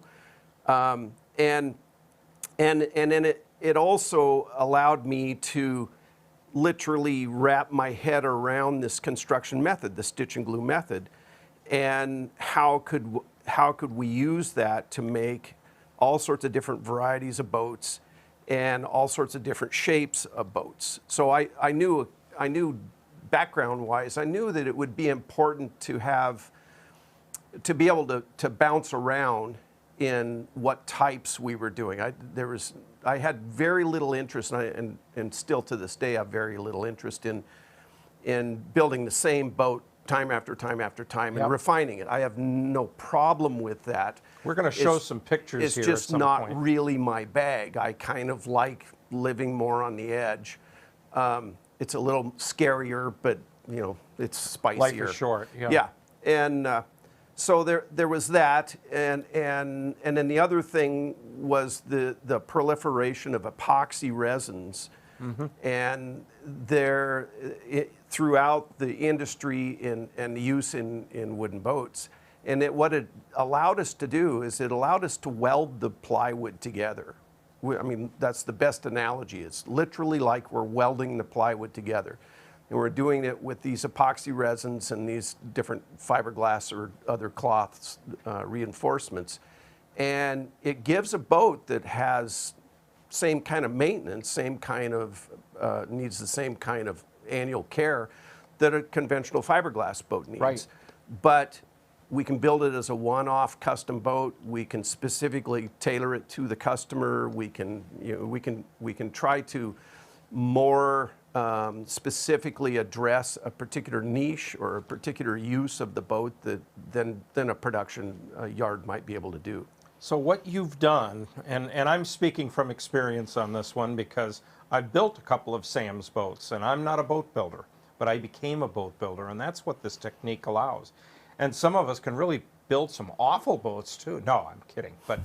But you're taking, Sam's plans will show you how to cut the wood, and then when he talks about welding it, you'll do a joint like that, and then you'll drill holes on either side, do small wire ties that go through it, and you twist them to hold it. And once it's holding that weld, as Sam described it, you come over that with fiberglass tape and epoxy resin, and it is literally welding that wood together. And then you can take that and put fiberglass cloth over the entire thing, and as Sam said, you then have something that's very strong, very much like a fiberglass boat, but it's got that inner core of wood that's used to shape it. And what I love about it is after you cut your wood and have a pile of wood, you can actually pull this together with wire ties and even staples and staple it together, and you can have your boat together depending on the size, but in just about one day it looks like a boat. Mm-hmm. Of course, then you've got to finish it and the fun begins, but it's an amazing technique. And you brought some pictures with you, right? Yeah, I did. I think they're going to run in the background. Are they going to run in the background? Yeah, take a look at these boats, and they don't look like plywood. They can be shaped, they can be rounded, and part of the skill that Sam has developed through this is, as he said, he doesn't like to do the same thing twice, so you've got all these different shapes. And I got to believe that as a kid, you were there drawing pictures of boats and airplanes sitting in the back of class. Yeah, I was. Yeah, me too. I won a art contest when I was in kindergarten. I drew a picture of a tugboat. Yeah. So yeah. I've drawn boats from my earliest memory, and I still do. You know, it's a daily practice that I go after, and you know, it's so interesting that for 43 years I've done this for a living, and I'm still not bored. I'm not even close to it. Well, and just to elaborate on that, I mentioned earlier, Sam has designed ferries, local foot ferries in the area that done in the same technique, made out of plywood. But that's not fair to say made out of plywood. It's fiberglass reinforced plywood, and they're very, very strong. They do not require a lot of maintenance because the wood is completely covered, and they're light and durable. Some of those boats have been in service duty for almost 30 years. Yeah. And that's a really long-lived foot-type ferry application. Aluminum can't do that. Right. It just wouldn't hold up that Right, long. right. And the beautiful part is you could do this yourself. Sam has a book out that sold tens of thousands of copies on this stitch and glue technique. I think it's still available. I know they're going to, you're updating it. Yeah, we're doing another version Another too. version of it. And Sam also gives classes at the Wooden Boat Festival often and others, and you can even buy a kit of some of his designs. And you can go on his website, Devlinboat.com. Devlinboat.com. And he's got his full portfolio of different designs in there. And it's great to go on when you've got a few extra minutes and you're sitting at work bored. Go on Sam's website and look at some of the great boats that he's done and are available, and just take a look. It's worth dreaming about. And you have a very interesting boat in development right now. I don't know if you can talk about that one at all. Yeah, I can. Oh, yeah, go ahead. Tell our audience about it. We're in the final throes of finishing a solar electric catamaran. And this is built for a couple from Iowa. And their goal is to be the first boat to go to Alaska and back on total solar electric power with no internal combustion stuff on it at all. And So it's got many tens of thousands of dollars worth of lithium batteries in the bilge. We have almost 9,000 watts of solar power on the roof. Wow. Of it. We're running twin electric engines on it. We're in final paint. We're putting some primer on it tomorrow, so we're kind of moving along pretty good. So it's going to be launched here pretty soon. Yeah, we're hoping sometime in March, and we'll go through sea trials. If the border opens up with Canada, then my customers have a goal of heading north this spring and give it a try. So now we've built another solar electric boat. We did a little 27-footer a couple years ago. And you've had that one at the boat show. Yeah, I've had that one at the boat show, and they're planning on going to Alaska also this year. Wow. If the border opens up. Yeah. But I think once they got wind that someone else was going to go on a solar electric boat, they're pushing ahead too. So we'll see who wins. Yeah, well, it'll be a little informal race. That's exciting. So as we're talking, some of these boats that Sam has built are in the center of your screen there, and I look up every now and then. Some of these boats I know from seeing them on the water. And Sam, I like to say that there's a Sam Devlin look to a boat. And how would you describe that look? Because it's coming from your pen. Well, it used to be his pen. Now some of it's coming from his computer, his keyboard, and his mouse. I don't know. Do you have a tablet too? No tablet. This is kind of a tough subject, and you pre-warned me we might be touching on this, so I've been thinking about this. But there's two replies to this, and one reply is there's an old adage amongst boat designers that we only have one design and we just do bigger and smaller versions of it. And a little bit of that's true, a little bit isn't true. But you do develop an eye, and I know that even though I've done a whole lot of different kinds of profiles and configurations, I always have this desire to have it be a very boat-like look. And that's a weird thing to put quotation marks on, but in truth, that is my desire and my goal. It's much more driven by a boat-like look than what the interior is or how big the bathroom is or something like that. Those are important, but they're not as important as the boat-like look. That's the thing that's that brand that has to stay with that forever. But I have another story I like stories, so that might support this. My grandmother was after my grandfather died. Few years, she was moving back to a town that she had lived about 45 years before, and my aunt happened to live there. And so they went and got a real estate agent, and my auntie and my grandmother were driving around and looking at homes, and they kept driving past this little yellow house, and there was a for sale sign out, and every time they'd pass it, my grandmother would go, what's the deal with that house? I want to see that house. And my auntie would go, oh, Mom, you can afford a nicer house than that. That's not a very big house. Let's look at some nicer stuff. And they'd go look at another couple of houses, and then they'd happen to drive past this little yellow house again. And finally, my grandmother was insistent, and they went in and looked at the house. The minute they stepped in through the front door, my grandmother said, this is it. We're buying it. They did a title search on it, and it turned out my grandfather had built that house about 47 years before.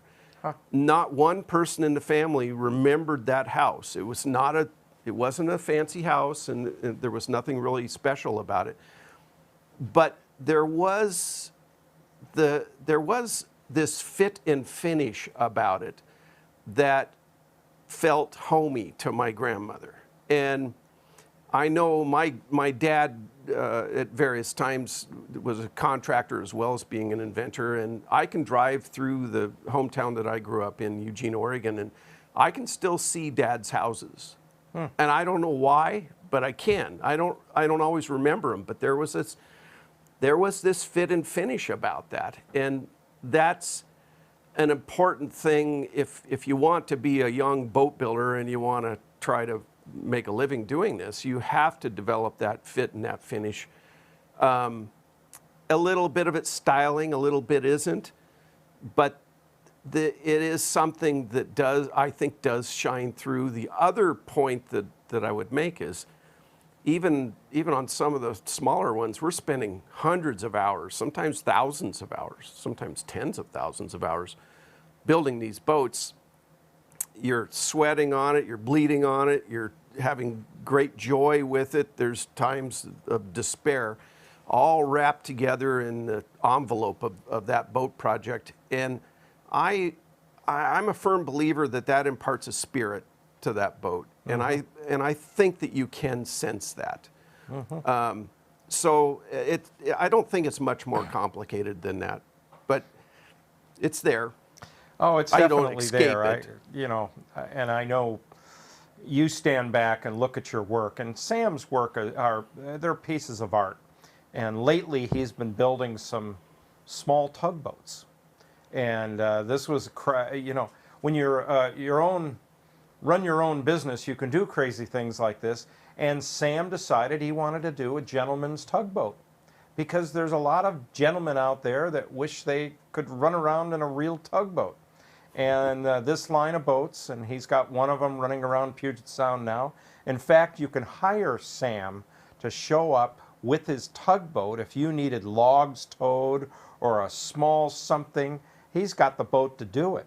You want to talk about that project? Sure. Tugzilla. So this boat, there's a little background to this, and the background is when I was going through college, I worked a couple different summers up in Alaska on tugboats, and I enjoyed my time on the tugs, and I always had kind of felt like maybe I wanted to go back to that a little bit, and but I got busy building boats and designing boats and didn't get to it. So, but about it'd be 2 years ago now, we were getting ready to haul one of my bigger boats out, and it was snowy and cold and just early February, and just after the boat show, and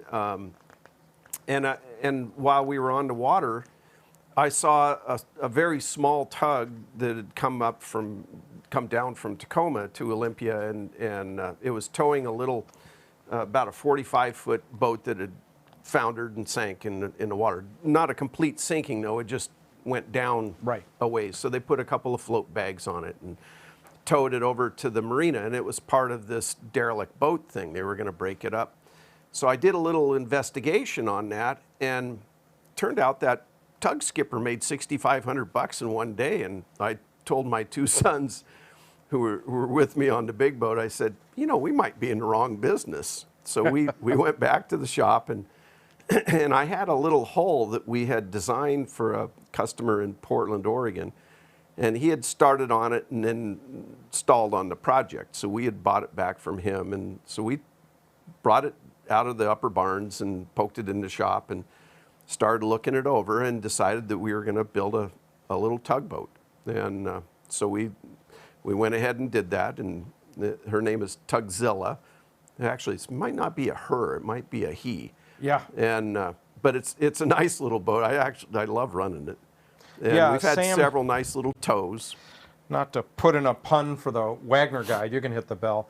But Sam actually has an ad in the Wagner Guide with the Tugzilla, advertising that even a work day is a fun day on the water. And the idea being is, can you imagine, if you like this kind of thing, being behind the helm, going down a Foss waterway or in Olympia, and here you are with your personal tugboat and maybe hauling a bunch of logs behind you. Well, there's one of these was built in Turkey, and it's the support boat for a museum there for classic boats.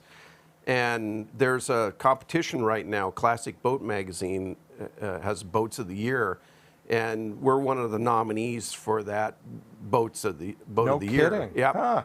Yeah, so that's a sister, and then I talked with a builder earlier this week, they're building one on the East Coast for Woods Hole Marine Yard, and they're going to use it as a tender boat for that marina and that haul out facility too. So wow, who knows? The little Tugzilla, we might see more of them on the water. It'd be kind of fun. $6,500 in a day, huh?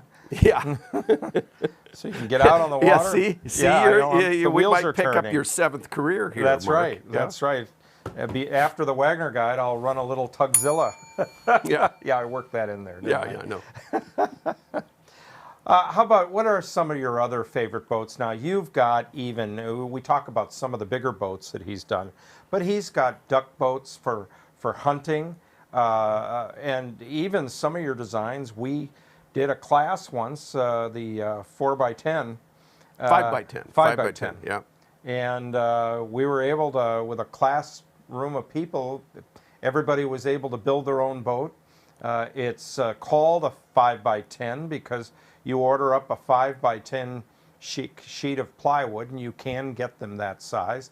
And following the blueprints that Sam provides, you cut the wood to that, and within a day you've got a boat coming together, and fairly quickly. Well, let me just talk. I'll talk to you. If I'm ever asked what my favorite boat is, I have a nice evasive answer, and the nice evasive answer is this. It really honestly is the last boat that I've built, or the current project that I'm working on. And there's a reason for that. Part of that reason is that it's always important for me to sell myself on that boat, the use, the concept of it, that's part of being a successful designer and builder. And after fooling with it a little while, I start selling myself on the idea and figure out, okay, I need this. Now I'm a wooden boat builder, so I can't afford all of these. Right. So I don't want to confuse you with that. But nevertheless, emotionally, I sell myself on that. But I'm also right now amongst a plethora of projects, but I'm working on a couple of fun little projects, two in particular, and one of them is a little 12-foot skiff that I could take my wife out or my grandson out, and I'm gonna put a little electric trolling motor on it, and then I'm becoming more and more interested in bird watching and a little bit of nature photography. So I'm thinking about the concept on this boat is one that's going to explore the edges, the fringes of Puget Sound or the Salish Sea.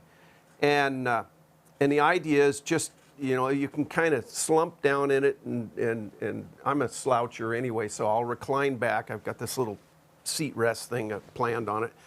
And, my head will just be poking above the rail of the boat, and I'll just be silently tooling along, doing my bird watching with a big long lens. Yeah, right? yeah. So I've got that concept, and then I'm working on another one in the same genre, except this one when I get to very shallow water, I'm going to retract the little outboard up, and I'm going to pull the boat in closer. It's not a stand-up paddleboard. I'm not inclined that way. But there is, we've got the Nisqually Flats very near us, and that's a great area for observing wildlife, and I think part of this is predicated by with COVID and this idea of social distancing and being calm, and I've lost a lot of desire to go bashing about in a fast manner, and I'm really much more interested in just creeping around for a few hours at a very calm, very leisurely pace. And so two designs we're working on right now. We'll plug them into stock plans. Oh, that's interesting. And already sold a couple of kits for them, so it might have some legs taking to on, it. Yeah. We'll see how that goes. And Sam, we've talked about power boats and paddling, but he's also done some gorgeous sailboats. Some of them looking like some of the older fishing sailing boats that used to be up and down the coast. But your first hit, I think, correct me if I'm wrong, wasn't it Nancy's China? Was that? Well, it wasn't my first hit, but we did, when we first started out, the market really was much more sail. That kind of died off about 15, 20 years ago and really shifted gears into more power boats. We still occasionally will do a sailboat. I'm just finishing up a little 20-foot day sailor right now that will launch this spring. And, you know, we still like to do that. And I still have a couple of custom designs that we're doing. We've got a 39-foot motor sailor that's under construction up in BC. And on the East Coast, we've got a little 35-foot sailboat that's under construction. So, you know, we still kind of keep our feet wet on that, but the predominant market for us is more power boats now. More power, yeah. Yeah. And, you know, over the last couple of years, Sam has brought his boats to the Seattle Boat Show, usually been up in Lake Union. I miss it this year because I always get a kick out of what's Sam going to bring and show off, and he's usually there on the boat. You get a chance to talk. Well, you're usually busting my chops about that I ought to be showing the same boat more often so people get used to it. That's right. That's right. And didn't you? Well, you had boats indoors last year and the year prior. We had indoors and outdoors last year. Yeah. And it's always intriguing to me to see what he decides to bring. And now, the way someone can work with you and have or own a Devlin boat is, and a Devlin boat is, I call it a commission. Look at Sam as an artist, as a sculptor who will create these beautiful works of art that you can actually get out there and use. And part of what I love about your job is you sometimes have customers who sit down with you and they just start creating in the air, and you start sketching, and you know you'll start, well, what do you want to do with this boat? And you know, sometimes they'll say, well, I want to go to Alaska. Sometimes they'll say, I just want to paddle along the Nisqually Flats. Well, one of our goals, and it's a business goal, is to have our customers feel like they're as much a part of the creation process as we are, and I know deep down if I can accomplish that, they'll have nothing but love for that whole process and for the boat.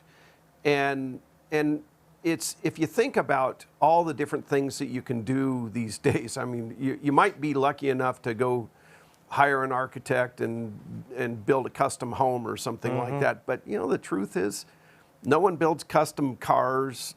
You know, I mean, for the most part, it's very difficult to have something that you could start with a sheet of paper and some months, some years later, have it be finalized and have it have life in it, within it.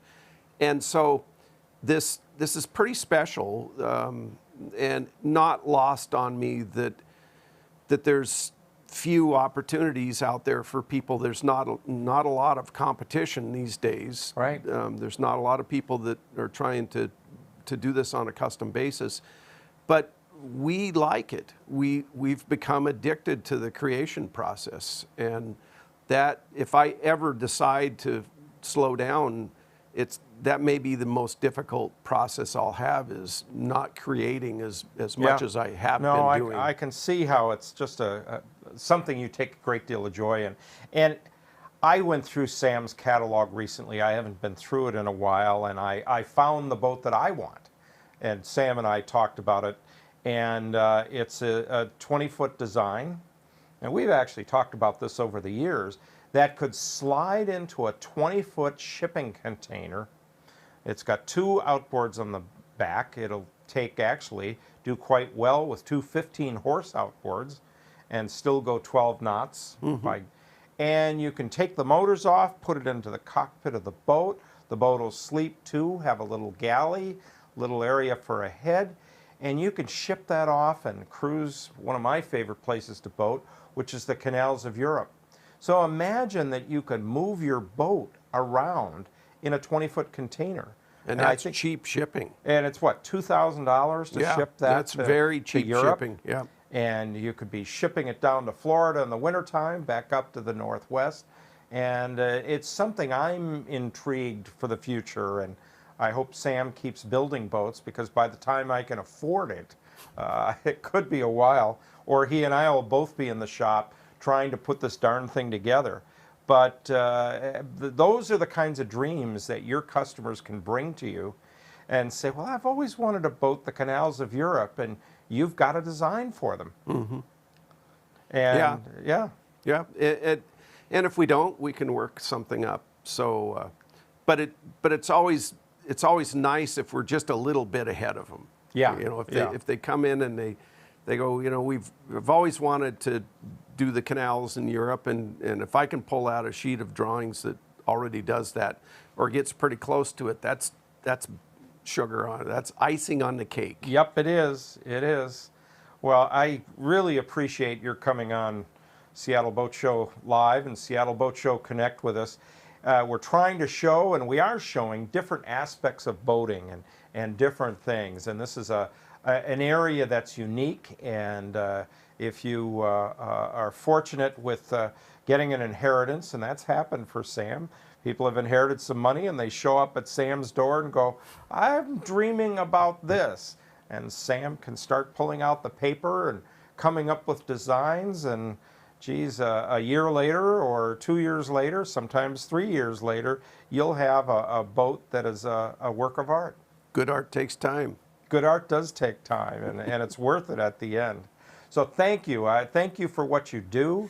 I appreciate it. I appreciate you as a friend and as a designer. And any of you, if you're interested in that, give Sam a call and tell him what your dreams are. And you could be surprised with what comes out of that. Yeah, we like to talk boats. You do. You do. And Sam and I do a lot of that and really appreciate it. Thank you again for coming on board. Thanks for having me. Thank you, everybody, for joining us. Tomorrow, Seattle Boat Show Connect will be going, I believe we're starting at 10 o'clock. And not only is the live stream with Peter Schrappen and Denise Whitaker going on, but we've got other streams that are going on. We've got the seminars, 45-minute to an hour-long seminars that are all day long. That schedule's on the website. We've got fishing seminars. If you've always wanted to know how to crab or catch prawns or catch beautiful salmon, we have classes and videos on that. And or if you'd like some more in-depth education, we've got our Seattle Boat Show University. So lots to see and do at the Seattle Boat Show this year. And thank you very much for tuning in tonight. Good night.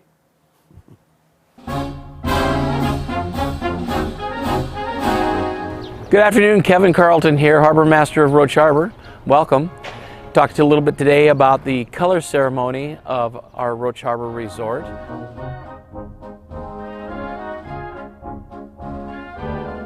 Our color ceremony was started by the late Reuben Tart, founder of Roach Harbor as a resort in 1956, with the first color ceremony going off in 1957.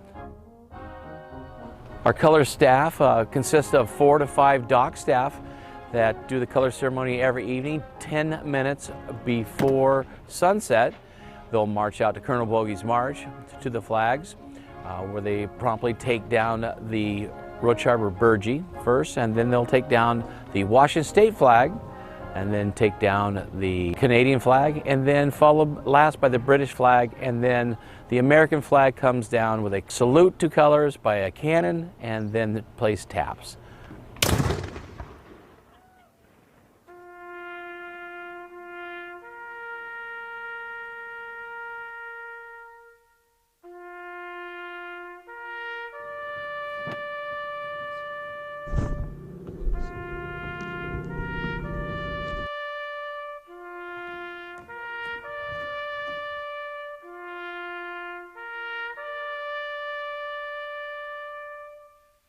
In Roach Harbor, please come and join us for our time-honored celebration. We look forward to sharing this experience with all of the boaters here at Roach Harbor, and have a safe and happy boating season.